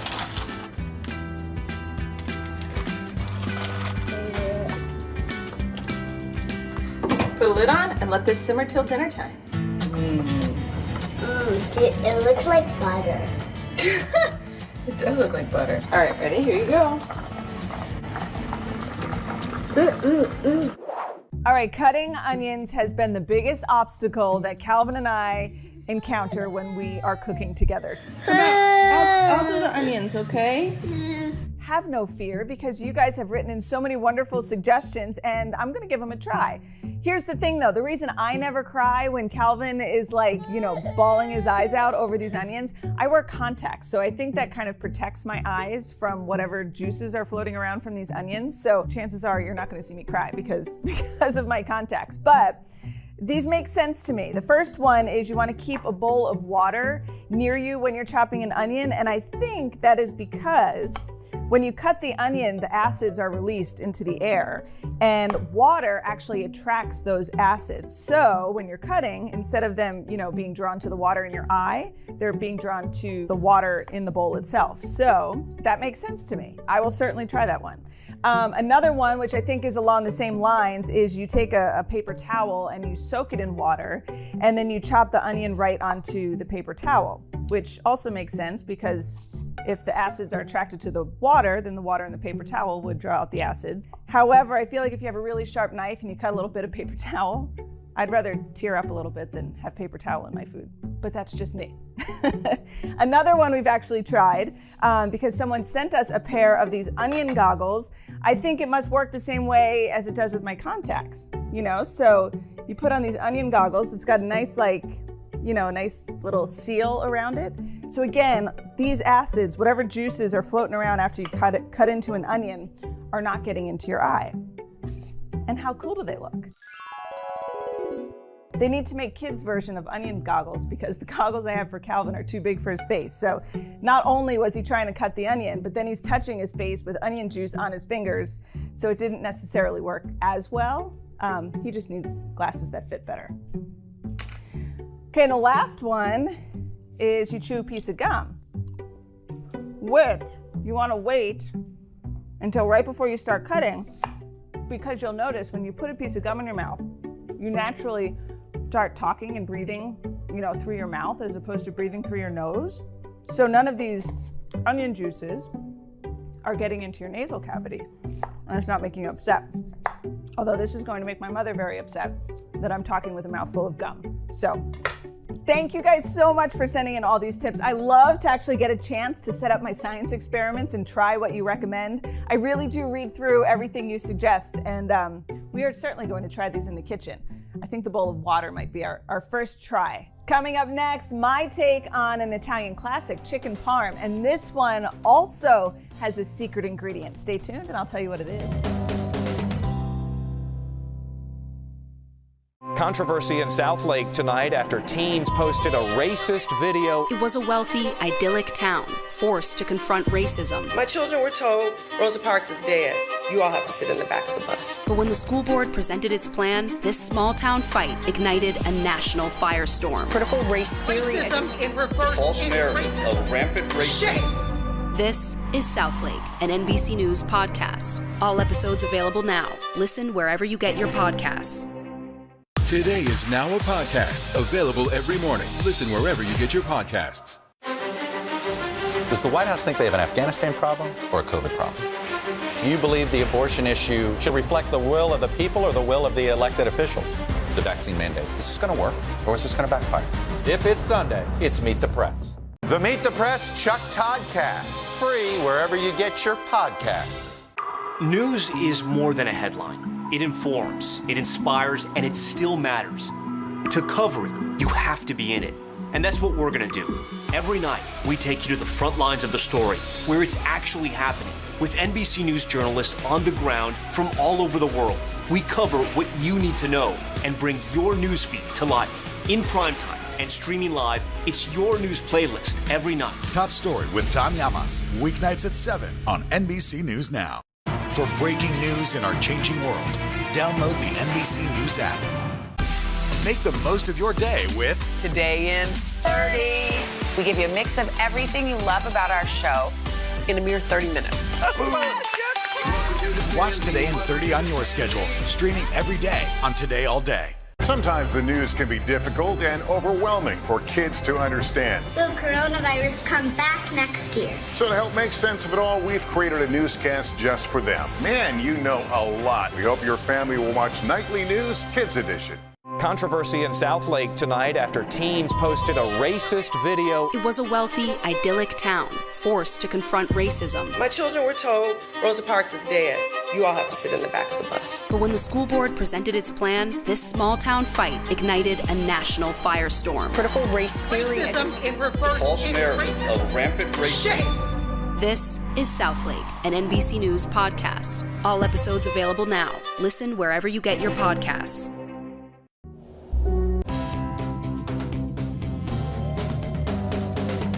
Welcome back to Dylan Dishes, Cooking with Cal. Up next is my chicken parm with a secret ingredient. It may seem a little unconventional, but instead of breadcrumbs, I actually use saltine crackers. I know it sounds crazy, but I promise it works. In addition to the crackers, for this recipe you'll need chicken, of course, Parmesan cheese, garlic powder, Italian seasoning, salt, pepper, eggs, flour, and deli mozzarella cheese.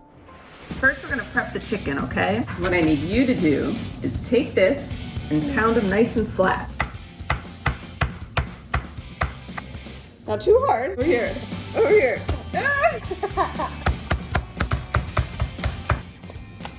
So let's make our breading. Here's the secret. What are these? Crackers. We're going to use saltines. So before I put the crackers in the food processor, I want to use a little bit of Parmesan cheese. I'm going to put in the breading. Pulse it. I should probably plug it in, huh?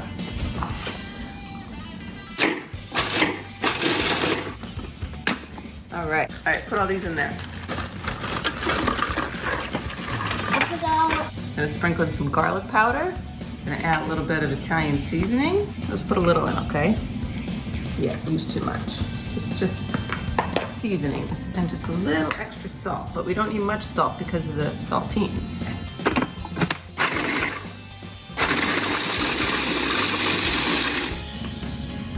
Yeah, what do you think? You can taste it. Taste it again and tell me all the flavors you taste. Cheese, garlic, What else? seasoning. Okay. Okay. Wow, good job! What are you doing to it? Scrambling it. Some garlic. Some pepper. And what's this for? This helps the breading stick on.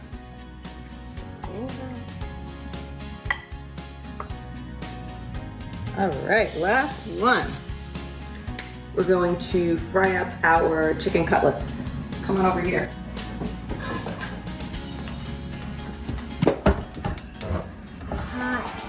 Let's put them on like medium low. Oh, I thought you were eating a chicken.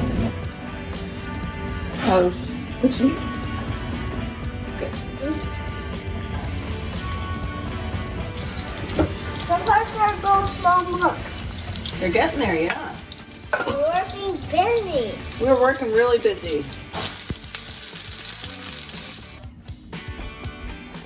Okay, so let's put this here. We're gonna add deli mozzarella cheese, not fresh mozzarella, because it ends up being too watery. So now we're gonna pop this under the broiler until it's nice and bubbly. We're done. Yay!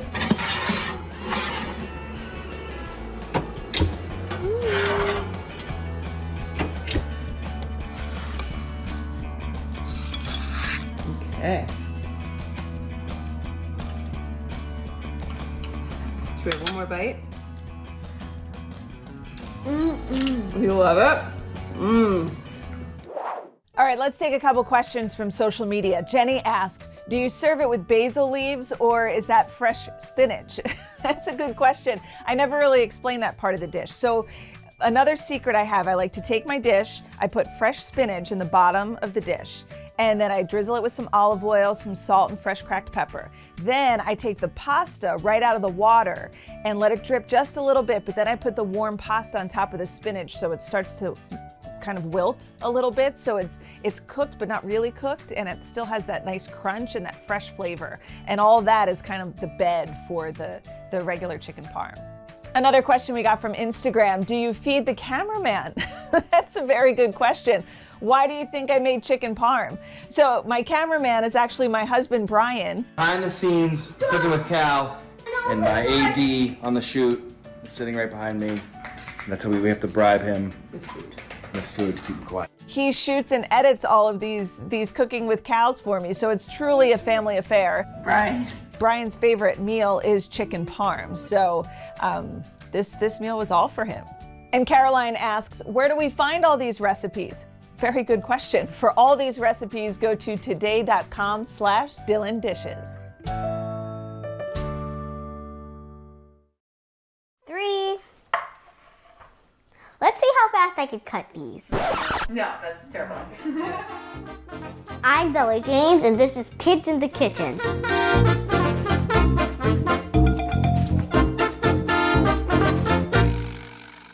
My name is Isabella, and I'm in 2nd grade, and I'm 7 years old. When I first started to cook, I was 4 years old, and the first thing I ever made was scrambled eggs. My mom taught me how to cook.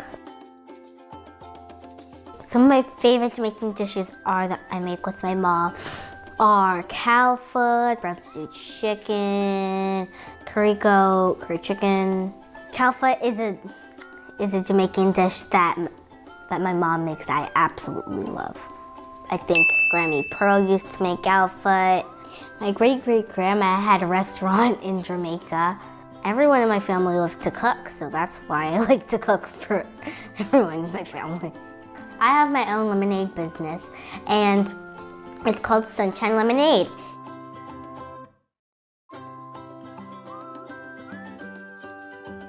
Some of the things I like to do are to play Roblox with my friends, playing outside in the treehouse with my sister. Well, anything to get out to have fun, really.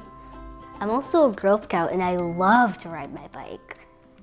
Today I'm so excited because today we will be making my upside down pineapple cake and my sunshine lemonade. What I love most about it is it's not too sugary, and we also put applesauce instead of eggs for people who are vegan. This is what you need to get started. Some cooking spray, some coconut oil, brown sugar, pineapple slices, and maraschino cherries. I think maraschino cherries is a funny name. I think it might be French. You're going to need a 9-inch pan, some parchment paper. Then you're going to put it at the bottom of the pan. Now you want to spray the sides with some cooking spray. Now, what you are going to want to do is you're going to get your coconut oil, pour it at the bottom, but make sure it is melted coconut oil so the cake can come out nice and moist. Now we are going to get our brown sugar, pinch and sprinkle the coconut oil and the sugar. It's going to make a nice caramel taste when it's done. Yep, you have to use the whole thing. I want something really sweet today. We want something really sweet today. No more vegetables. No more vegetables. Today we deserve a treat. Now you are going to want to grab the pineapple, put it in the center, and I'm going to make a flower design. And then, now I'm going to put another pineapple right there, pineapple right there, whew, okay, and then I'm going to put it right there, and it's cherry time. Okay, 1 cherry, 2 cherry, 3 cherry, 4 cherry, 5 cherry, 6 cherry, 7 cherries more. The reason why we put the pineapples and cherries on the bottom is because the bottom is the top. So when you flip it, it looks like a cake. And now we are going to make the cake batter. Put that right there. Cake batter time. Now we are going to preheat the oven to 350 degrees. Now I've set up all my cake batter ingredients. Now we are going to start with all our dry ingredients and then mix them together. First, we are going to start with our baking powder. You have to make sure all that gets in there. Hey, you're hiding from me, aren't you? Now, the salt. Maybe I'll take some. That's better. Now, my favorite part, the shredded coconut. It's time for our sugar.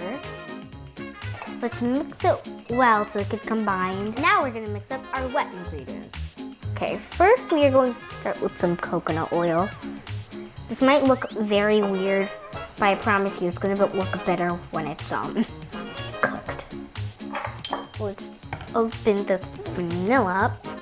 Okay, gotta make sure it's 1 tablespoon. This should be good. Okay. Oh no, cut. Okay, we'll put some more back in there. Okay, vanilla goes in there. It's not that big of a deal. It's just gonna be a little bit of vanilla. It's okay. It's okay. Who doesn't like some vanilla? Right. Now it's time for the pineapple juice. Oh my goodness, this is very chunky coconut milk. Last but not least, our apple cider vinegar. Now, mix well to combine. The coconut oil and the applesauce are going to make the cake nice and moist. Now it's time to mix the wet ingredients with the dry ingredients. Let's grab our handy dandy whiskety. Oh my, this is very thick. Oh my. Now it's time to put the cake batter in the cake pan.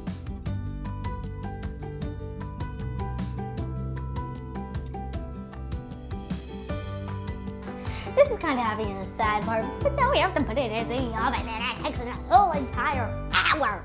So I think I'm gonna have to call over Mom. Mom, can you help me? So the cake is in the oven and it's gonna take an hour. So in the meanwhile, how about we work on my spicy Jamaican lemonade?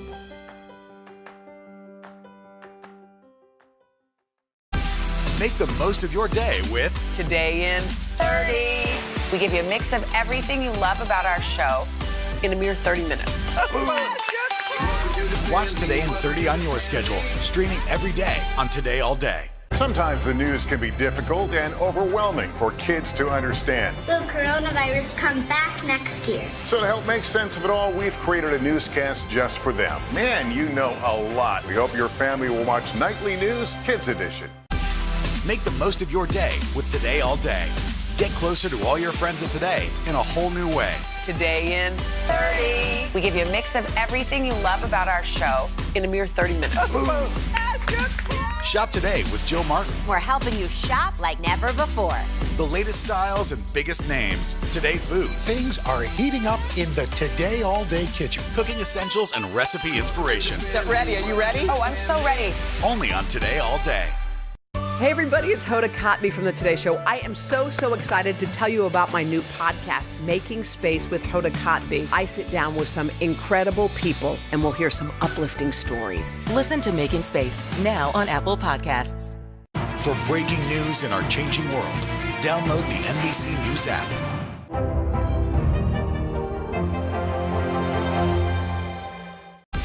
Make the most of your day with Today in 30. We give you a mix of everything you love about our show in a mere 30 minutes. Savannah and Hoda bring you what you must know. The biggest moments of the morning. One Republic! Exclusive interviews. Why did it work for you? You're right. I am more talented than the rest. And important headlines. Major medical news this morning. Watch Today in 30 on your schedule, streaming every day on Today All Day. News is more than a headline. It informs, it inspires, and it still matters. To cover it, you have to be in it. And that's what we're gonna do. Every night, we take you to the front lines of the story, where it's actually happening, with NBC News journalists on the ground from all over the world. We cover what you need to know and bring your newsfeed to life. In primetime and streaming live, it's your news playlist every night. Top Story with Tom Llamas, weeknights at 7 on NBC News Now. For breaking news in our changing world, download the NBC News app.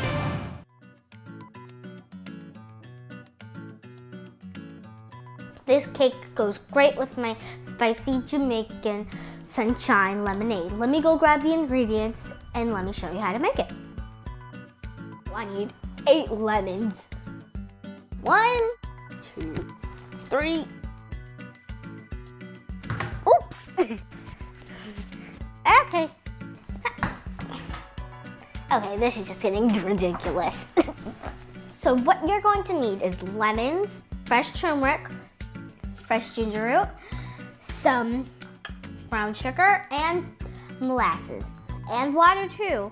So let's start peeling. I like to use a spoon to peel turmeric and ginger sometimes. It's really easy. More mess, I demand more mess. Turmeric can stain your hands, so sometimes you might want to use gloves so you don't get a stain. Now, let's start peeling some ginger. You could also use ground turmeric and ginger. I like using fresh spices because it gives a better flavor. Now I have to slice these, but it's a little hard for me. So, Mom!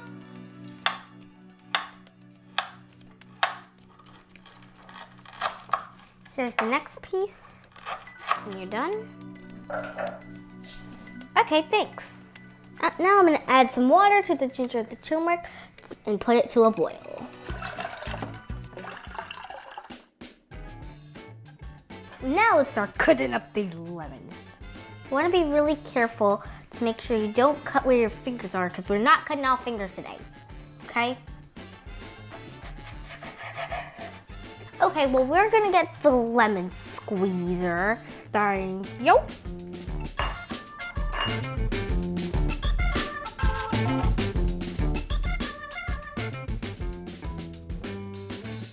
I love this machine because it has little holes in it so the seeds won't go through. And Bella squeezes lemon, she don't play.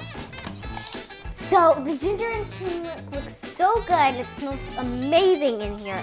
But now it's time to remove it from the stove. Okay, now I'm gonna add sugar, the molasses, and the lemon juice. But I wanna do it while it's hot so then it can all dissolve and come together. So first let's start with some sugar. I don't wanna splash it. How about we use a spoon? That'll make life more easy right now.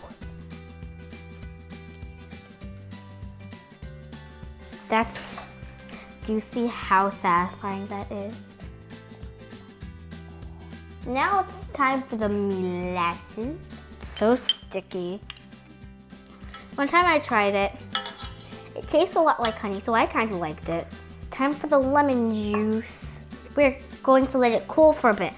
Okay. Put that right on top of there.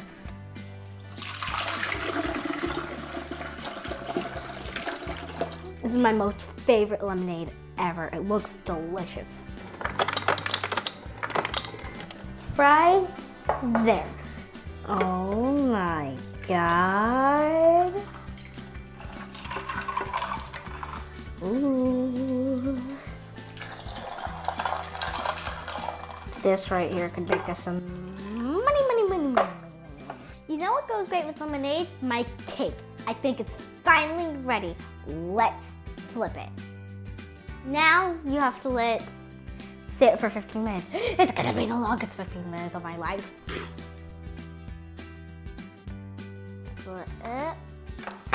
Oop.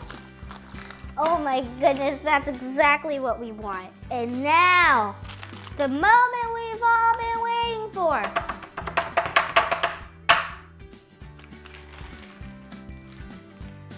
Oh, wow. It looks so good. This I will eat in one bite. Now that my cake and my lemonade are ready, I'm so excited to share this with my favorite person, my mom. Thank you. It looks, I know, it looks so good. See how it tastes. Okay. It's super moist. There you go. Thank you. Cheers.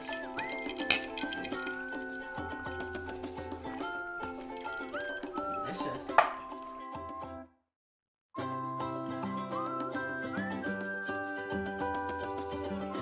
Thanks for hanging out with me, guys. I loved you guys being in my kitchen with me today. Hopefully you can make this recipe too. See you later. Bye.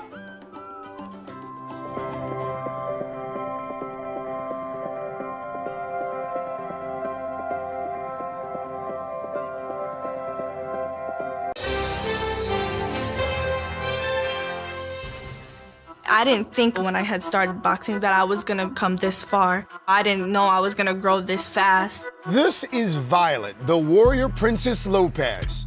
I would probably say I'm more of a warrior than a princess. A 13-year-old boxer from Milwaukee, Wisconsin, who's shaking up the world of youth boxing. People say boxing is not meant for girls.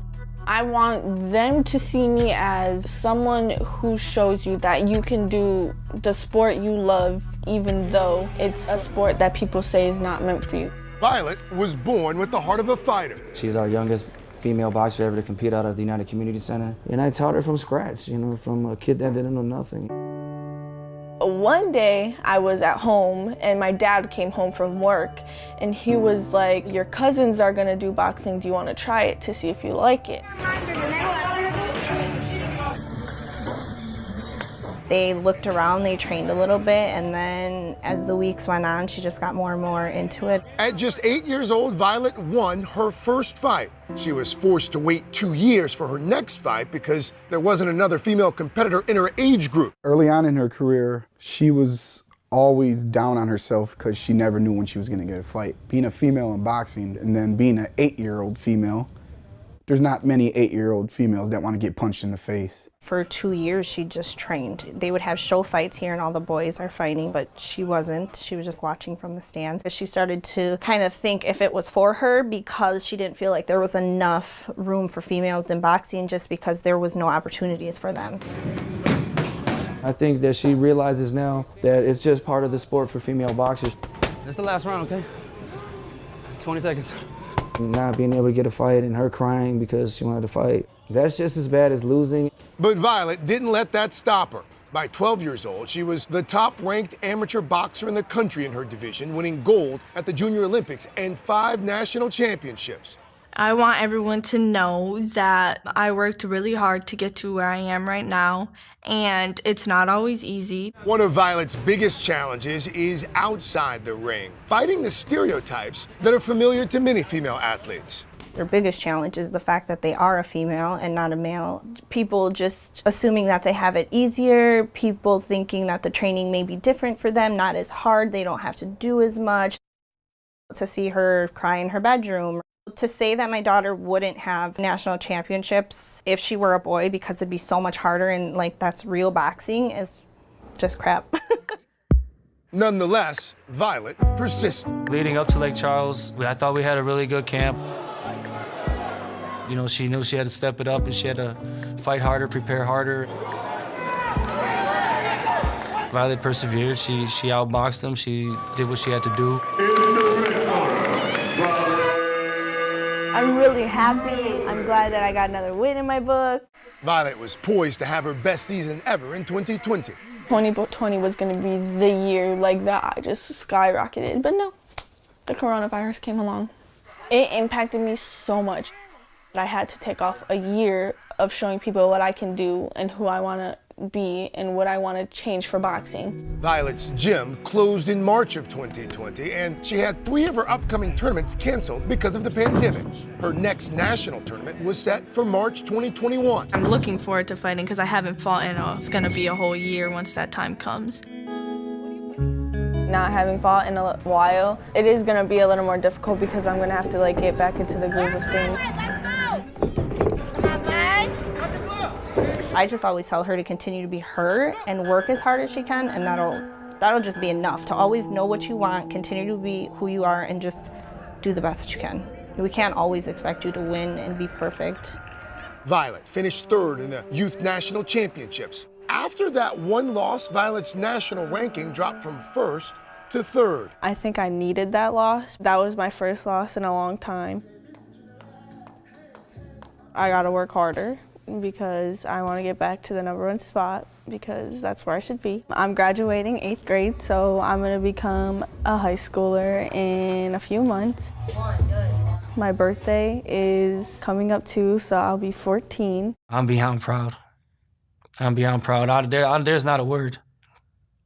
For what we've accomplished and for what we've done together, I just don't feel like people can take that away from me. In July, Violet's home gym reopened, and she earned a bronze medal at the 2021 Junior Olympics in Lubbock, Texas. Next up, she's aiming for that #1 ranking. My goal is to get my #1 spot back because that's what I want, period.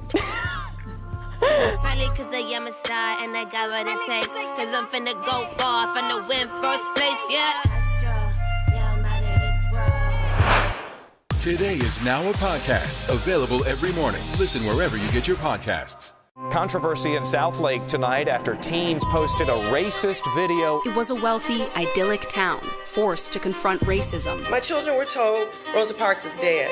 You all have to sit in the back of the bus. But when the school board presented its plan, this small town fight ignited a national firestorm. Critical race theory. Racism in reverse. False narrative of rampant racism. Shame. This is South Lake, an NBC News podcast. All episodes available now. Listen wherever you get your podcasts. Make the most of your day with Today in 30. We give you a mix of everything you love about our show in a mere 30 minutes. Watch Today in 30 on your schedule, streaming every day on Today All Day. For breaking news in our changing world, download the NBC News app. Hey everybody, it's Hoda Kotb from the Today Show. I am so excited to tell you about my new podcast, Making Space with Hoda Kotb. I sit down with some incredible people and we'll hear some uplifting stories. Listen to Making Space now on Apple Podcasts. Do you feel like the bad guy in this? Why should they believe you when they know that people are getting in? Has it been worth it to make this trip? Do you feel like you're giving a green light to politicians? How do you explain why your case has become so important? The Meet the Press Chuck Toddcast, free wherever you get your podcasts.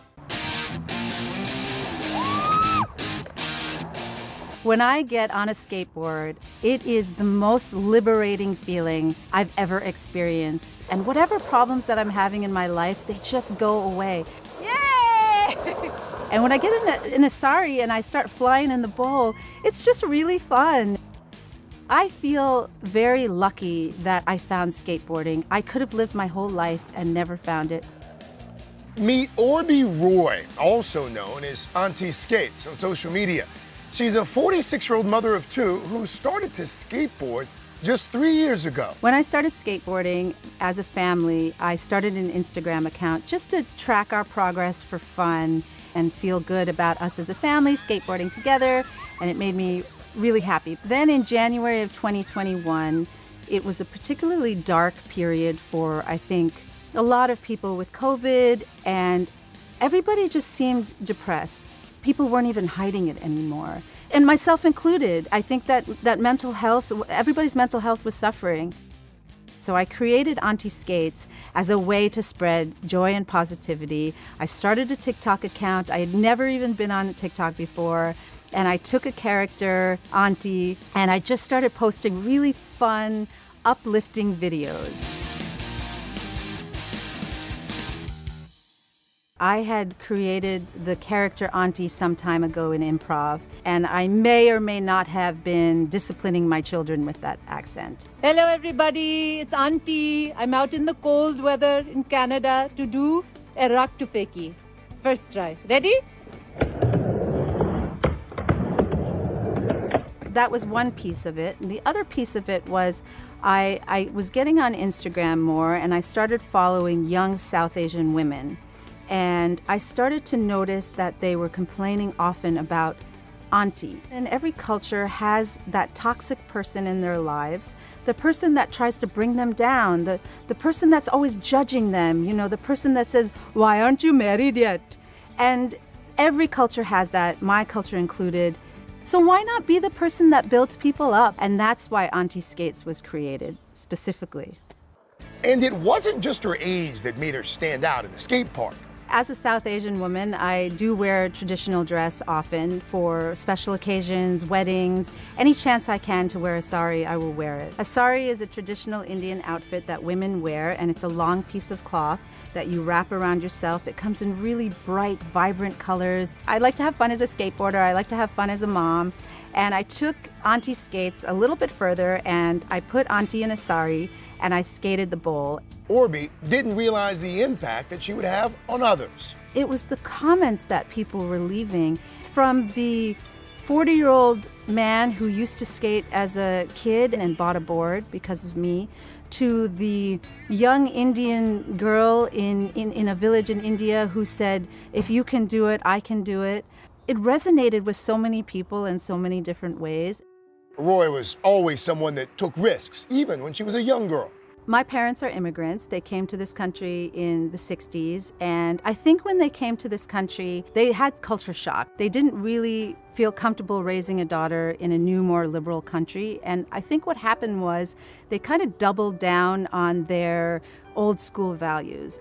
They were doing what they thought was best for me, and they were setting some standards based on their own fears. And the great thing about my parents is that they learned from their mistakes. Yes, I got a computer science degree. Yes, I worked on Wall Street. But that day that I called my father and told him I was walking away from this job, and he supported me, and my mom supported me, I knew that I would always have my parents' support no matter what crazy thing I did. And with Auntie Skates, the fact that I was doing skateboarding in the first place, they were behind me immediately. Sadly, Roy lost her beloved father, Shamit, this year. I've always leapt before I looked, and the reason why I've been able to do that is because of my father's support. He always had my back, and he would gently guide me. Family support has always guided Roy, and it was her husband, and ultimately becoming a mother, that made her want to pick up a skateboard and try. When I first started talking to Sanjeev, skateboarding came up right away. He told me he sprained his ankle skateboarding and he couldn't come and meet me and that I should come and meet him. And I immediately asked him, "Are you a pro skater?" I had no concept of adult skateboarding. And he said, "I'm not a pro skater, I'm an adult skateboarder, I just like to skateboard." She just fell in love with it. Next thing you know, I get a text message of her dropping in on a quarter pipe and and like falling on her butt and laughing. And yeah, I think that was it. That hooked you. When we're sessioning, which is a bunch of us skating together, we just feed off of each other's energy and we push each other to try new tricks. We celebrate together, and we also push each other a little bit. Why not? Roy believes skateboarding has actually made her a better parent. Let's go! Yeah! I can do it! What's up? There's a lot of life lessons to be learned in skateboarding. I've watched my kids' confidence grow so much as they skateboard. And they also learn a little bit about perseverance. You're not going to get something right away. It's not going to be handed to you. Sometimes I'm mad, sometimes I'm frustrated. Mama, you say I'm the drama queen. I am the drama queen. They see all the emotions that I go through and they see me get through it. And that's what they're mimicking that behavior now. Sometimes people are at the skate park and they're a little bit nervous. And I always go to those people and say, how are you doing? Do you need some help?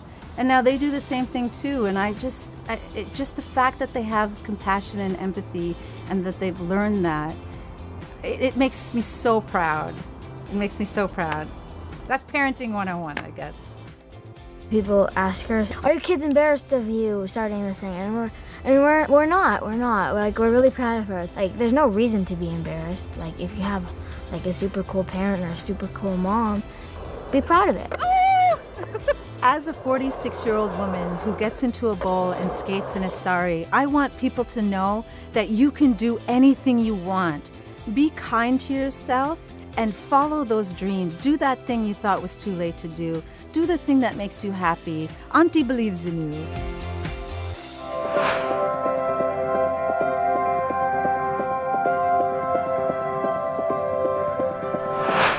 Do you feel like the bad guy in this? Why should they believe you when they know that people are getting in? Has it been worth it to make this trip? Do you feel like you're giving a green light to politicians? How do you explain why your case has become so important? It was a wealthy, idyllic town forced to confront racism, but when the school board presented its plan, it ignited a national firestorm. Critical race theory Racism in reverse. False narrative. Shame. This is Southlake. All episodes available now. Make the most of your day with Today in 30. We give you a mix of everything you love about our show in a mere 30 minutes. Watch Today in 30 on your schedule, streaming every day on Today All Day. Good morning, everybody. Welcome to Today. Let's go. Is the Delta variant more dangerous to kids, or is it simply more transmissible? Maryland's Principal of the Year. I serve an amazing group of staff and students. Still to come on the Channel 2 News. Well, the waters are certainly receding now. Still too close to call. Lester Holt reporting from the Ground Zero, as it's being referred to. It is, in fact, the taste of freedom. The Haitian people know a little something about resiliency. What's the biggest risk right now? Some of the troops who have been proud. I want to welcome you to the first presidential debate. In fact, we've been told we can't go any farther. You with some resilient folks, let me get a hint.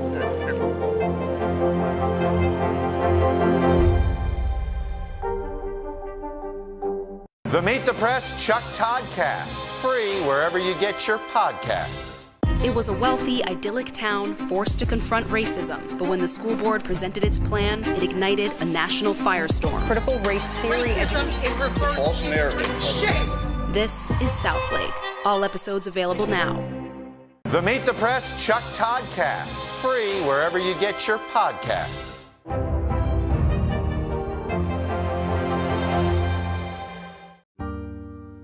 We need to be deprogrammed. And so to say I am more than, or Black Lives Matter, that's where our heart or our art comes into play. If I can paint it, if I can sing it, put it in the words of song, you'll start to reprogram, you'll start to change your mind.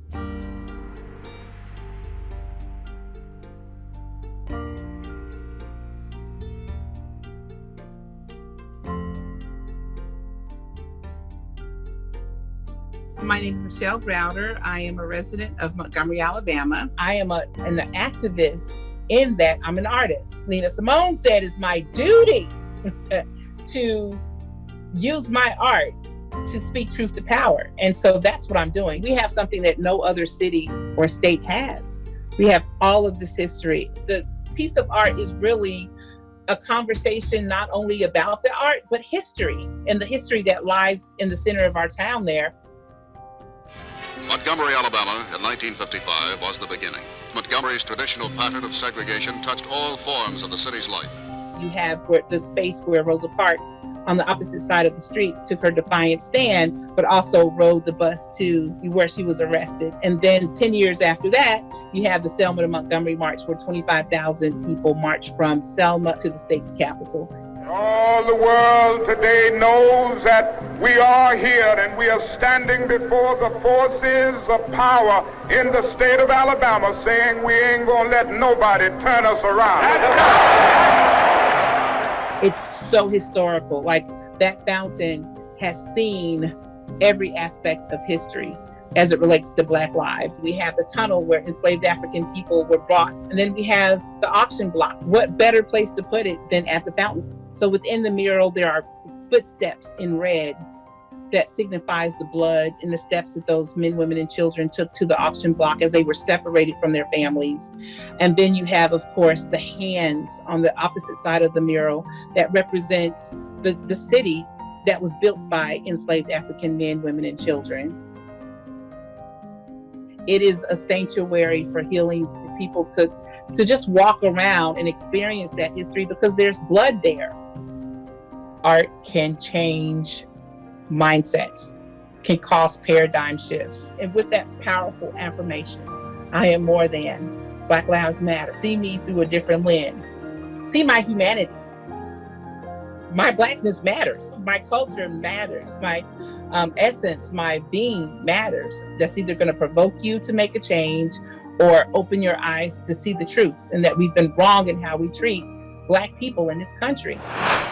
Sometimes the news can be difficult and overwhelming for kids to understand. Will coronavirus come back next year? So to help make sense of it all, we've created a newscast just for them. Man, you know a lot. We hope your family will watch Nightly News Kids Edition. To cover the news, you have to be in it. We'll take you to the front lines of the story, bringing your news feed to life. Streaming live every night. It's your news playlist. Top Story with Tom Llamas, weeknights at 7 on NBC News Now. Hey everybody, it's Hoda Kotb from The Today Show. I am so excited to tell you about my new podcast, Making Space with Hoda Kotb. I sit down with some incredible people and we'll hear some uplifting stories. Listen to Making Space now on Apple Podcasts. Make the most of your day with Today in 30. We give you a mix of everything you love about our show in a mere 30 minutes. Watch Today in 30 on your schedule, streaming every day on Today All Day. Make the most of your day with Today in 30. We give you a mix of everything you love about our show in a mere 30 minutes. Savannah and Hoda bring you what you must know. The biggest moments of the morning. One Republic! Exclusive interviews. Why did it work for you? You're right. I am more talented than the rest. And important headlines. Major medical news this morning. Watch Today in 30 on your schedule, streaming every day on Today All Day. He's perfect. This is like not real. Not long ago, these two women were perfect strangers. Now they share a bond that's unbreakable in the form of this tiny baby boy named Teldon Walker. Do you remember the first time you held Teldon? I do. I can't even explain, how it feels to hold him now still. It's like a gift that I will never, ever, ever be able to repay Cheryl for. Chelsea Jovanovich was a teenager when doctors told her she would never be able to get pregnant, born with a rare condition called MRKH. Her uterus never fully developed. It was devastating. All I ever wanted to do was be a mom. Chelsea and her husband Jake tried surrogacy, but were unsuccessful. Near the point of giving up, the couple decided to try something that seemed unimaginable. For some reason, I had remembered where my primary care provider had given me that Time magazine about the uterine transplants. I'm like, I'm just going to Google it. That's when a uterus from a living or deceased donor is transplanted into another woman so that she can carry a baby. It's an experimental surgery being tested for women who don't have a functioning uterus. So far, there have been 50 uterus transplants performed all over the world. 20 babies have been born.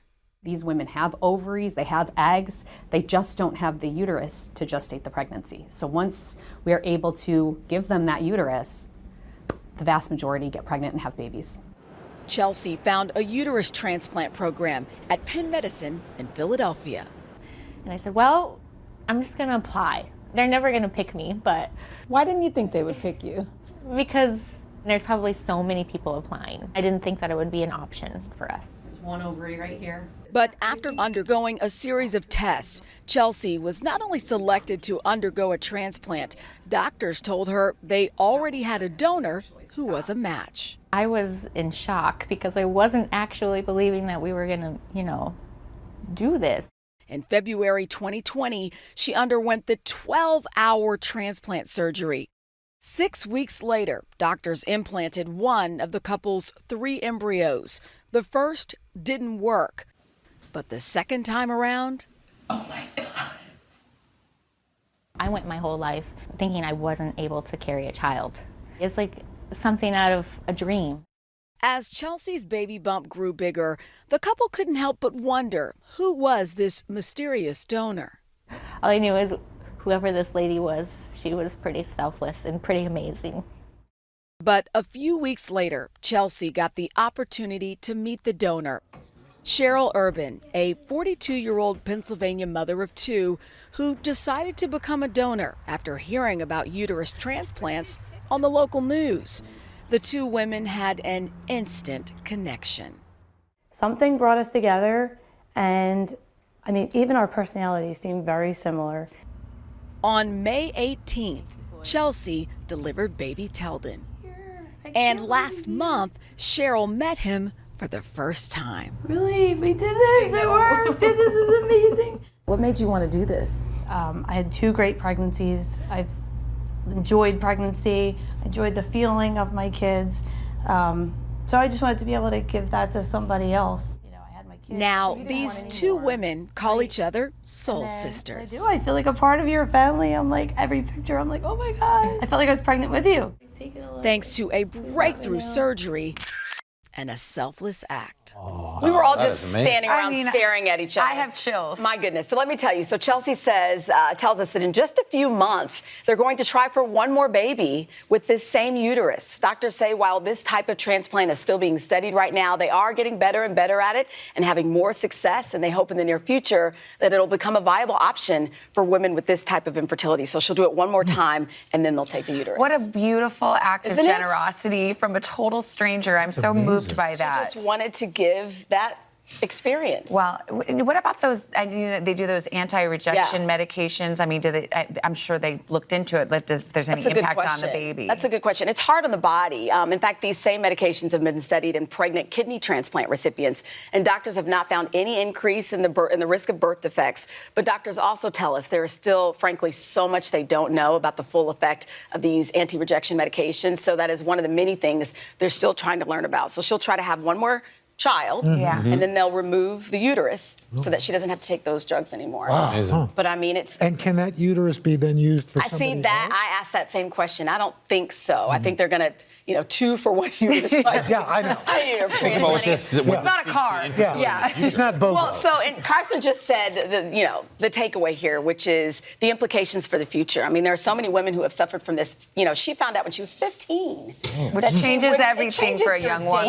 Life. Yeah. Do you tell your boyfriend in college?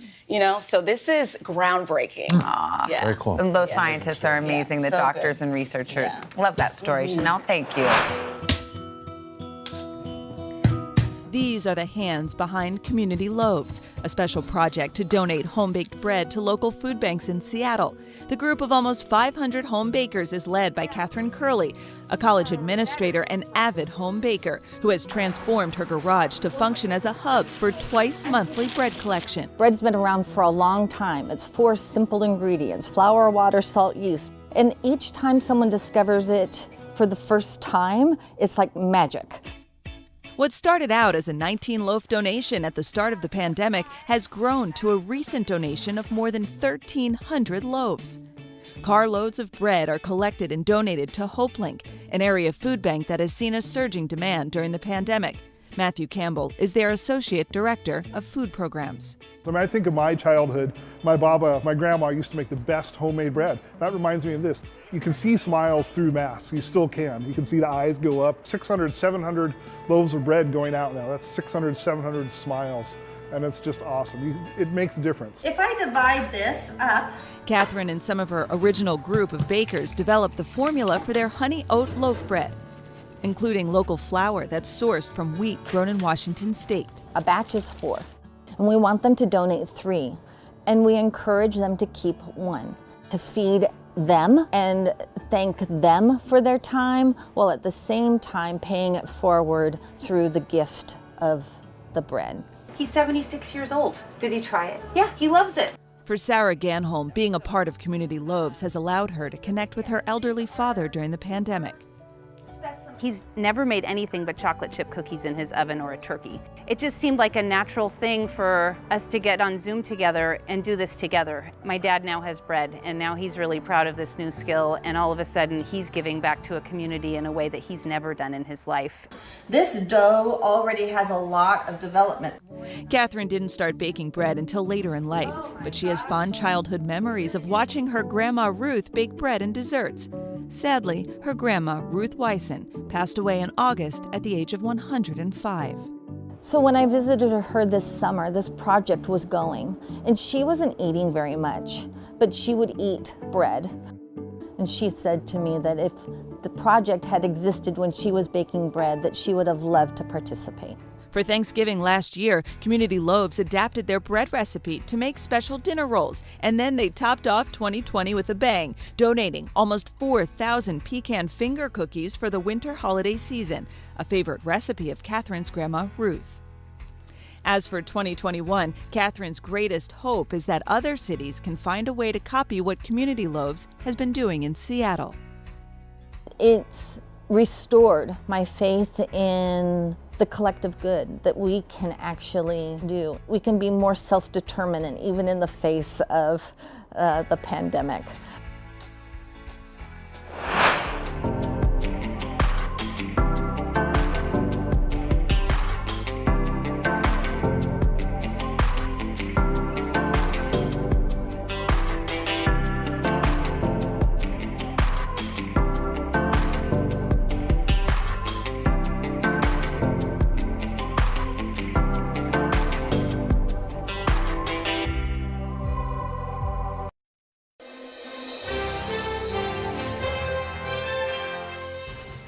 I like riding with my dad because I definitely feel safe and secure. Often I think about what's going to go wrong, and so having somebody as a backup like, yep, we're going to be fine, just helps you get out of that negative mindset. How do you eat an elephant?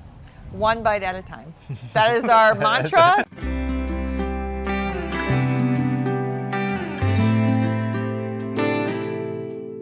Riding a bike across the country, that's a tremendous feat in and of itself. But imagine doing it on one of these, a high wheel bike. That's precisely what father-daughter duo Randy and Amy Olenek did when they set out not once, but twice to complete a record-breaking journey together. We're gonna ride with Bill. Yeah. I started riding high wheels back in 1991 when I was asked to join a high wheel bicycle band. Soon after, Randy and his family joined the Wheelman Organization. It's an international group that collects, restores, and shows antique bicycles. My daughter wanted to ride with the Wheelman, but the girls all had to wear dresses and ride the safety bikes, and she did not want anything to do with the dresses. So she said, Dad, get me some knickers, I'm learning to ride a high wheel. How old was she? She was 13, I believe, 12 or 13. And the rest is history. And the rest is history. I've been riding with her since. Riding with Amy is great just because it gives us time to catch up on everything. No cell phones, no texting, even just clear time just to talk about nothing, you know, just to be silly and talk about goofy stuff.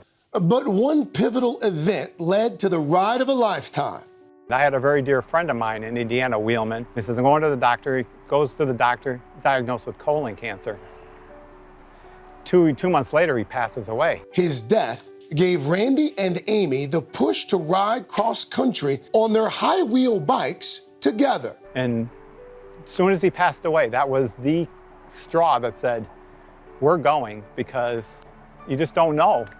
Ray rode on the back of my bike as a guardian angel all the way across the country and looked over us. The journey was 57 days, over 3,314 miles. They started in San Francisco and ended in Boston, Massachusetts. Let me tell you the count. 3,314 miles. That is right there.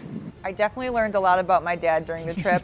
He's the map person, but I'm the Google Map person. And of course, when you're out riding for hours, you want to talk about something. I would try and ask my dad about like his past, because as a kid, you don't ask your parents about those things. Amy was attempting to be the first woman to ride across. Unfortunately, another wheelman started several months before us. So I started thinking, you know, I enjoyed the trip so much, I'm going north to south. And I told Amy, no woman has done both. So you're number 2 there, but if you do this, you will be the first woman.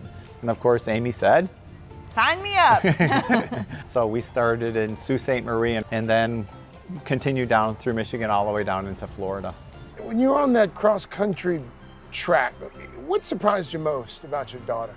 When you raise your children, you know, you raise them up to like 18 and you send them off, but they're always kids to you. But she came back as an adult, so I got to learn what a great adult she had turned out to be. So it wasn't until after that it really dawned on me how special the time was. You're trying to get across the country and everything, but after the fact, when someone comes and says, that's the greatest thing you did with your daughter, and you're thinking like, yeah, it really was. Why was it so emotional when you finished that trip with Amy?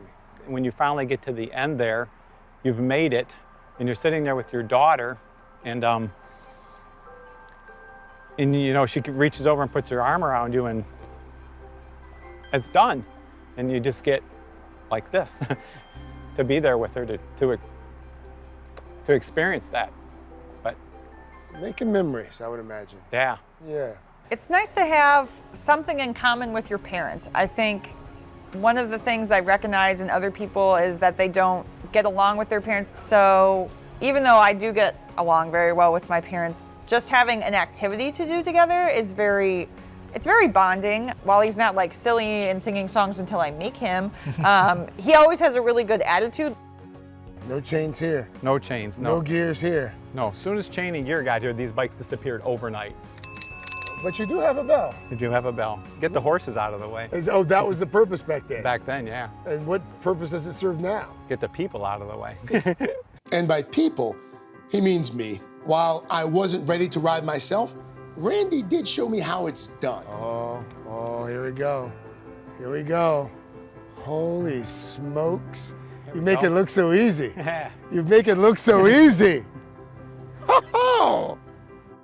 One of the things I always enjoy about doing these stories about dads like yourself is it becomes fairly obvious to me pretty quickly that it's never about the thing. Mm-hmm. It's about that thing being a conduit to connect with the child. Absolutely. You find something that they like doing that you do, there's an instant connection there. Unfortunately, a lot of us raised in my generation, you had the father figure in your children, and the two worlds didn't mix all that much. And so I was very fortunate that my kids made the connection for me, because I wasn't wise enough to do that. Sometimes with parents, you see your kids as kids forever. So going on our ride specifically really just showed how much like faith he had in me as an adult. Like he knew that I could hold my own. He knew that he could count on me. And so to feel that way as an adult, it really means a lot to me. What's the saying? Pain is temporary, pride is forever. Good morning, everybody. Welcome to today. Let's go. Is the Delta variant more dangerous to kids, or is it simply more transmissible? Maryland's Principal of the Year. I served an amazing group of staff and students. News is more than a headline. It informs, it inspires, and it still matters. To cover it, you have to be in it. And that's what we're gonna do. Every night, we take you to the front lines of the story, where it's actually happening, with NBC News journalists on the ground from all over the world. We cover what you need to know and bring your newsfeed to life. In primetime and streaming live, it's your news playlist every night. Top Story with Tom Llamas, weeknights at 7 on NBC News Now. Make the most of your day with Today All Day. Get closer to all your friends at Today in a whole new way. Today in 30. We give you a mix of everything you love about our show in a mere 30 minutes. Shop today with Jill Martin. We're helping you shop like never before. The latest styles and biggest names. Today Food. Things are heating up in the Today All Day kitchen. Cooking essentials and recipe inspiration. Get ready. Are you ready? Oh, I'm so ready. Only on Today All Day. To cover the news, you have to be in it. We'll take you to the front lines of the story, bringing your newsfeed to life. Streaming live every night. It's your news playlist. Top Story with Tom Llamas, weeknights at 7 on NBC News Now. John, what's the secret? How do you rear a daughter to become a U.S. Olympian? I talk to her, I motivate her, but the real secret is, I think it's her. I think she's pretty natural.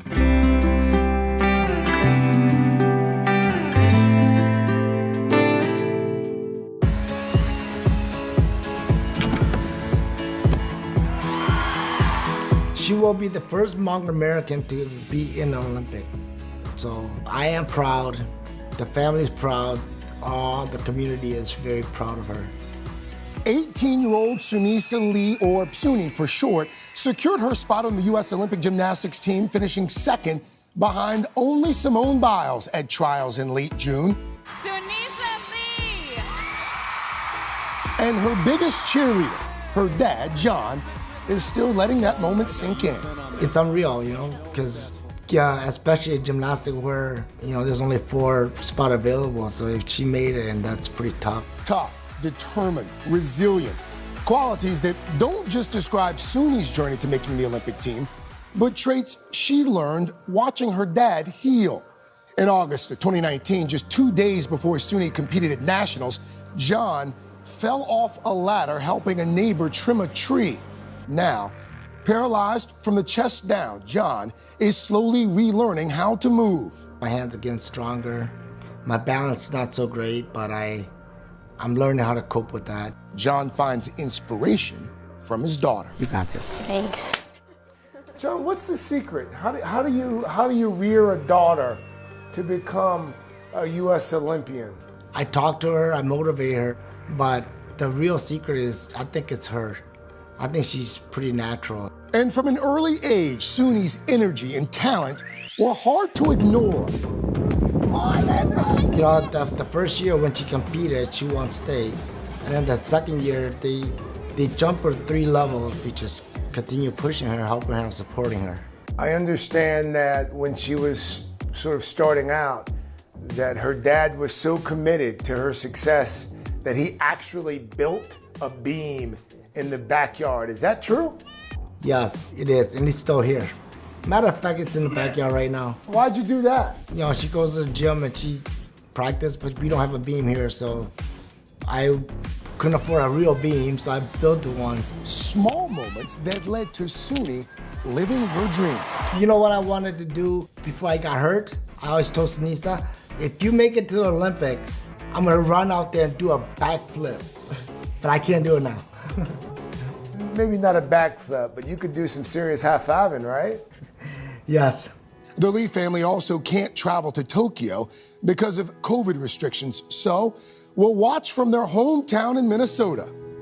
As I watch her, I'll be thinking if she bring home a couple of medals, and hopefully a couple of gold, I mean, that would be so great for the family, the community, and for the USA. Do you get nervous watching Suni? I do. Deep inside me, I do get a little nervous, especially when she does the beam, because that platform is very narrow and it's high. But she's been doing it for so many years now. I mean, how can you still get nervous? Everybody gets nervous when a kid gets up on those events. Once they're done, then you get relieved. You think she'll compete again after this, or do you think this will be her first and her last? She really want to do college gymnastics. So after the Olympic, you know, she only got 3 more years before the next Olympic. I was hoping that she continue on, but she want to go to college and compete. There is one thing that's for certain. We will all be cheering her on as she goes for gold in Tokyo.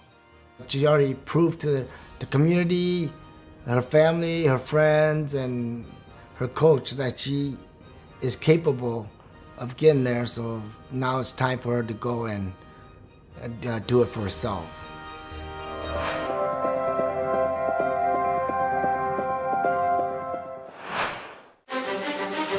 Does the White House think they have an Afghanistan problem or a COVID problem? Do you believe the abortion issue should reflect the will of the people or the will of the elected officials? The vaccine mandate. Is this going to work or is this going to backfire? If it's Sunday, it's Meet the Press. Good morning, everybody. Welcome to today. Let's go. Is the Delta variant more dangerous to kids or is it simply more transmissible? Maryland's Principal of the Year. I serve an amazing group of staff and students. Make the most of your day with Today in 30. We give you a mix of everything you love about our show in a mere 30 minutes. Savannah and Hoda bring you what you must know. The biggest moments of the morning. One Republic! Exclusive interviews. Why did it work for you? You're right. I am more talented than the rest. And important headlines. Major medical news this morning. Watch Today in 30 on your schedule. Streaming every day on Today All Day. Do you feel like the bad guy in this? Why should they believe you when they know that people are getting in? Has it been worth it to make this trip? Do you feel like you're giving a green light to politicians? How do you explain why your case has become so important? Good morning, everybody. Welcome to Today. Let's go! Is the Delta variant more dangerous to kids, or is it simply more transmissible? Maryland's Principal of the Year. I serve an amazing group of staff and students. Do you feel like the bad guy in this? Why should they believe you when they know that people are getting in? Has it been worth it to make this trip? Do you feel like you're giving a green light to politicians? How do you explain why your case has become so important? It was a wealthy, idyllic town forced to confront racism, but when the school board presented its plan, it ignited a national firestorm. Critical race theory. Racism in reverse. False narrative. Shame! This is Southlake. All episodes available now. Now for a new story in our Dad's Got This series. According to the Census Bureau, get this, 19.7 million children in this country are living without a father in their home. That's roughly 1 in 4. Before the current era of social distancing, I visited the Up Next Fatherhood program in New York City. It's a place that's all about giving dads a second chance at being involved in the lives of their children.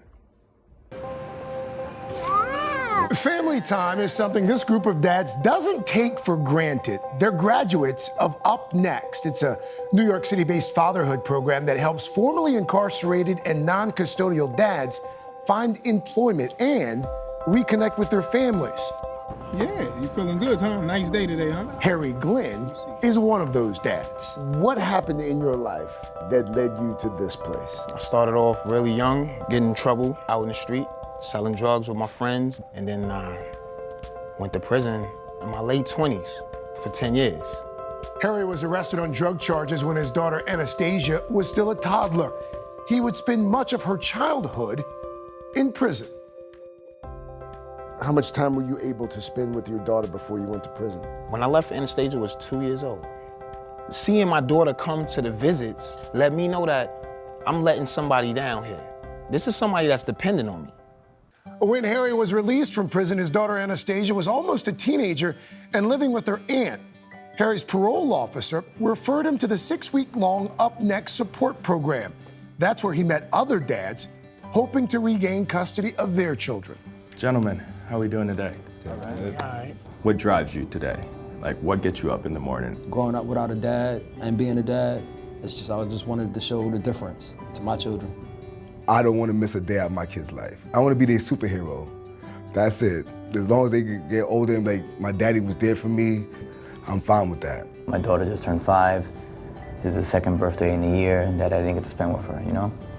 On those hard days where you just kind of like don't want to deal with it, understanding that there's someone in that space that might need your energy and having accountability just to be there and show up for that person. How did the Up Next program help you become a better father? Well, they gave me the first line of communication with my daughter, like a direct line. They reached out to her aunt, and her aunt let me know, like, listen, it's your daughter. You can come get her anytime you want to.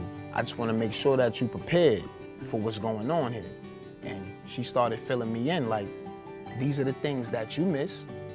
This is what your daughter may need from you. How hard is it to be a dad when you're in prison?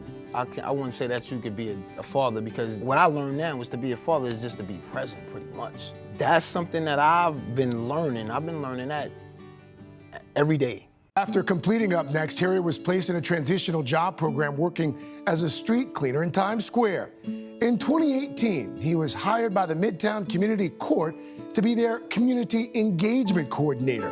Just recently, he bought his first home, and his older daughter, Anastasia, now 16, has decided to move back in with him. How proud are you of yourself? Oh, see, I don't like to give myself no props. Sure, statistically, this is not how it plays out. Nah, not at all. I learned so much inside that box about myself that it helped me come out here and be able to be vulnerable and accept other people's opinion and their plan too.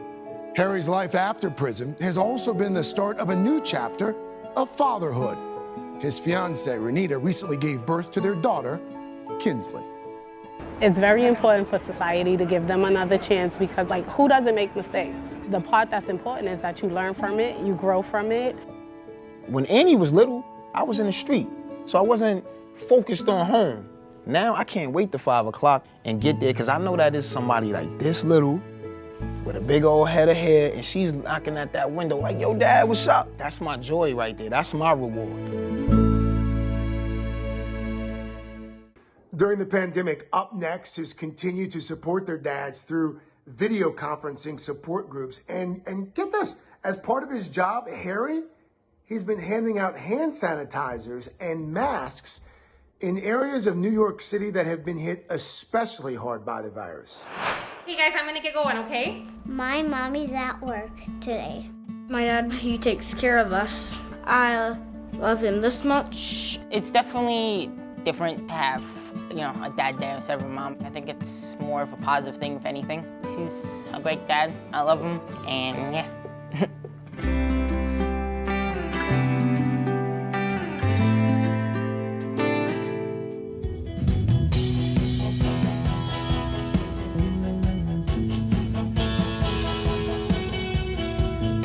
So, dads make up 17% of all stay-at-home parents, and that's a number that's actually only growing. Today, we're spotlighting the National At-Home Dad Network. It's an organization that basically brings these dads together, and they're also smashing a slew of stigmas as they prove what their famous t-shirt says. Dads don't babysit. It's called parenting. I'm Tim McMichael. I'm a stay-at-home dad from Minnesota. My name is Jay Knutson. I'm a stay-at-home dad from Conway, Arkansas. Portland, Oregon. Naperville, Illinois. Denver, Colorado. Anchorage, Alaska. Los Angeles, California. New York, New York. My name is Charlie O'Hara. I am a stay-at-home dad in Sioux Falls, South Dakota. I have 3 sons, Zach, 7, Wesley, 4, and Jameis, 2. Here, you want Cheez-Its? See my house over here? You guys want to go for a bike ride? You guys want to go for a bike ride? The domino effect of events that really got me to where I'm an at-home dad. Finances, location, hours, everything factored in pretty heavily. Oh. Charlie's days were spent fighting fires before his 3 boys came along. There are days where I miss being a firefighter, most definitely, yeah, I do. I miss the camaraderie of it. I miss the calls, being in the fire truck with the lights and sirens going. It always was a rush every time. But Charlie and wife Emily decided the best decision for their family was for him to stay home and Emily to continue her job as a gynecologist. Come by me, come by me. Being a stay-at-home dad it's not a curse. I think it's the greatest thing that's probably ever happened to me. Me and him like to go to the park and play catch in the backyard. My favorite thing to do with my dad is hang out with him because he's just super fun.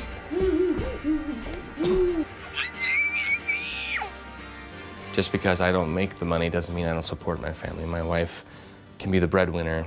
Financially, she makes us stable, but I am still well supportive of my family. My name is Greg Washington. I'm an at-home dad in DeForest, Wisconsin. Ooh, scavenger hunt. Do you remember when we did one with Easter eggs when you guys were younger? Oh, yeah.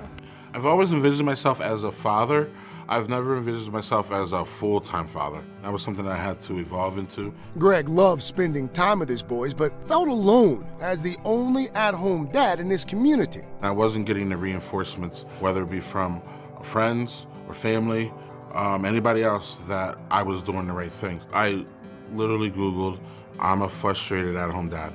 And that led me to a message board, and I was just sitting there reading and nodding my head about the different things that they were going through. That message board was the National At-Home Dad Network. I found my tribe, meaning I was able to find people that were going through the same things as me, someone that you can reach out to that knows what you're going through. There are times where the main contact at the school was the father, because the father drops him off, and everything gets addressed to mommy. When you write that down in a group, people are like, oh, that happened to me too. This is what I did. It's invaluable. I can't really even explain how much value they bring, because it's just every day. So this is all volunteer? Yeah, it's all volunteer. It's amazing the guys that have stepped up this last year.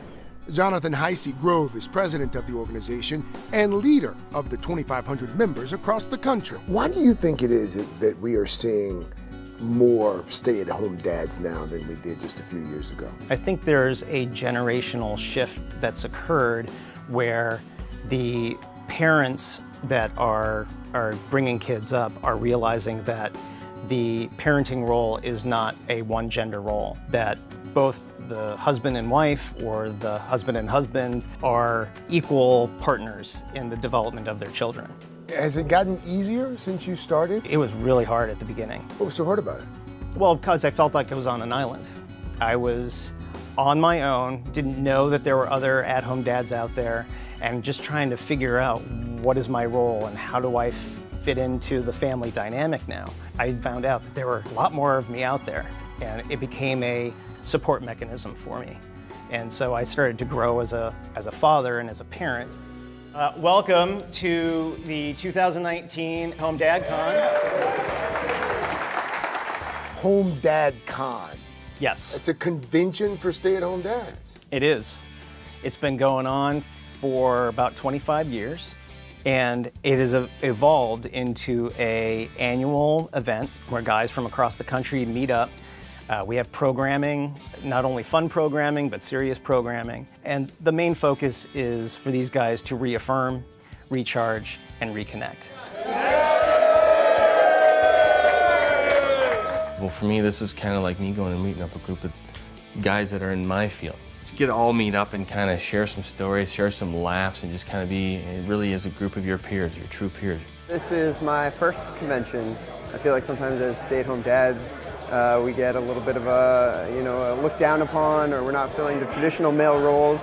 So it's nice to be around a group of men that all have the same role and that are doing the best for their kids. It's what we're all trying to do.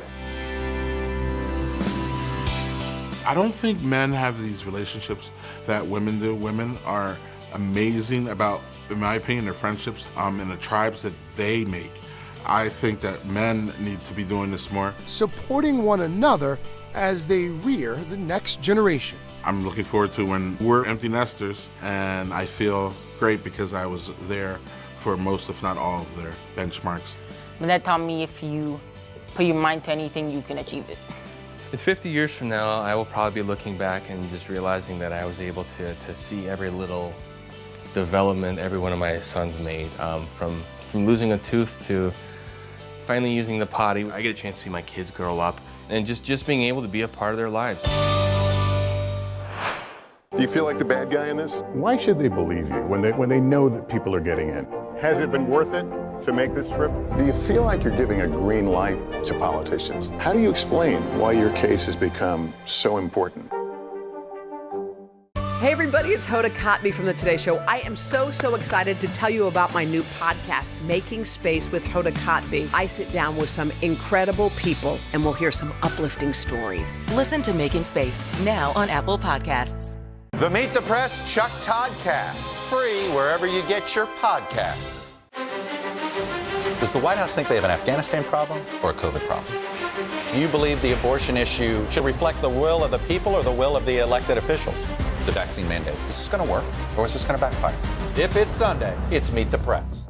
Today is now a podcast, available every morning. Listen wherever you get your podcasts.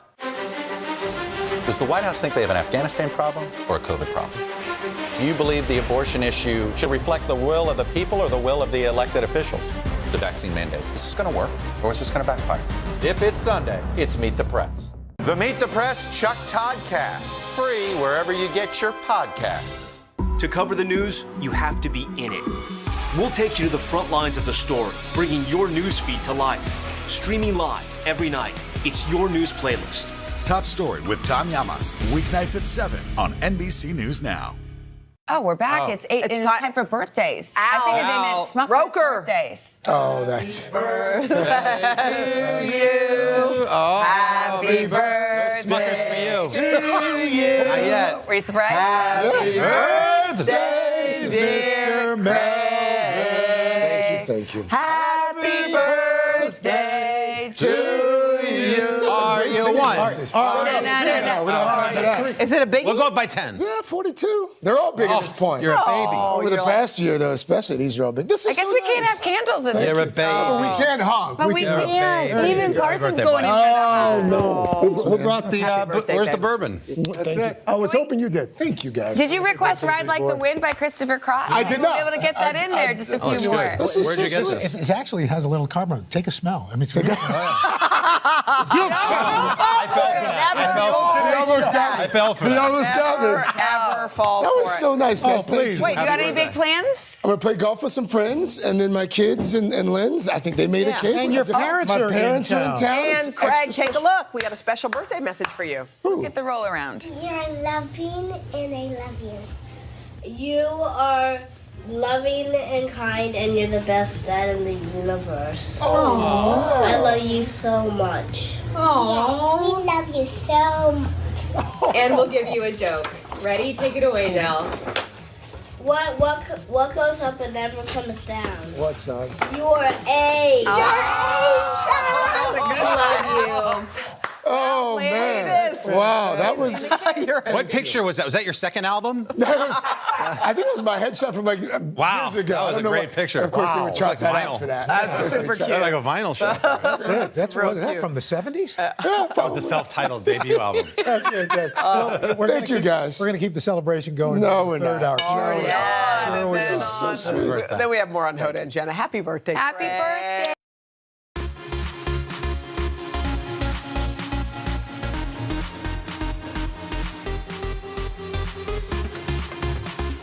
Hey there, and thank you for watching Today All Day, and welcome to our newest program called Popstar Plus. Join us every day to dive into the hottest entertainment headlines. We have celebrity moments, interviews, and a whole lot more. We've got a great show for you today, including the young and talented stars of the hit Netflix series Babysitter's Club.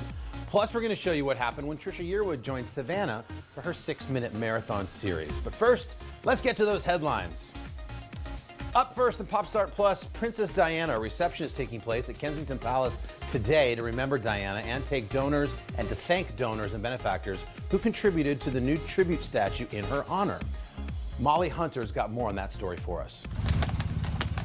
This morning, preparations are underway for a party fit for a princess. Months after Prince William and Prince Harry unveiled this statue of their mother in a small, intimate gathering, today a larger, private reception, postponed because of COVID, a moment to acknowledge those who made the statue possible. This wasn't paid by the British nation, it wasn't paid by the UK government, it was paid by donations and benefactors.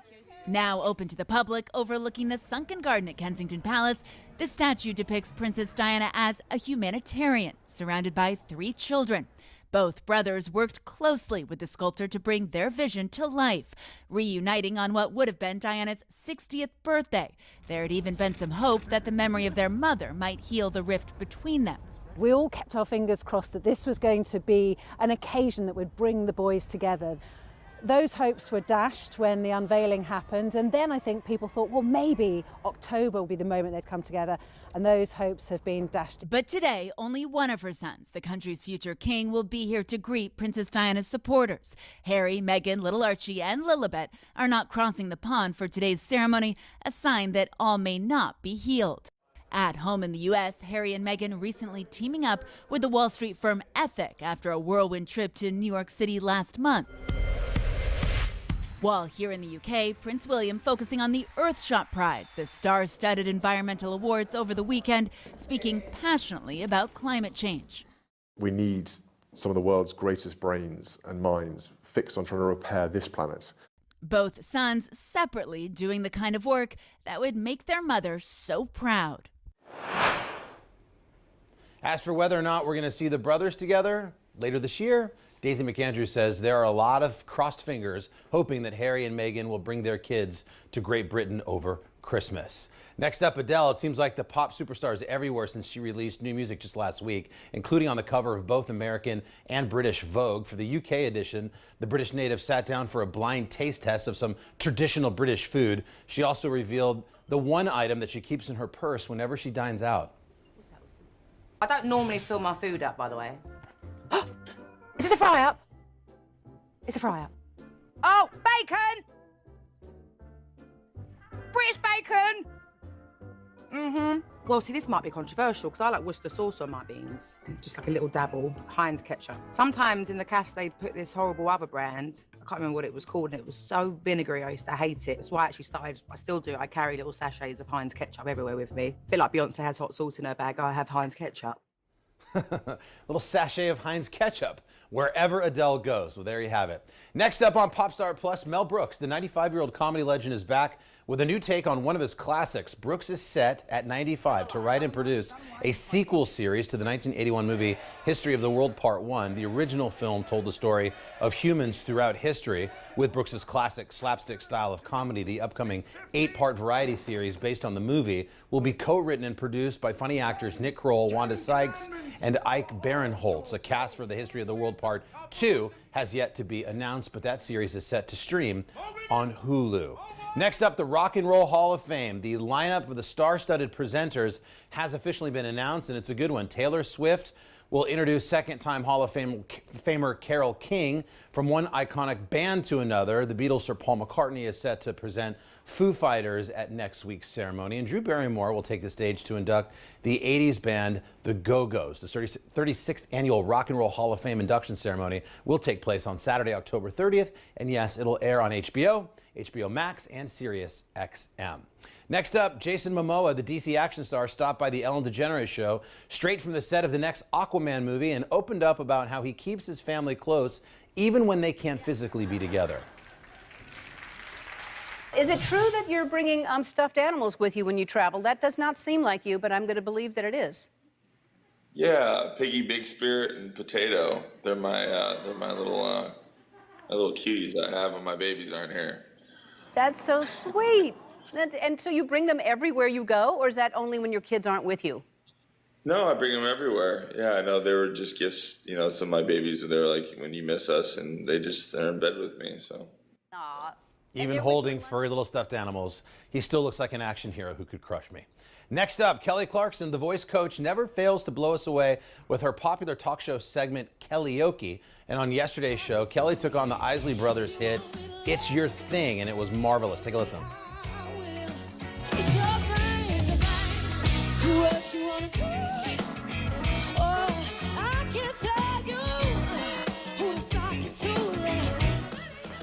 Is there a song Kelly Clarkson can't sing? She could front the best wedding band of all time. And finally, Hoda. She was among the honorees at yesterday's 2021 Matrix Awards ceremony, an annual event celebrating the most outstanding female leaders in the field of communications. Our friend Maria Shriver showed up to present Hoda with the award. And in typical Hoda fashion, she left us with some perfect pearls of wisdom in her acceptance speech. Take a listen. If you want something bad enough, say it out loud. A friend once said, even if you whisper it in the bathroom mirror to yourself. One thing I always wanted was kids, and I was afraid to speak it. And one day I just looked at Joel, the guy I'd been dating for a year, and blurted something out that I thought I wasn't going to be able to say. And I basically said, I want you to think about this for a minute. I want you to take some time, because I'm about to ask you something very important. Take a week and think about it. And he looked scared, and I looked at him and I said, I would like to explore adoption with you. And he paused for a nanosecond and said, I don't need a week. I don't need a minute. The answer is yes. So say your dreams out loud. If you speak them, sometimes they do come true. And I feel blessed. I feel lucky. I feel like my professional life is beyond my wildest expectations, and so is my personal life. My personal life, Haley and Hope, have exceeded everything I've ever dreamt of. So I want to say thank you for this award. It means a lot to me, and I feel really blessed. Thank you. And a big congratulations to Hoda on that well-deserved big honor. And those, my friends, are your Pop Start Plus headlines for today. After the break, we're going to hear from 3 of the stars of the Babysitters Club on Netflix. Make the most of your day with Today All Day. Get closer to all your friends at Today in a whole new way. Today in 30. We give you a mix of everything you love about our show in a mere 30 minutes. Shop today with Jill Martin. We're helping you shop like never before. The latest styles and biggest names. Today Food. Things are heating up in the Today All Day kitchen. Cooking essentials and recipe inspiration. Get ready. Are you ready? Oh, I'm so ready. Only on Today All Day. The Meet the Press Chuck Toddcast, free wherever you get your podcasts. News is more than a headline. It informs, it inspires, and it still matters. To cover it, you have to be in it. And that's what we're gonna do. Every night, we take you to the front lines of the story, where it's actually happening, with NBC News journalists on the ground from all over the world. We cover what you need to know and bring your newsfeed to life. In primetime and streaming live, it's your news playlist every night. Top Story with Tom Llamas, weeknights at 7 on NBC News Now. Does the White House think they have an Afghanistan problem or a COVID problem? Do you believe the abortion issue should reflect the will of the people or the will of the elected officials? The vaccine mandate. Is this going to work or is this going to backfire? If it's Sunday, it's Meet the Press. For breaking news in our changing world, download the NBC News app.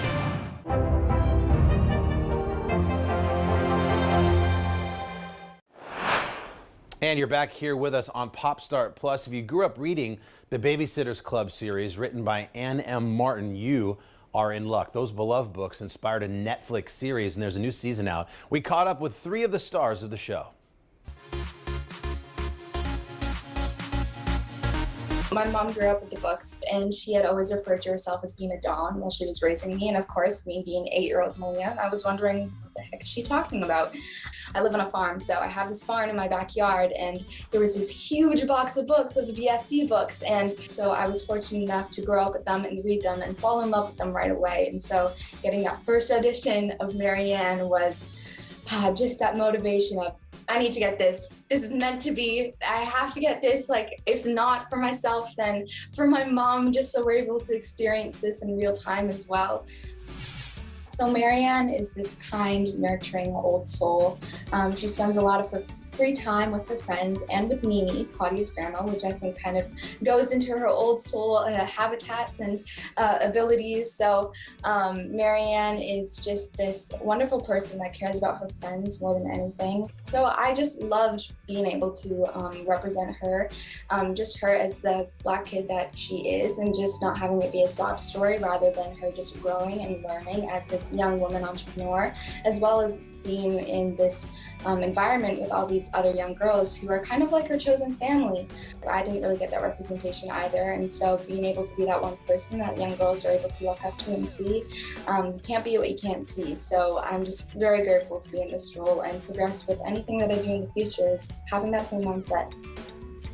Christy is an independent, assertive girl boss. Like, she knows what she wants and she's not afraid to go get it. And she also is very understanding and she's very caring, and she has this tough love style to her, but her friends and family are always her number one priority.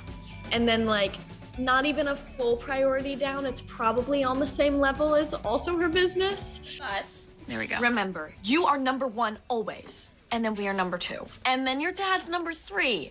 So I guess he's number 4? My favorite thing about Christy is she treats herself like her own best friend. Like, she sets out a glass of water for her in the morning before she goes to bed. Like, the little things like that. She takes good care of herself, and she loves herself. And I think that's really admirable, because how can you love other people to the extent that she can if you don't do that with yourself first? And it's really cool to watch that subtlety of just care. Dawn, she is kind, she is an advocate, she uses her voice to empower for causes that are close to her heart. She is really into spirituality, she's confident, she is strong. She cares for her friends and also celebrates her friends' differences, and I think that is really important. And she also spreads really good messages using her voice and spreading her opinions. And we need to integrate them properly according to our individual weaknesses and strengths to harness our corporate synergy. Another corporation, just what America needs. It is definitely really special to me playing Dawn as a Latina girl because when I grew up I didn't really have too many representation on screen of girls that really looked like me and that was a little bit discouraging, and so being that person that I really never had growing up is just really special to me, and it's a dream come true. I'm really happy where I am, and it's wonderful getting to play her. Because my dad and Sharon were going on a date of their own, Logan's mom picked me up.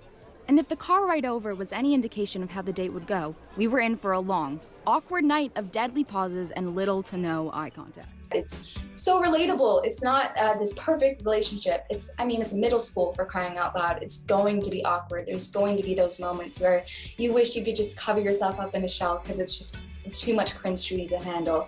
And so with Marianne, we get to see that a lot. Dinners and dates and figuring herself out first, just finding yourself first before letting someone in, loving yourself before you can love another person. And I think that's something really important, that it's a great message for a lot of young people that are watching this too, and older people, and whoever people that are watching this to just take away. It's a lifelong lesson. It's timeless. Hey, come with me now. Okay. Champagne, steer clear. Happened once. Are we contagious? No, honey.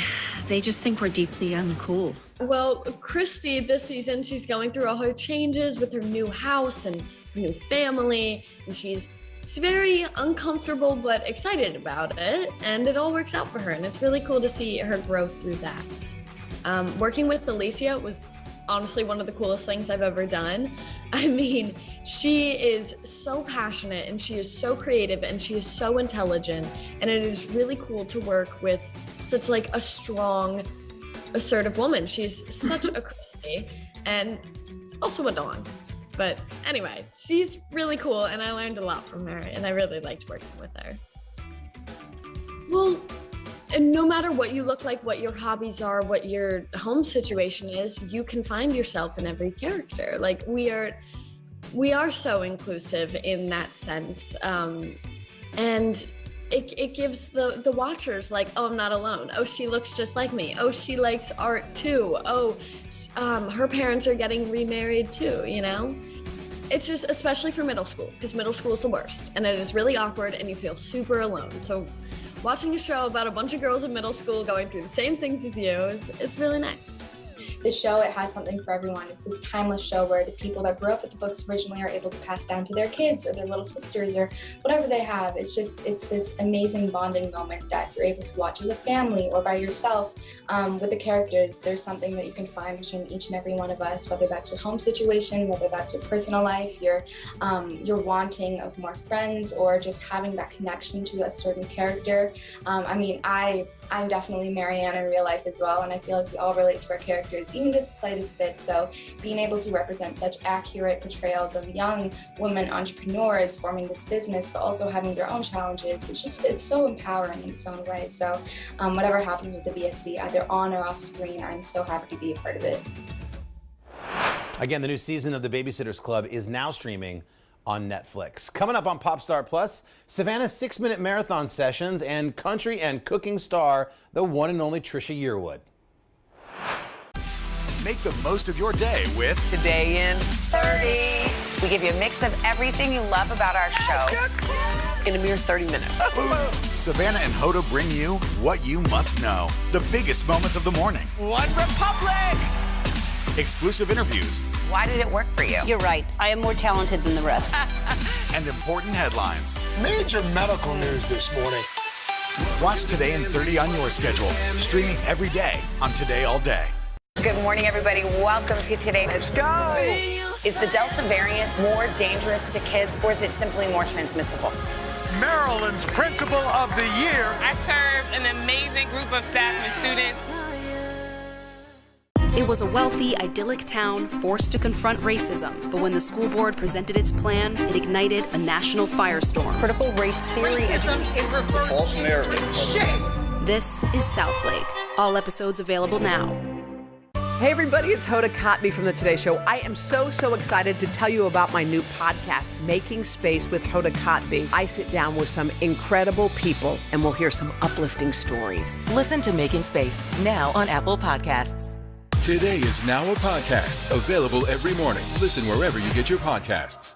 It was a wealthy, idyllic town forced to confront racism, but when the school board presented its plan, it ignited a national firestorm. Critical race theory. Racism in reverse. False narrative. Shame. This is Southlake. All episodes available now. Make the most of your day with Today in 30. We give you a mix of everything you love about our show in a mere 30 minutes. Watch Today in 30 on your schedule, streaming every day on Today All Day. Today is now a podcast available every morning. Listen wherever you get your podcasts. The Meet the Press Chuck Toddcast, free wherever you get your podcasts. Welcome back. Trisha Yearwood is one of our favorites around here, and Savannah had a chance to sit down with her for her 6-minute marathon series. Take a look. What's a weird food combination you really enjoy? This is going to be a good one for you. I love slicing a big hunk of sharp cheddar cheese and getting a big spoonful of peanut butter and dipping it in the peanut butter and eating it. That's my snack of choice. That's my comfort food snack. No, that does not belong.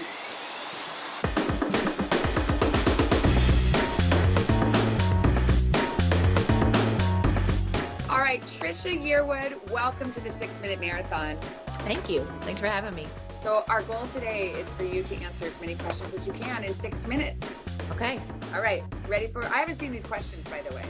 I haven't either, by the way. Okay, so we're in it together. We'll see what happens. Start the clock.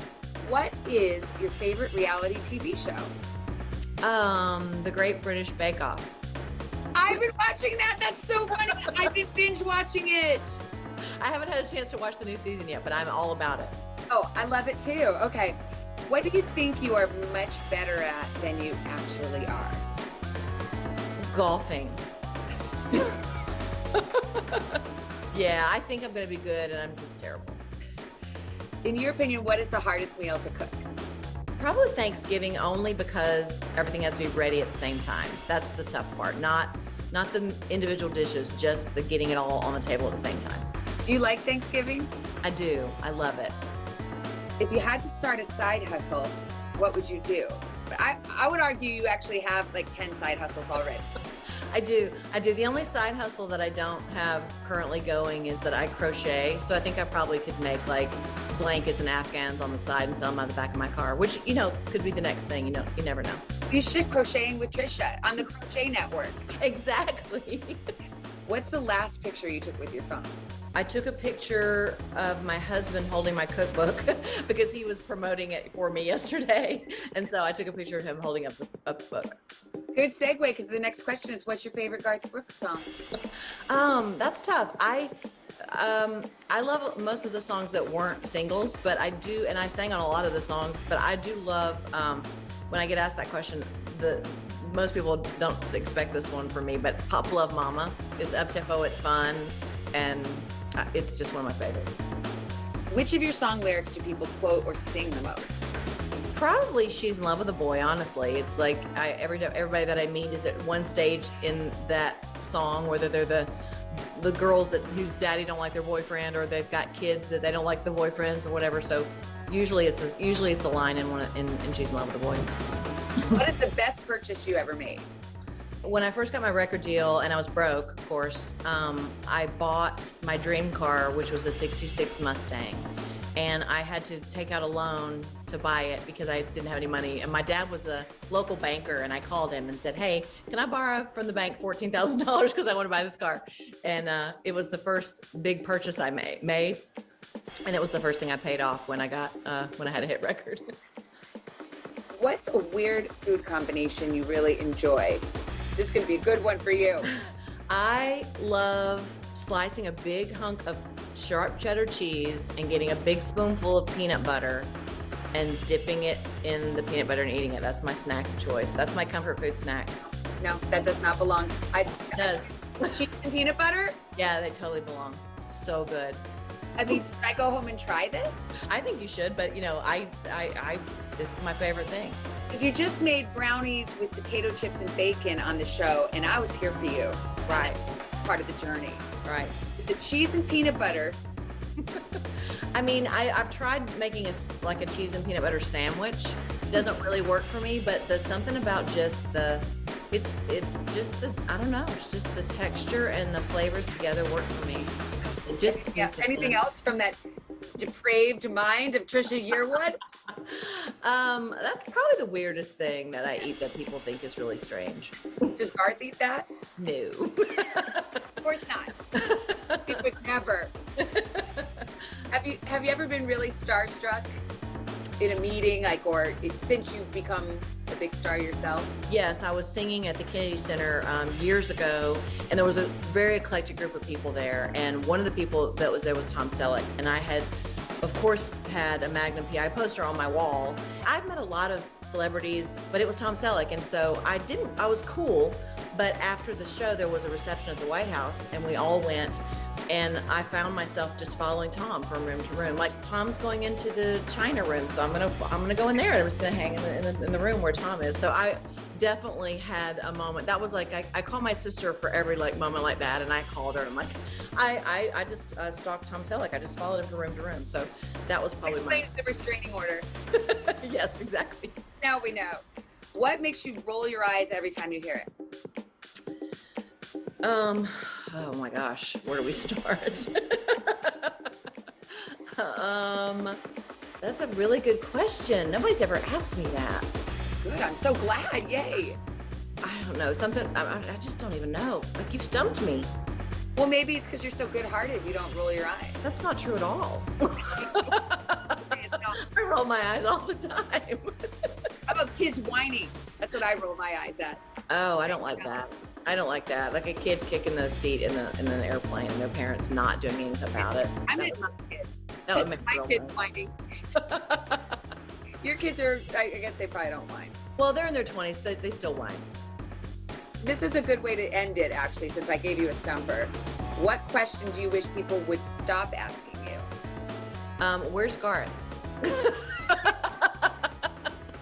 No, I don't mind it, but it's really funny because when we first got married, every single time I was on stage, someone would yell out, "Where's Garth?" And I'm doing a concert, and so I got really creative.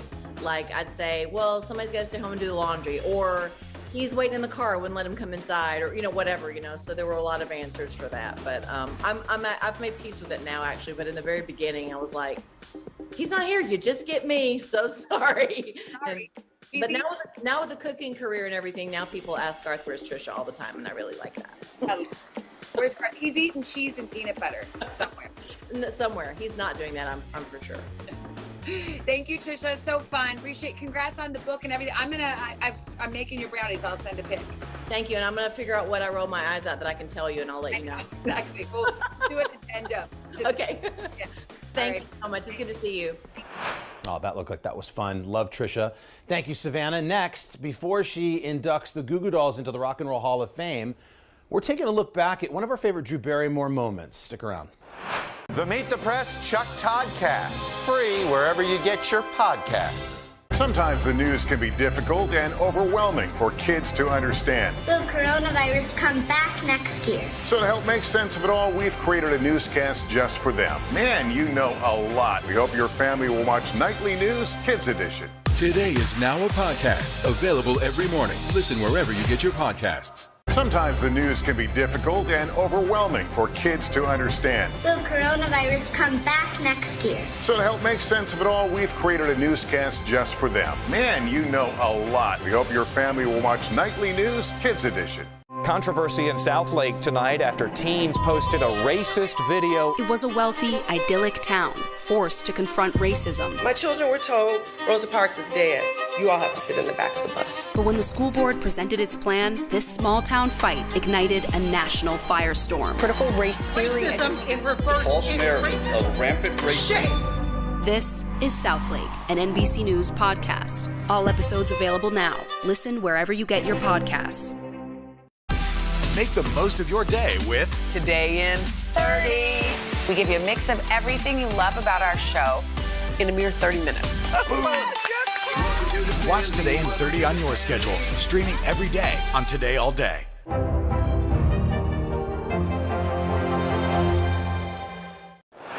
And welcome back to Pop Start Plus. Next up, From the Vault. This is where we dip into the archives for our favorite moment from the show's history. Now, today marks the 20th anniversary of the release of Riding in Cars with Boys, the movie starring our friend Drew Barrymore as writer Beverly D'Onofrio.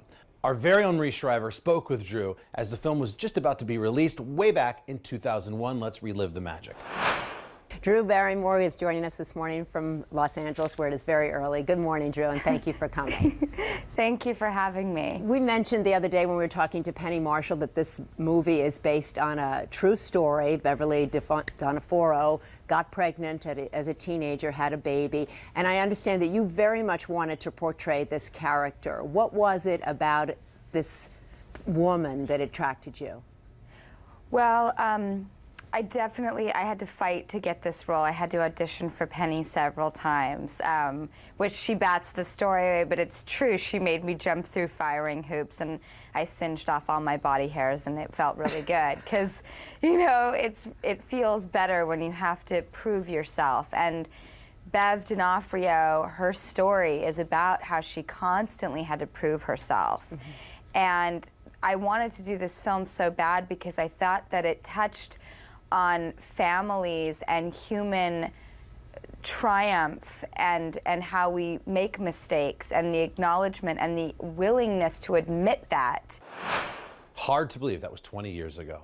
All right, guys, coming up tomorrow on Pop Start, another special From the Vault memory that you're not going to want to miss. Plus, we're going to check in with our friend Leah Remini about what is on her must-watch list. We hope you have a great day, and we'll see you right back here on Pop Start Plus tomorrow.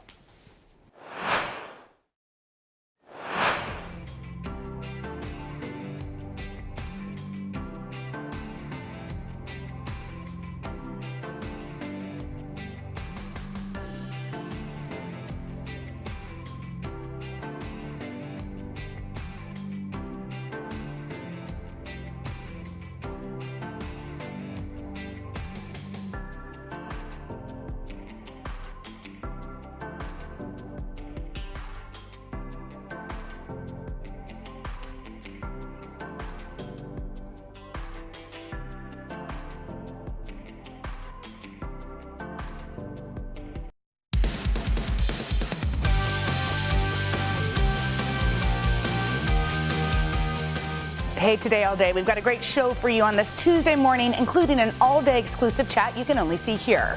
We kick it off with Carson giving us all the buzzy headlines with Pop Start. Best time of the morning. There it is. Pop Start had his coffee. Bam! Thank you, Uncle Al. Appreciate it. Good morning, everybody. Let's get right to it. First up, Princess Diana.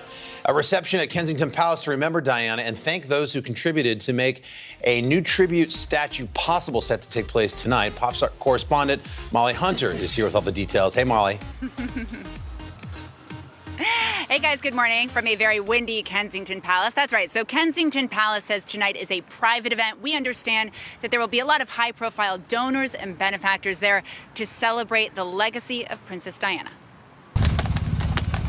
This morning, preparations are underway for a party fit for a princess. Months after Prince William and Prince Harry unveiled this statue of their mother in a small, intimate gathering, today a larger private reception, postponed because of COVID, a moment to acknowledge those who made the statue possible. This wasn't paid by the British nation, it wasn't paid by the UK government, it was paid by donations and benefactors. Now open to the public, overlooking the sunken garden at Kensington Palace, the statue depicts Princess Diana as a humanitarian, surrounded by 3 children. Both brothers worked closely with the sculptor to bring their vision to life, reuniting on what would have been Diana's 60th birthday. There had even been some hope that the memory of their mother might heal the rift between them. We all kept our fingers crossed that this was going to be an occasion that would bring the boys together. Those hopes were dashed when the unveiling happened, and then I think people thought, well, maybe October will be the moment they'd come together, and those hopes have been dashed. But today, only one of her sons, the country's future king, will be here to greet Princess Diana's supporters. Harry, Meghan, little Archie, and Lilibet are not crossing the pond for today's ceremony, a sign that all may not be healed. At home in the U.S., Harry and Meghan recently teaming up with the Wall Street firm Ethic after a whirlwind trip to New York City last month. While here in the UK, Prince William focusing on the Earthshot Prize, the star-studded environmental awards over the weekend, speaking passionately about climate change. We need some of the world's greatest brains and minds fixed on trying to repair this planet. Both sons separately doing the kind of work that would make their mother so proud. Now, Carson, of course, big question. Are we going to see those brothers together anytime soon? You heard Daisy McAndrew says there are a lot of crossed fingers on this side of the Atlantic that maybe, just maybe, Harry and Meghan might fly little Lilibet over Christmas for her very first visit. Carson, I'll send it back to you. Fingers crossed here, Molly. Thank you so much. Over 10 years of hard-hitting journalism. It means a lot on Popstart to get Molly's professionalism. That's Matrix Award material right there. Yes, it is. Molly Hunter. Yeah, and they have nitwits riding behind people just like they do. The guy in the bike is excited for the story. Next up, Mel Brooks, a 95-year-old comedy legend, is back with a new take on one of his classics. Brooks set to write and produce a sequel series to the 81 movie History of the World Part 1.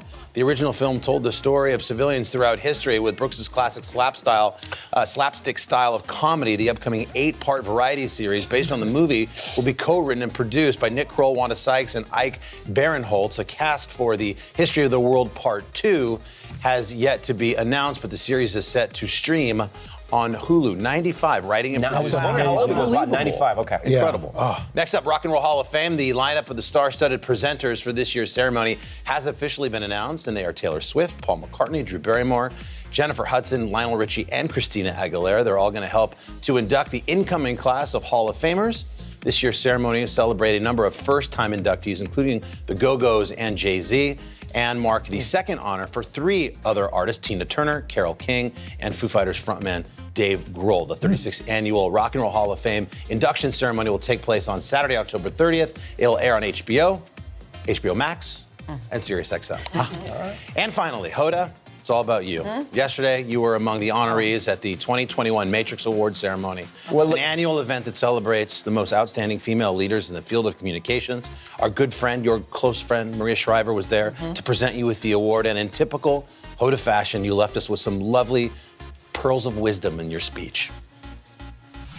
If you want something bad enough, say it out loud. A friend once said, even if you whisper it in the bathroom mirror to yourself. One thing I always wanted was kids, and I was afraid to speak it.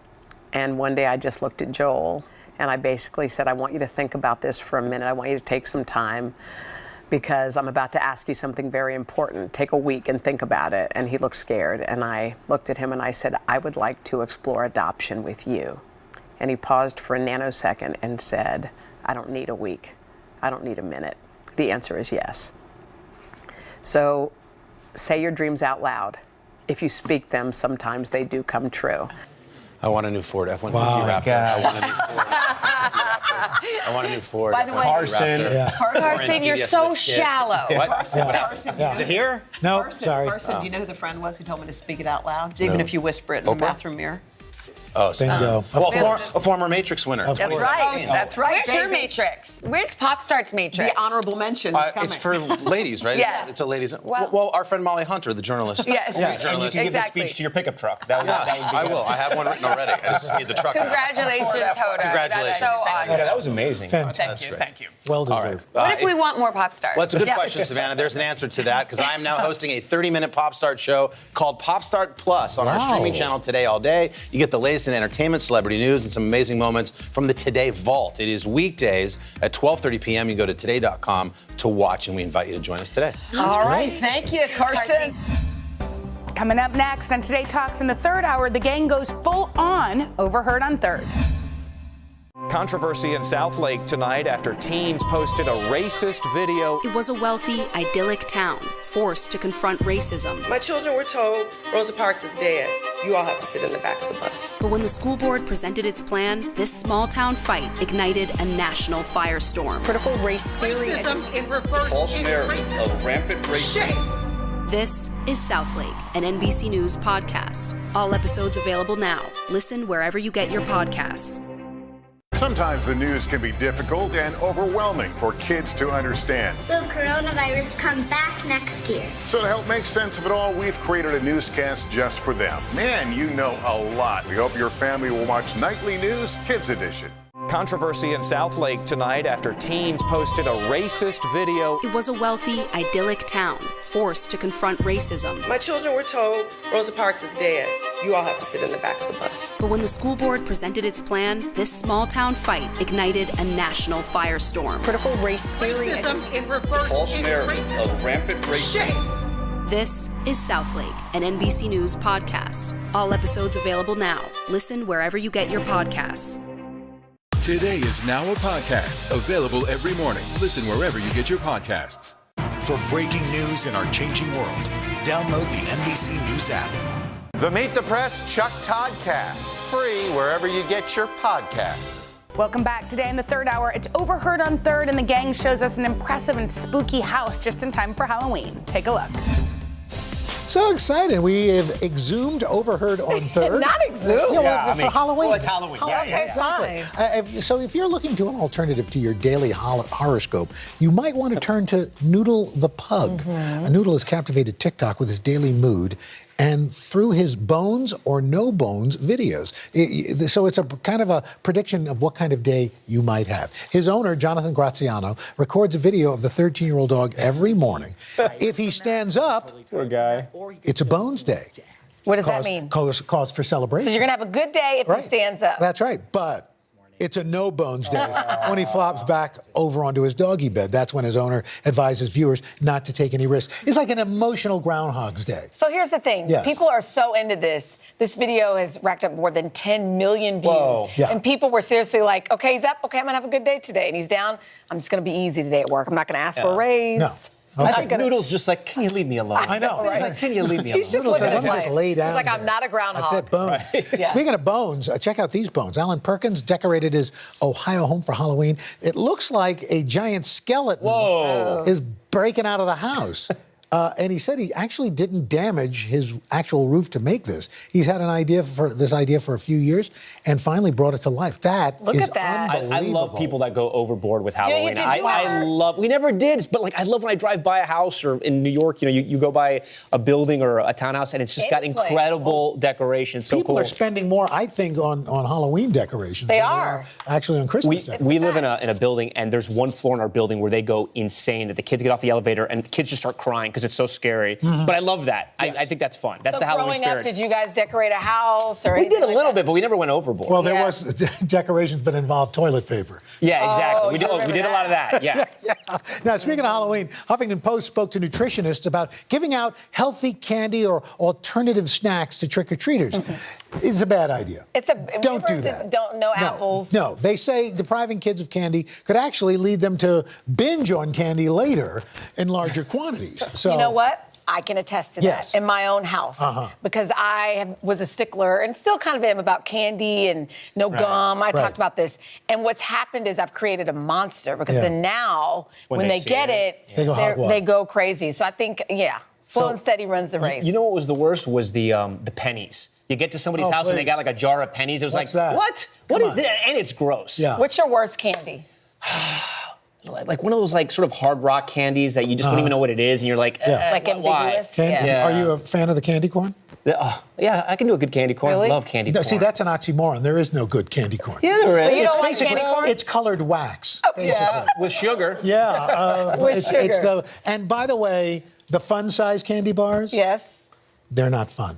Well, they're fun. You just eat 100 of them. They're You not- eat like yeah, but five that's not candy, fun. You eat like 5 candy bars. You know what would be a fun-size bar? What? 3 times as big as a normal candy So bar. there you go. If That's you're going fun. trick-or-treating, Just go to eat your Mr. way Roper's in, house. hollow it out, and just live there. Hey, by the way, we're looking to answer your kitchen conundrums, this time all about Halloween. So go to our third hour today on Instagram or Twitter. Send us your questions, and we're going to try to make cooking this time of year a little less scary. That would be cute. All right.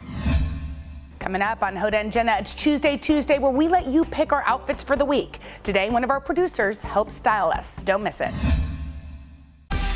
Make the most of your day with Today All Day. Get closer to all your friends in today in a whole new way. Today in 30. We give you a mix of everything you love about our show in a mere 30 minutes. That's your Shop today with Jill Martin. We're helping you shop like never before. The latest styles and biggest names. Today Food. Things are heating up in the Today All Day kitchen. Cooking essentials and recipe inspiration. Get ready. Are you ready? Oh, I'm so ready. Only on Today All Day. Controversy in Southlake tonight after teens posted a racist video. It was a wealthy, idyllic town, forced to confront racism. My children were told Rosa Parks is dead. You all have to sit in the back of the bus. But when the school board presented its plan, this small town fight ignited a national firestorm. Critical race theory. Racism in reverse. False narrative of rampant racism. This is Southlake, an NBC News podcast. All episodes available now. Listen wherever you get your podcasts. Make the most of your day with Today All Day. Get closer to all your friends at Today in a whole new way. Today in 30. We give you a mix of everything you love about our show. In a mere 30 minutes. Shop today with Jill Martin. We're helping you shop like never before. The latest styles and biggest names. Today Food. Things are heating up in the Today All Day kitchen. Cooking essentials and recipe inspiration. Get ready. Are you ready? Oh, I'm so ready. Only on Today All Day. Hey everybody, it's Hoda Kotb from the Today Show. I am so excited to tell you about my new podcast, Making Space with Hoda Kotb. I sit down with some incredible people and we'll hear some uplifting stories. Listen to Making Space now on Apple Podcasts. Today is now a podcast available every morning. Listen wherever you get your podcasts. For breaking news in our changing world, download the NBC News app. The Meet the Press Chuck Toddcast, free wherever you get your podcasts. Welcome back. Today on Hoda and Jenna, we go unscripted. All right, so this is an interesting topic. So sometimes when a couple splits up, the woman would like to hold on to the name because she wants to. And this is what happened in Kevin Hart's case. Yes. He and his wife got divorced. His ex is Tori. Yeah, she made headlines because she defended her decision to hang on to his last name. She said, I'm going to be a Hart until I decide not to I be. love that. Yeah. She says she's been asked by women why she still holds on to the Hart name. Her response, because it's mine. Yeah, I think that is an interesting thing. By the way, something so crazy about last names in the beginning, when my parents first got married in Egypt and came here, the way they do it in Egypt is the woman holds on to her family name because how disrespectful to your father and your lineage to just say, well, that's gone, now I'm this. So you hold on to your last name, and that's just the way it is. So when my parents came here many years ago in the 60s, they tried to book a hotel, and they had different last names. And they had a rule at that hotel that you could not book a hotel unless you were married. And they said, well, we are married. And they said, well, no, you're not. Look at your last names. So they found it peculiar that when you came here, you immediately took someone else's name, kind of said goodbye to your family in that way. They saw it. And then, so when you think about how sometimes Middle Eastern countries are seen as really backwards, how kind of progressive that is was. for the woman to keep her name. It's so interesting because both of us have slightly complicated names. Yes. Yours because people couldn't pronounce it. By vowel. Yes. Yeah. And mine because it was Bush. Yes. And I remember I went to a big public high school, and I was always like, God, please don't say the full name. Just say Jenna. Don't say the full name. And poor Barbara had it even worse. Because your grandmother. Because she had a double name. But I think it's interesting. But when you were, this is a big question for you because you're getting married to Henry. And I just wondered, was there, did you have a moment where you said, well, hold on, I don't know that I want to. No, I have to say, and as I've aged, I'm so proud of my family and that name, and I'm regained it. But as I was a child bride, as you well know, and as a younger person, it embarrassed me. I didn't want to be out. I was I couldn't wait to be Hager. I couldn't wait to call and make a dinner reservation with a name that nobody knew. As a teacher, before I got married, I went by Miss Jenna. Oh, you did? Yeah, there's something about, but that attitude has changed the older I get. I think. Do you hyphenate or do you? Well, I was just Jenna Hager, and then I came here, and they were like, but you published 2 books under Bush.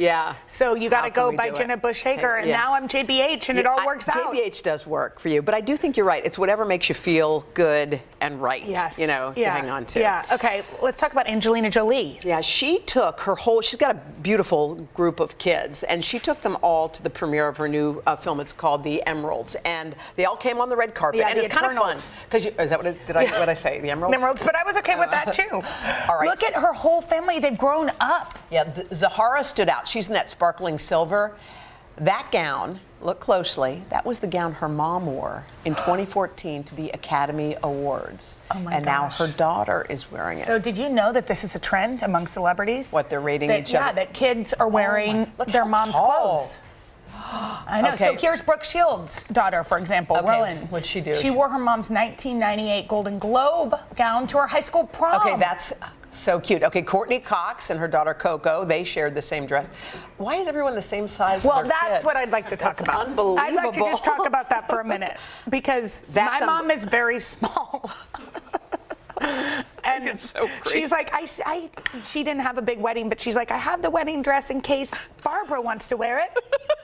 There was no chance that I was going to squeeze into that wedding dress. That's so crazy, though, how these moms and daughters are all so small.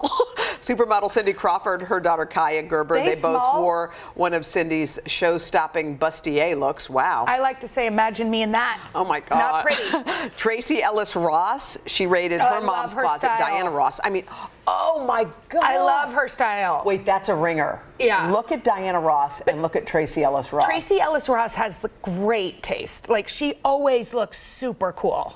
By the way, and in color. She's one of the coolest people. So, would you raid anybody's closet?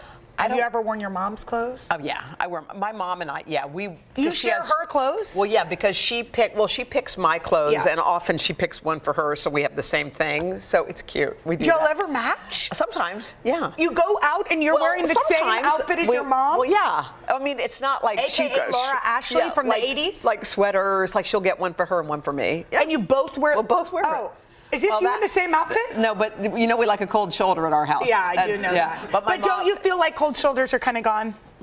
I think so. You told me they were. You said someone. Yeah. Somebody told us. All right. It's Tuesday, and this is important because we're gonna get someone to help us pick an outfit, and we have a very, very stylish member of our staff. We adore her. We adore her, and she is going to choose what we're going to wear. We all want to dress like Allie Berger, but we don't have it. Look at Allie. Wait. She's in a jean jumpsuit with a jean jacket. And just real quick, this is Allie on Monday, Tuesday, Wednesday. This isn't like, hey, put on something. This is just what she wears. No. So she is our special producer, and she's going to help us. And her equally fashionable kids, Joaquin, Valencia, and Lucia. Yeah, look at them. Did they pick out our outfit? Yeah, look how beautiful they are. Did they pick out our outfits? This is Allie did. Allie chose. Okay, so this is what Allie chose. Oh, I Let's love talk her about kids. Hoda's. Here are Hoda's outfits, Let's okay? see.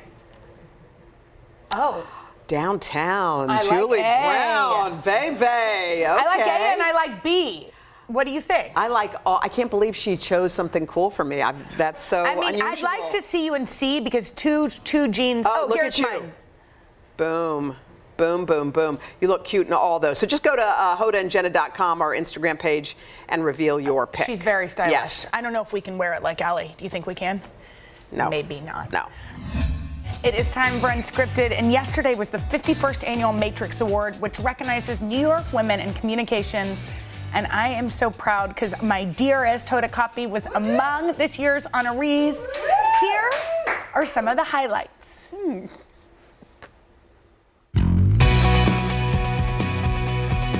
Hey guys, welcome to Today. It's a Tuesday morning. Thanks for joining us. Hoda obviously does a lot. You know, she anchors the Today Show. She has the Fourth Hour. Hoda does a podcast. Hoda does Sirius XM. I don't know which book she's on. I can't even begin to figure that one out. She sews her own clothes. No, I made up the last part. Hoda's story is so inspirational because, I mean, she just was up against all odds to even get her first job in television. Here's somebody who literally drove around with a box full of audition tapes. And everybody said no. And finally, somebody saying, hey, you know, I like you. I'm going to give you a chance. It's 11 minutes before midnight. I'm Hoda Kotb. She has worked so hard to get where she is, but she never forgets where she's from. Hoda does a serious news interview along with the best of them. She's traveled all around the world, and she also has an amazing way of connecting with people. And that's a gift, and that's what great communicators in this business have, being able to draw other people out. And she has that in spades. I know you said your life's going to be purposeful, so what is it going to be? I plan on continuing to magnify this issue. She'll get stuff out of people because it's this kind of, hey, y'all, you know, hey. Their guard is down, and next thing you know, they're giving a hold of the nuclear codes. She had been through breast cancer, she had gone through a divorce, and I think she thought to herself, motherhood is not something that's gonna happen for me. And at some point, she just woke up and she said, well, why not me? Oh my gosh. Haley and Hope love their mama. Whenever she FaceTimes me, they're having fun, there's screaming, there's yelling, there's dancing. She personifies that. It was never too late for your dreams to come true. I think Hoda is a testament to allowing things to happen in God's time. Things happen when they're meant to happen. She's somebody who's ever evolving and never satisfied to stop learning. And to me, that is a role model for all women in communications. Hoda, congratulations on your Matrix Award. Your career is inspiring. You've put in the work. And there are no words to express how happy I am for you. It's recognition of all your hard work, that it hasn't gone unnoticed. And hi, even my cat, Sweet Pea, is acknowledging Hoda Kotb. Congratulations, Hoda. I am so proud of you, and soak it in. And what took you so long, Matrix? Honestly, right? Oh, congratulations. That was such a nice, I'm going to just send you the clips of all the nice things I said. No, honestly, I guess there wasn't time, but I'll tell you afterwards. You are awesome. Thank you so much. And New York Women in Communications, it's a nonprofit, and it raises money for scholarships and educational programs, yeah, okay, so that's cool. You should go. Everybody should go right now and see Hoda's remarks at today.com. Today Talks continues after the break. We have an exclusive chat you can only see here on Today All Day. Hey everybody, it's Hoda Kotb from The Today Show. I am so excited to tell you about my new podcast, Making Space with Hoda Kotb. I sit down with some incredible people and we'll hear some uplifting stories. Listen to Making Space now on Apple Podcasts. Today is now a podcast available every morning. Listen wherever you get your podcasts. Make the most of your day with Today in 30. We give you a mix of everything you love about our show in a mere 30 minutes. Savannah and Hoda bring you what you must know. The biggest moments of the morning. One Republic! Exclusive interviews. Why did it work for you? You're right. I am more talented than the rest. And important headlines. Major medical news this morning. Watch Today in 30 on your schedule. Streaming every day on Today All Day. It was a wealthy, idyllic town forced to confront racism, but when the school board presented its plan, it ignited a national firestorm. Critical race theory. Racism in reverse. False narrative. Shame. This is Southlake. All episodes available now. The Meet the Press Chuck Toddcast, free wherever you get your podcasts. Do you feel like the bad guy in this? Why should they believe you when they know that people are getting in? Has it been worth it to make this trip? Do you feel like you're giving a green light to politicians? How do you explain why your case has become so important? The Meet the Press Chuck Toddcast, free wherever you get your podcasts. Welcome back to Today Talks and our exclusive content you can only see here at Today All Day. So we need to confess that since this day's begun, we've eaten a steak dinner. Actually, if you'd like to see something, I took a picture to document because this morning in our morning meeting, you hear a little door knock, and I thought, who's that? And in comes, I don't know if you can scroll in, which camera should I do it to? A full 3-course meal. And by the 3rd course, I'm talking about her coffee maid, was delivered to Hoda's door. And I'm like, is she going to eat steak and mashed potatoes for breakfast? You know what happened? They had the cooking segment with the New York Times lady, Amanda, and she made this beef stuff, which was yummy. Okay, and then I will say, my brain judged, and there was some laughter and photographs. And then once we started kind of talking, what did I do? You know what you are? You're like me. You're like a mindless eater. You don't even know, because then we looked at the plate. And the it was beef almost was gone. And I think what happens is, and I get this way too, and I'm talking, I'm like, and then what? And then I look at the Dorito bag and go like, what I don't happened? even really eat red meat, and I didn't have a fork. I was just eating the meat with my claws, one beef cube at a time. It was so odd. That's right, you didn't have a Why fork. did we do that? I don't know, because we do it, and we did it with the pie that was just here. I think mindless eating is one thing that We could both work on. Last night, since we're confessing, are we? Yeah, we're here. Okay, so we get these ice cream pops that I've heard are about those really pops. yummy. Really good. So Joel was out for a dinner, and the kids were asleep. And I was sitting down, and I was finishing up a book, and I was finishing stuff, and I ate one. I was like, oh, well. And then I opened the freezer, and there were 2 left. I was like, well, I'm not. You didn't go all I polished 3. the second. I go up to go to bed, and before I walked upstairs, guess what I did? I You grabbed went for all I took 3? the third one up. I have a problem. I can't stop. And the only reason I stopped is because, number 1, I was feeling sick, and number 2, there were none left in the freezer. Well, and also your children are going to come down, and there's going to be 1 for 2 kids. And they always go, what's this wrap? They're so good at finding wrappers. Like, did you eat that? Or you smell like chips. I was like, See, I'm not the person. I don't normally act like that in my own home. You I don't don't? know if it's like because I'm hiding from Why? Henry after Yeah. 27 years Yeah. of marriage or what. But Henry's that person, and you hear like the kids be like shaming him. They're like, oh, you know, daddy's gonna eat all our candy later. Like, hide the candy from daddy, you know? And I'm like, thank God that's not me. Wait, have you girls picked their Halloween costumes Oh, yeah. yet? Speaking of candy. Mila's gonna be a pop star. Oh, that's cute. Yeah. That's cute. Does she like to sing for real? Yeah, she does. Oh, she does? Yeah, she does guitar. For real? On Mondays. Yeah. She has a guitar? Okay. She has a that's guitar cute. that Randy Travis gave her. What? I know. When I interviewed him. Does she know like what a big I've deal played the that guitar is? music of Randy Travis to her constantly, so she understands. okay. But and then Poppy's going to be Glinda the Good Witch. Okay, cute. Which will be cute. And Hal's Hal? going to be Elvis. Why is Hal going to be? Because just Mommy gets to pick the costume. I only got a few And are years you and left. Henry going to do it, or what are you guys? Yeah, I think. Well, Mila wants me to be a pop star too. Okay, so you'll go with her. But, And what I about mean, Henry? And he's every year he picks like a hat in the closet, and he's like, this year I'm a. You know, like work at Starbucks. I'm like, well, that doesn't really work because we'll see. That's good. Okay, that'll be fun. And I wonder. What about you? We're doing like unicorn for Haley, rainbow for Hope. They want to do those, and Joel and I will It's be basically inside sun Hoda and the moon. Copy's brain. You should call that inside Hoda Copy's brain. But somebody best place needs to be. unicorn, rainbow, sunshine. By the way, here's the thing about life. Everyone was like, you know, all these Halloween movies are so scary and all that stuff. No, thank you. No, honey. No, thank you. This is it. Whatever comes in, goes out. Whatever And comes when in, it goes out, it doesn't go out the way food Yes. does. And oh God. Anyway, that's it for this episode of Today Talks. Keep watching for more of Today All Day if you really want to. You probably don't. We don't blame you. We get it. Bye. Okay.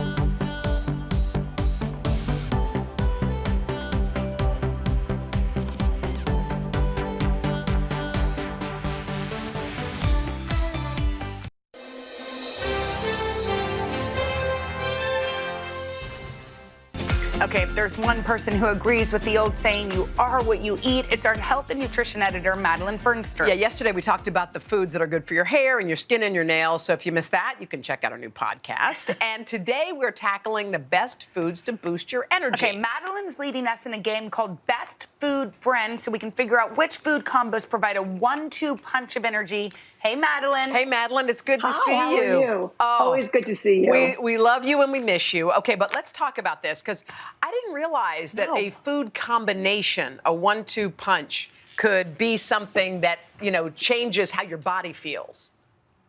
And, you know, the important thing here is picking the right foods because you want to have some energy now and later. And if you pick a healthy carbohydrate and a fat protein compound, then you're going to have the energy now and energy later. You need that burst of energy from a carbohydrate, a healthy one like fruits or vegetables or a whole grain, and then sustained energy from a fat protein combination that takes longer to digest. So when you combine them in the right way, you'll be all set. Energy now and later. Okay, Madeline, really quickly, because we want to get to this game, are there any foods you shouldn't pair? Yeah, that are no-nos. Okay. there are no bad matches as long as you take the different categories: a carbohydrate food and a fat protein food, and you're good. 2 carbs will just give you quick energy, but not later. But let's get to our game. Okay, great. So what we're going to do is make the best match of which 2 go together. So there are certain matches the best fit. So Hoda, why don't we start with you? Okay. Which 2 do you think go together the best? That are I know exactly which 2. Carrots and hummus. Good one. And you would be right. Oh, I would? Carrots and hummus. Yes, you did. That's a good one. The carrots and hummus are a great choice because carrots are a healthy carb with just a touch of fruit sugar. And then the hummus has that fat protein punch because tahini is the sesame fat along with chickpeas and some protein. That's a good one. Okay, Jenna, why don't you try next? Okay, I think you're trying to trick me with the cheese and crackers just because that's my very favorite combination of all things. So I'm going to say cheese and grapes.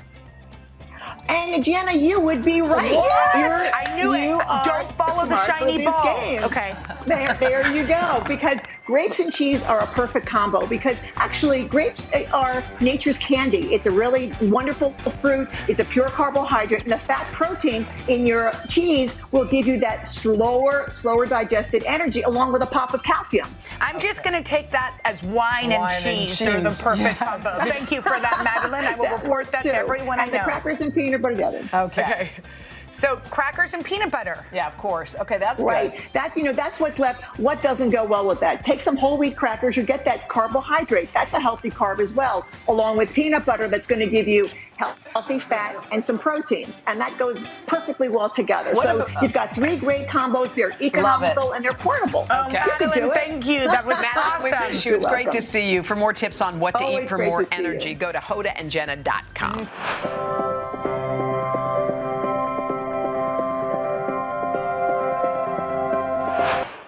To cover the news, you have to be in it. We'll take you to the front lines of the story, bringing your news feed to life. Streaming live every night. It's your news playlist. Top Story with Tom Llamas, weeknights at 7 on NBC News Now.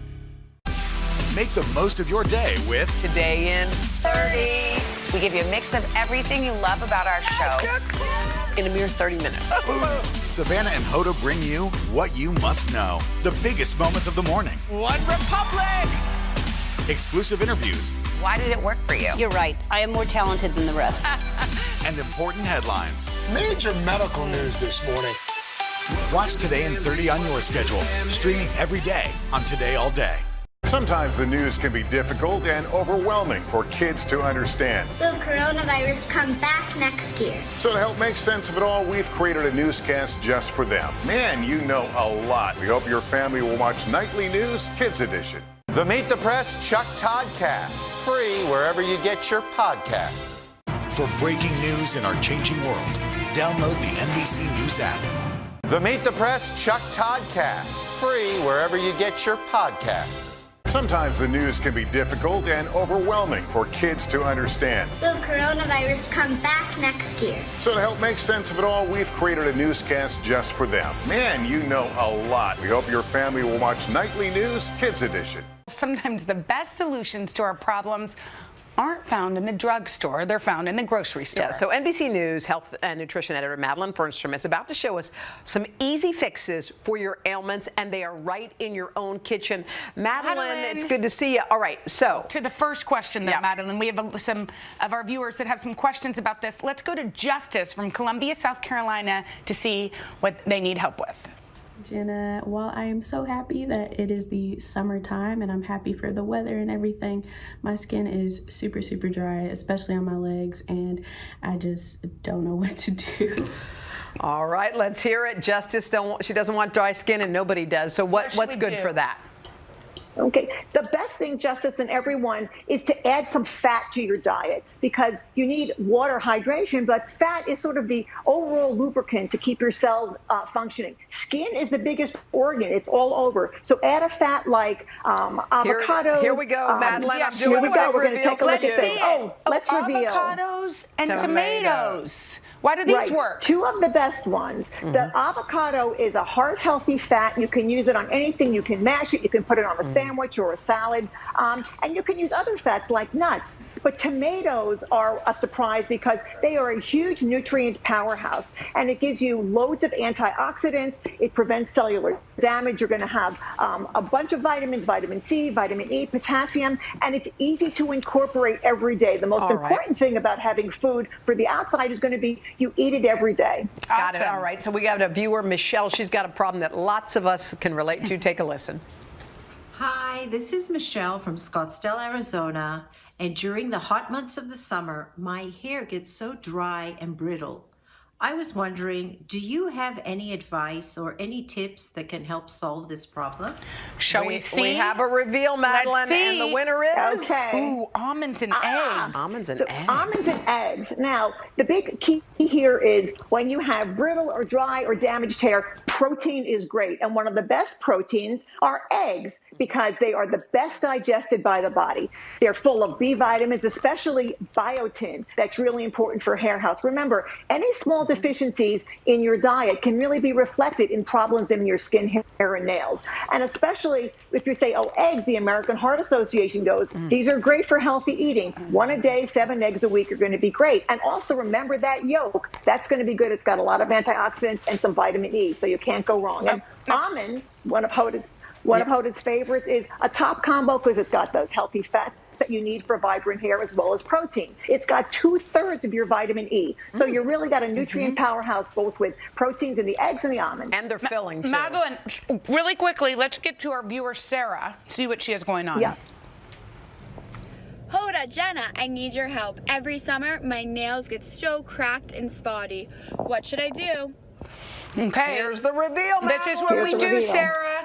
Raisin bran and asparagus. What a strange combo. And asparagus. Now, where does this come? Any whole grain, bran cereal is great because it's a good source, is a great source of zinc and B vitamins. Any problems with nails usually have some vitamin or mineral deficiencies or marginal ones. So bran cereal is a great choice. And the raisins are full of iron. That's so important for women's health. And a lot of women are marginally deficient. If you like liver, you can try that. The asparagus is another nutrient powerhouse. It hits all the nutrient bases. It's low in calories. It's got a ton of folic acid, vitamin A, C, E, K. I mean, it's a whole powerhouse of everything you need, and some lesser known nutrients that you need like phosphorus and copper and a bunch of iron. So incorporate these every day. Food's not going to have that impact unless you have it regularly. But any problems, and these don't go away or solve it, see your doctor because it might be something else. Madeline, these are all Great things tips. we have in our houses anyway, Madeline. Exactly. Thank you We so appreciate much. that. Thank you, Madeline. For more tips on what to eat for your hair, skin, and nails, go to hodaandjenna.com.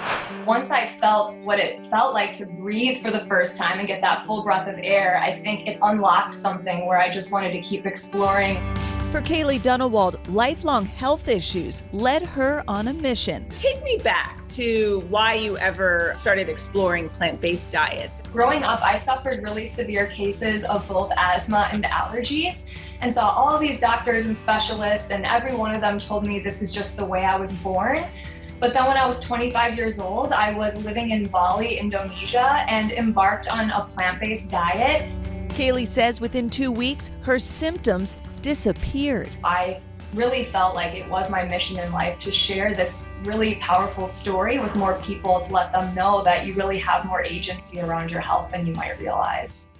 She embarked on a career change, first becoming a health coach and inspiring others to view food as medicine. It was very, very powerful work. But once I kind of a year and a half in, I ultimately felt like I needed to make a bigger impact. And so if I could really target the root cause of at least what a lot of these people are suffering from, it's just the food being offered to consumers.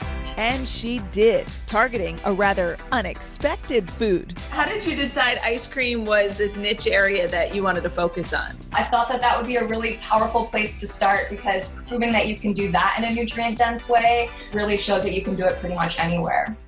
In 2017, Kaylee launched Sacred Serve, a plant-based gelato made with young coconut meat and packed with superfoods and nutrition.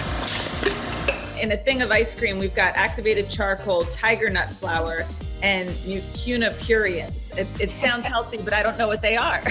So we really tried to recreate this nostalgic cookies and cream, but really only working with nutrient-dense ingredients. So our hero in that flavor is tiger nut flour, which tiger nuts are actually not a nut at all. They're this root vegetable, and they're packed with resistant starch, so really good for your digestive health. I like to cook, and there are certain healthy ingredients that are just really hard to make work. What was the trial and error process like? What makes ice cream really rich and creamy is a lot of fat, a lot of sugar, and gums and stabilizers. And we don't use any of that. This young Thai coconut meat, it's a pulp material. So it's got a lot of extra fiber, and that's what lends itself to the really rich and creamy texture. 2 years later, Whole Foods started stocking Sacred Serve. What was that moment like? Very surreal. I wanted the product to work. I wanted people to love it. And we were really, really well received.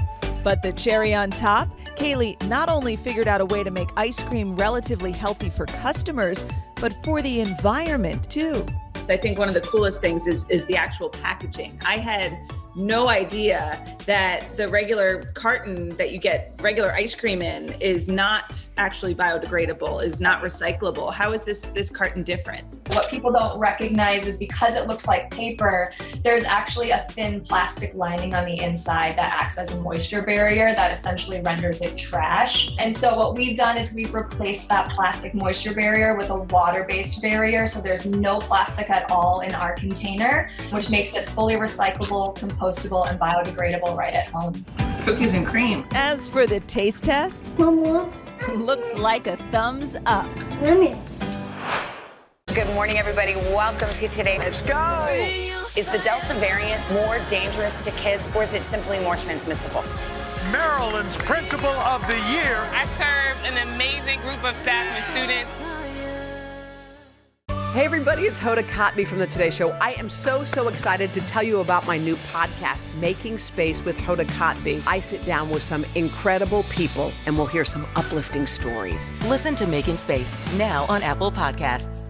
Good morning, everybody. Welcome to Today. Let's go. Is the Delta variant more dangerous to kids, or is it simply more transmissible? Maryland's Principal of the Year. I serve an amazing group of staff and students.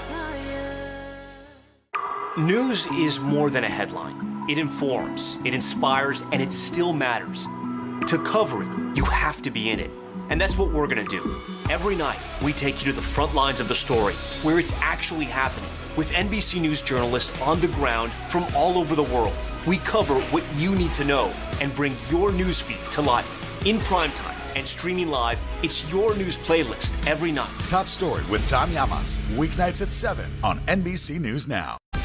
Make the most of your day with Today in 30. We give you a mix of everything you love about our show in a mere 30 minutes. Savannah and Hoda bring you what you must know. The biggest moments of the morning. One Republic! Exclusive interviews. Why did it work for you? You're right. I am more talented than the rest. And important headlines. Major medical news this morning. Watch Today in 30 on your schedule. Streaming every day on Today All Day.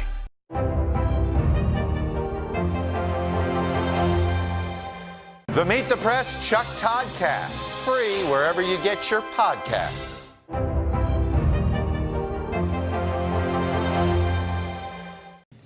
We are back with a food trend that we've been hearing a lot about lately, meatless meat. It's made to look and taste like the real thing.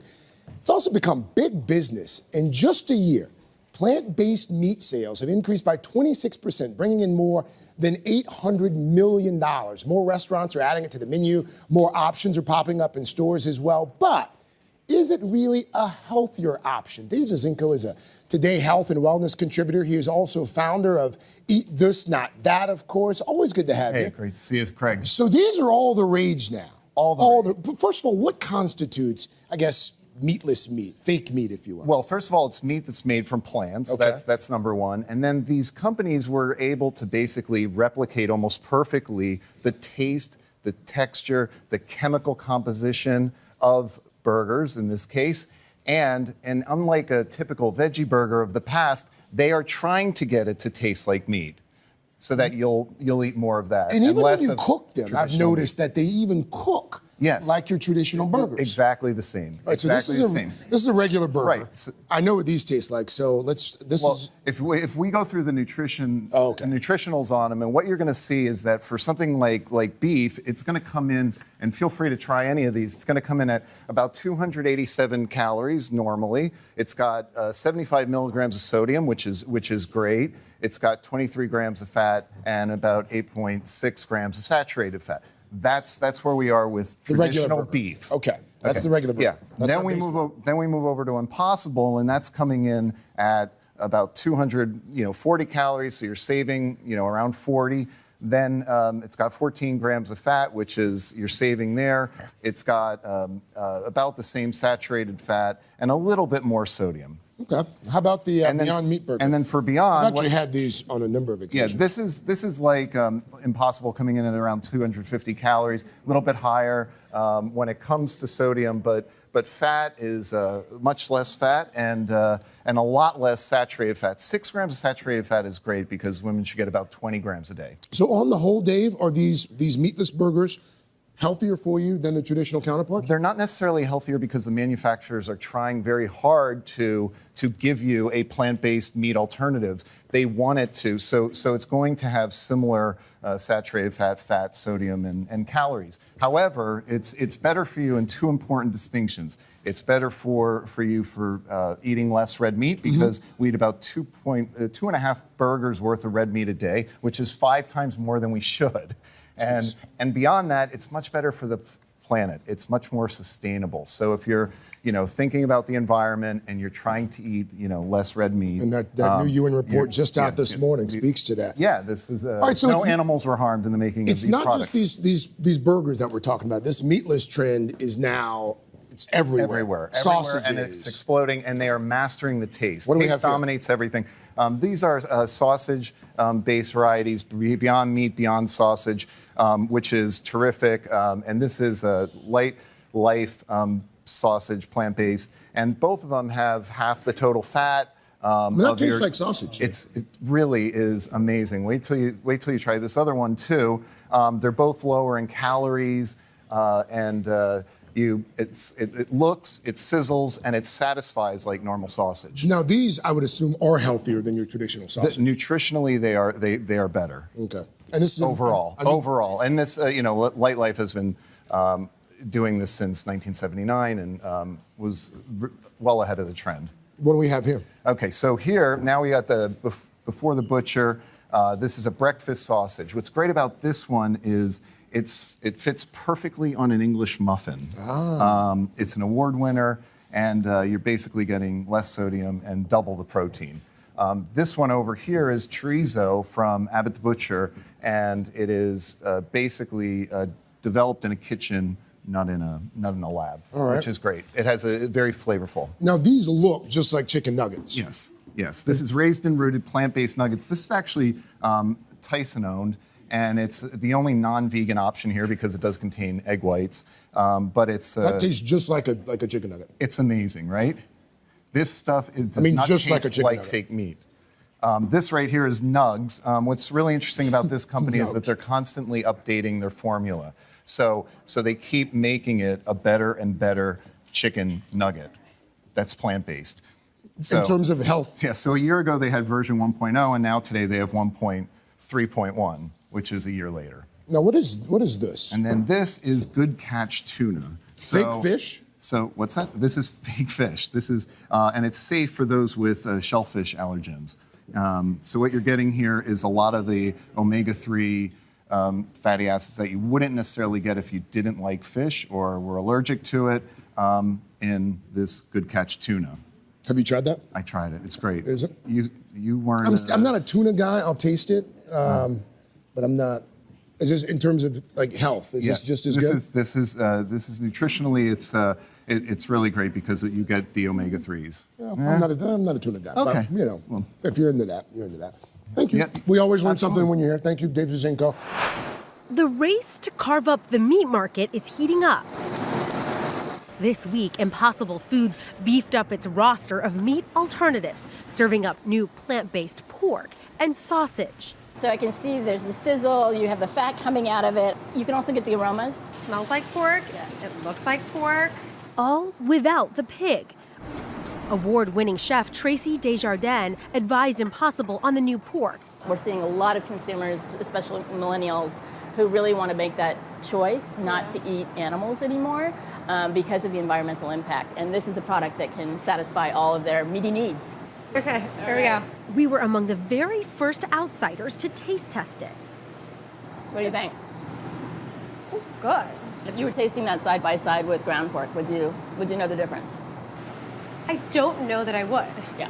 Impossible says their pork has 0 cholesterol, 40% less saturated fat, and more iron. Meat alternatives are predicted to explode, rising from $14 billion of the global meat industry right now to $140 billion by 2029. Impossible Foods already has lucrative deals with big names like Burger King, Red Robin, and White Castle, with more to come. You'll find competitor Beyond Meat served at Carl's Jr., Dunkin', and select McDonald's, with a major expansion announced last week. This is what goes into an Impossible Burger. We first met the founder and CEO of Impossible Foods, Pat Brown, back in 2017 when he showed us how he uses liquid heme made from soy to make their burgers bleed like real beef, the same key ingredient in the new pork. We caught up with him in Las Vegas, where he told us he chose to do pork after beef because it's the most consumed meat in the world. It's simple ingredients that come from the farm, that come from nature. Nothing weird is done to them, and that are combined to produce a product that we think is like more than the sum of the parts. His larger focus is pork's negative environmental impact. When you eat a pound of pork, it's the equivalent of driving about 17 miles in a typical American car. That's because of greenhouse gas emissions like methane released into the air during meat production. As for your personal health, nutrition specialists like Dr. Vijaya Sarampudi at UCLA say there's no conclusive research yet on whether these juicy alternatives are good for you. Am I eating something healthy? Not necessarily. And why not? Because it is still technically processed. You still have, the same degree of fat. You have more salt in it. Sarampudi says meat substitutes like Impossible are so new to the market that more research needs to be done. We want to know things, long-term things. Does it affect our cholesterol? Does it affect our blood pressure? Does it affect cancer risk? Does it affect heart disease risk? So bottom line here, what's your recommendation? So I think anything is fine in moderation, but ideally you would focus on a plant-based diet where you have whole vegetables, whole fruits, whole grains. Is there a downside to consuming Impossible meat or plant-based meat? If you love meat and you're going to buy meat, you're much better off from a personal health standpoint, from a public health standpoint, from an environmental standpoint, from an animal welfare standpoint, buying Impossible pork or the Impossible burger. If you want a carrot, eat a carrot. An ongoing debate leaving consumers with plenty to chew on. Hey everybody, it's Hoda Kotb from the Today Show. I am so excited to tell you about my new podcast, Making Space with Hoda Kotb. I sit down with some incredible people and we'll hear some uplifting stories. Listen to Making Space now on Apple Podcasts. Make the most of your day with Today in 30. We give you a mix of everything you love about our show in a mere 30 minutes. Savannah and Hoda bring you what you must know. The biggest moments of the morning. One Republic! Exclusive interviews. Why did it work for you? You're right. I am more talented than the rest. And important headlines. Major medical news this morning. Watch Today in 30 on your schedule. Streaming every day on Today All Day. Hey everybody, it's Hoda Kotb from the Today Show. I am so excited to tell you about my new podcast, Making Space with Hoda Kotb. I sit down with some incredible people and we'll hear some uplifting stories. Listen to Making Space now on Apple Podcasts. Do you feel like the bad guy in this? Why should they believe you when they know that people are getting in? Has it been worth it to make this trip? Do you feel like you're giving a green light to politicians? How do you explain why your case has become so important? To cover the news, you have to be in it. We'll take you to the front lines of the story, bringing your news feed to life. Streaming live every night. It's your news playlist. Top Story with Tom Llamas. Weeknights at 7 on NBC News Now. Does it count if it's a watermelon margarita? Always trying to beat the system. I'm just asking. You gotta love Bobby Thomas. There are people watching that understand.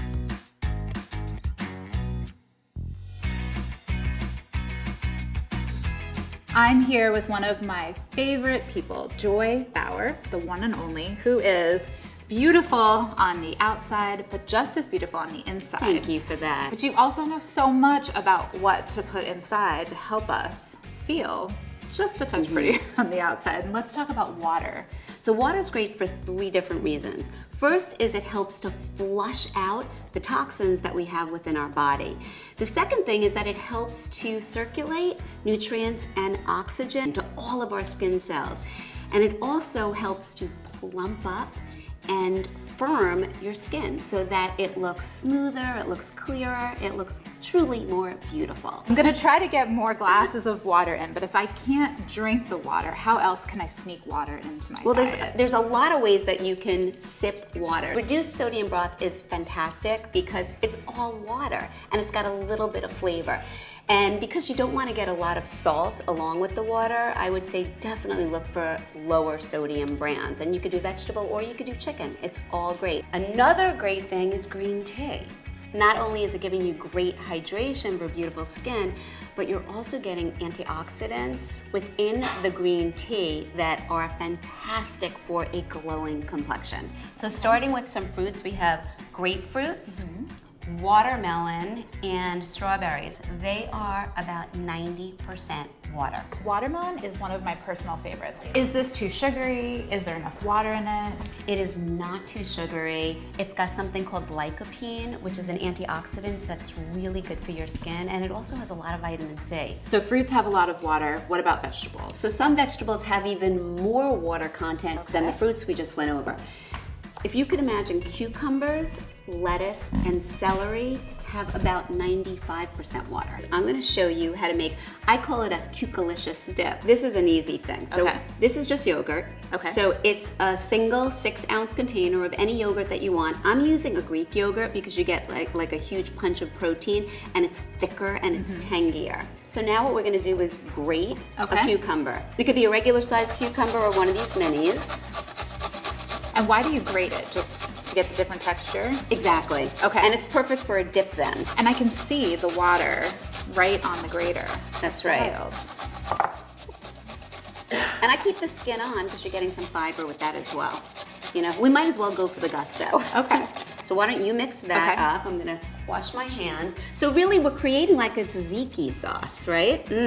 My parents had a Greek restaurant forever, so I'm familiar. Ah, and I didn't know this was so good for you. And I'm going to put in a little ground cumin because everything's better with cumin. Do you agree? I will take your word for it. Do you like garlic? I do love garlic. Okay, good. A little bit of garlic. Okay. Nice color, right? And a pinch of some ground black pepper and a little bit of kosher salt. Great. And now the last thing I'm going to do is I'm just going to chop in some cilantro. But really, you can make this recipe whatever you want. You could put in dill, fresh mint, anything goes, even oregano. Okay. Beautiful Here we go. foods. There you go. Mix that in. Okay. It's pretty, right? Yeah. Okay. Okay. Here we go. There you go. Your girls' night in or your spa day. You could do this, guys. It's so simple. So simple. Let me grab one. Let me test it out for you. So this is loaded with extra water because of the cucumber. We have the cucumber within, and then we're dipping it with celery and cucumber. Okay. So load up on your veggies. Cheers. Cheers.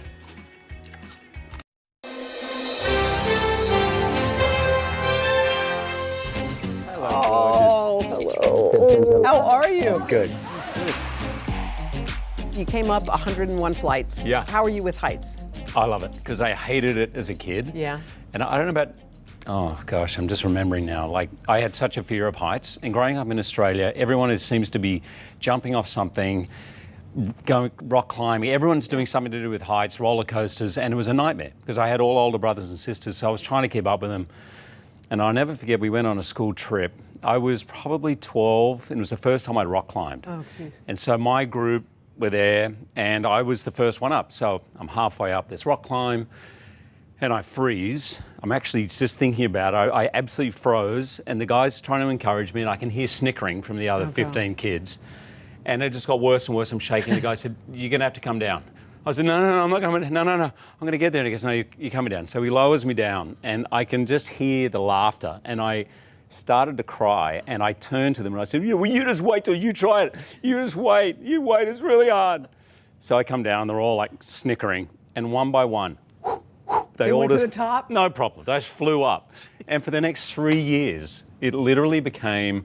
That was the catchphrase. So anything I did in school, and people would be like, "Well, you just wait till you have to try it." Like, "All right, let's do this math test." "Well, you wait till you have to try it." And I'm like, never lived it down. So I actually went to the diving board at our school, and I just jumped off it until at lunchtime for like a week until I got over it. And now I love it. Is that like your philosophy on life? When there's something in the way, you just have to like look it in the eye?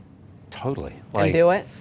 I am quite I was a fearful kid, fearful of heights, fearful of the dark. I never liked being in a house on my own. And then when people say, "What's your biggest fear?" it's fear itself for me, because it just stops you living. It stops you enjoying so many things. And so I just always, if I'm scared of something, if I have to bungee jump, which I now would love, I'll be straight off. Don't think about it, just go.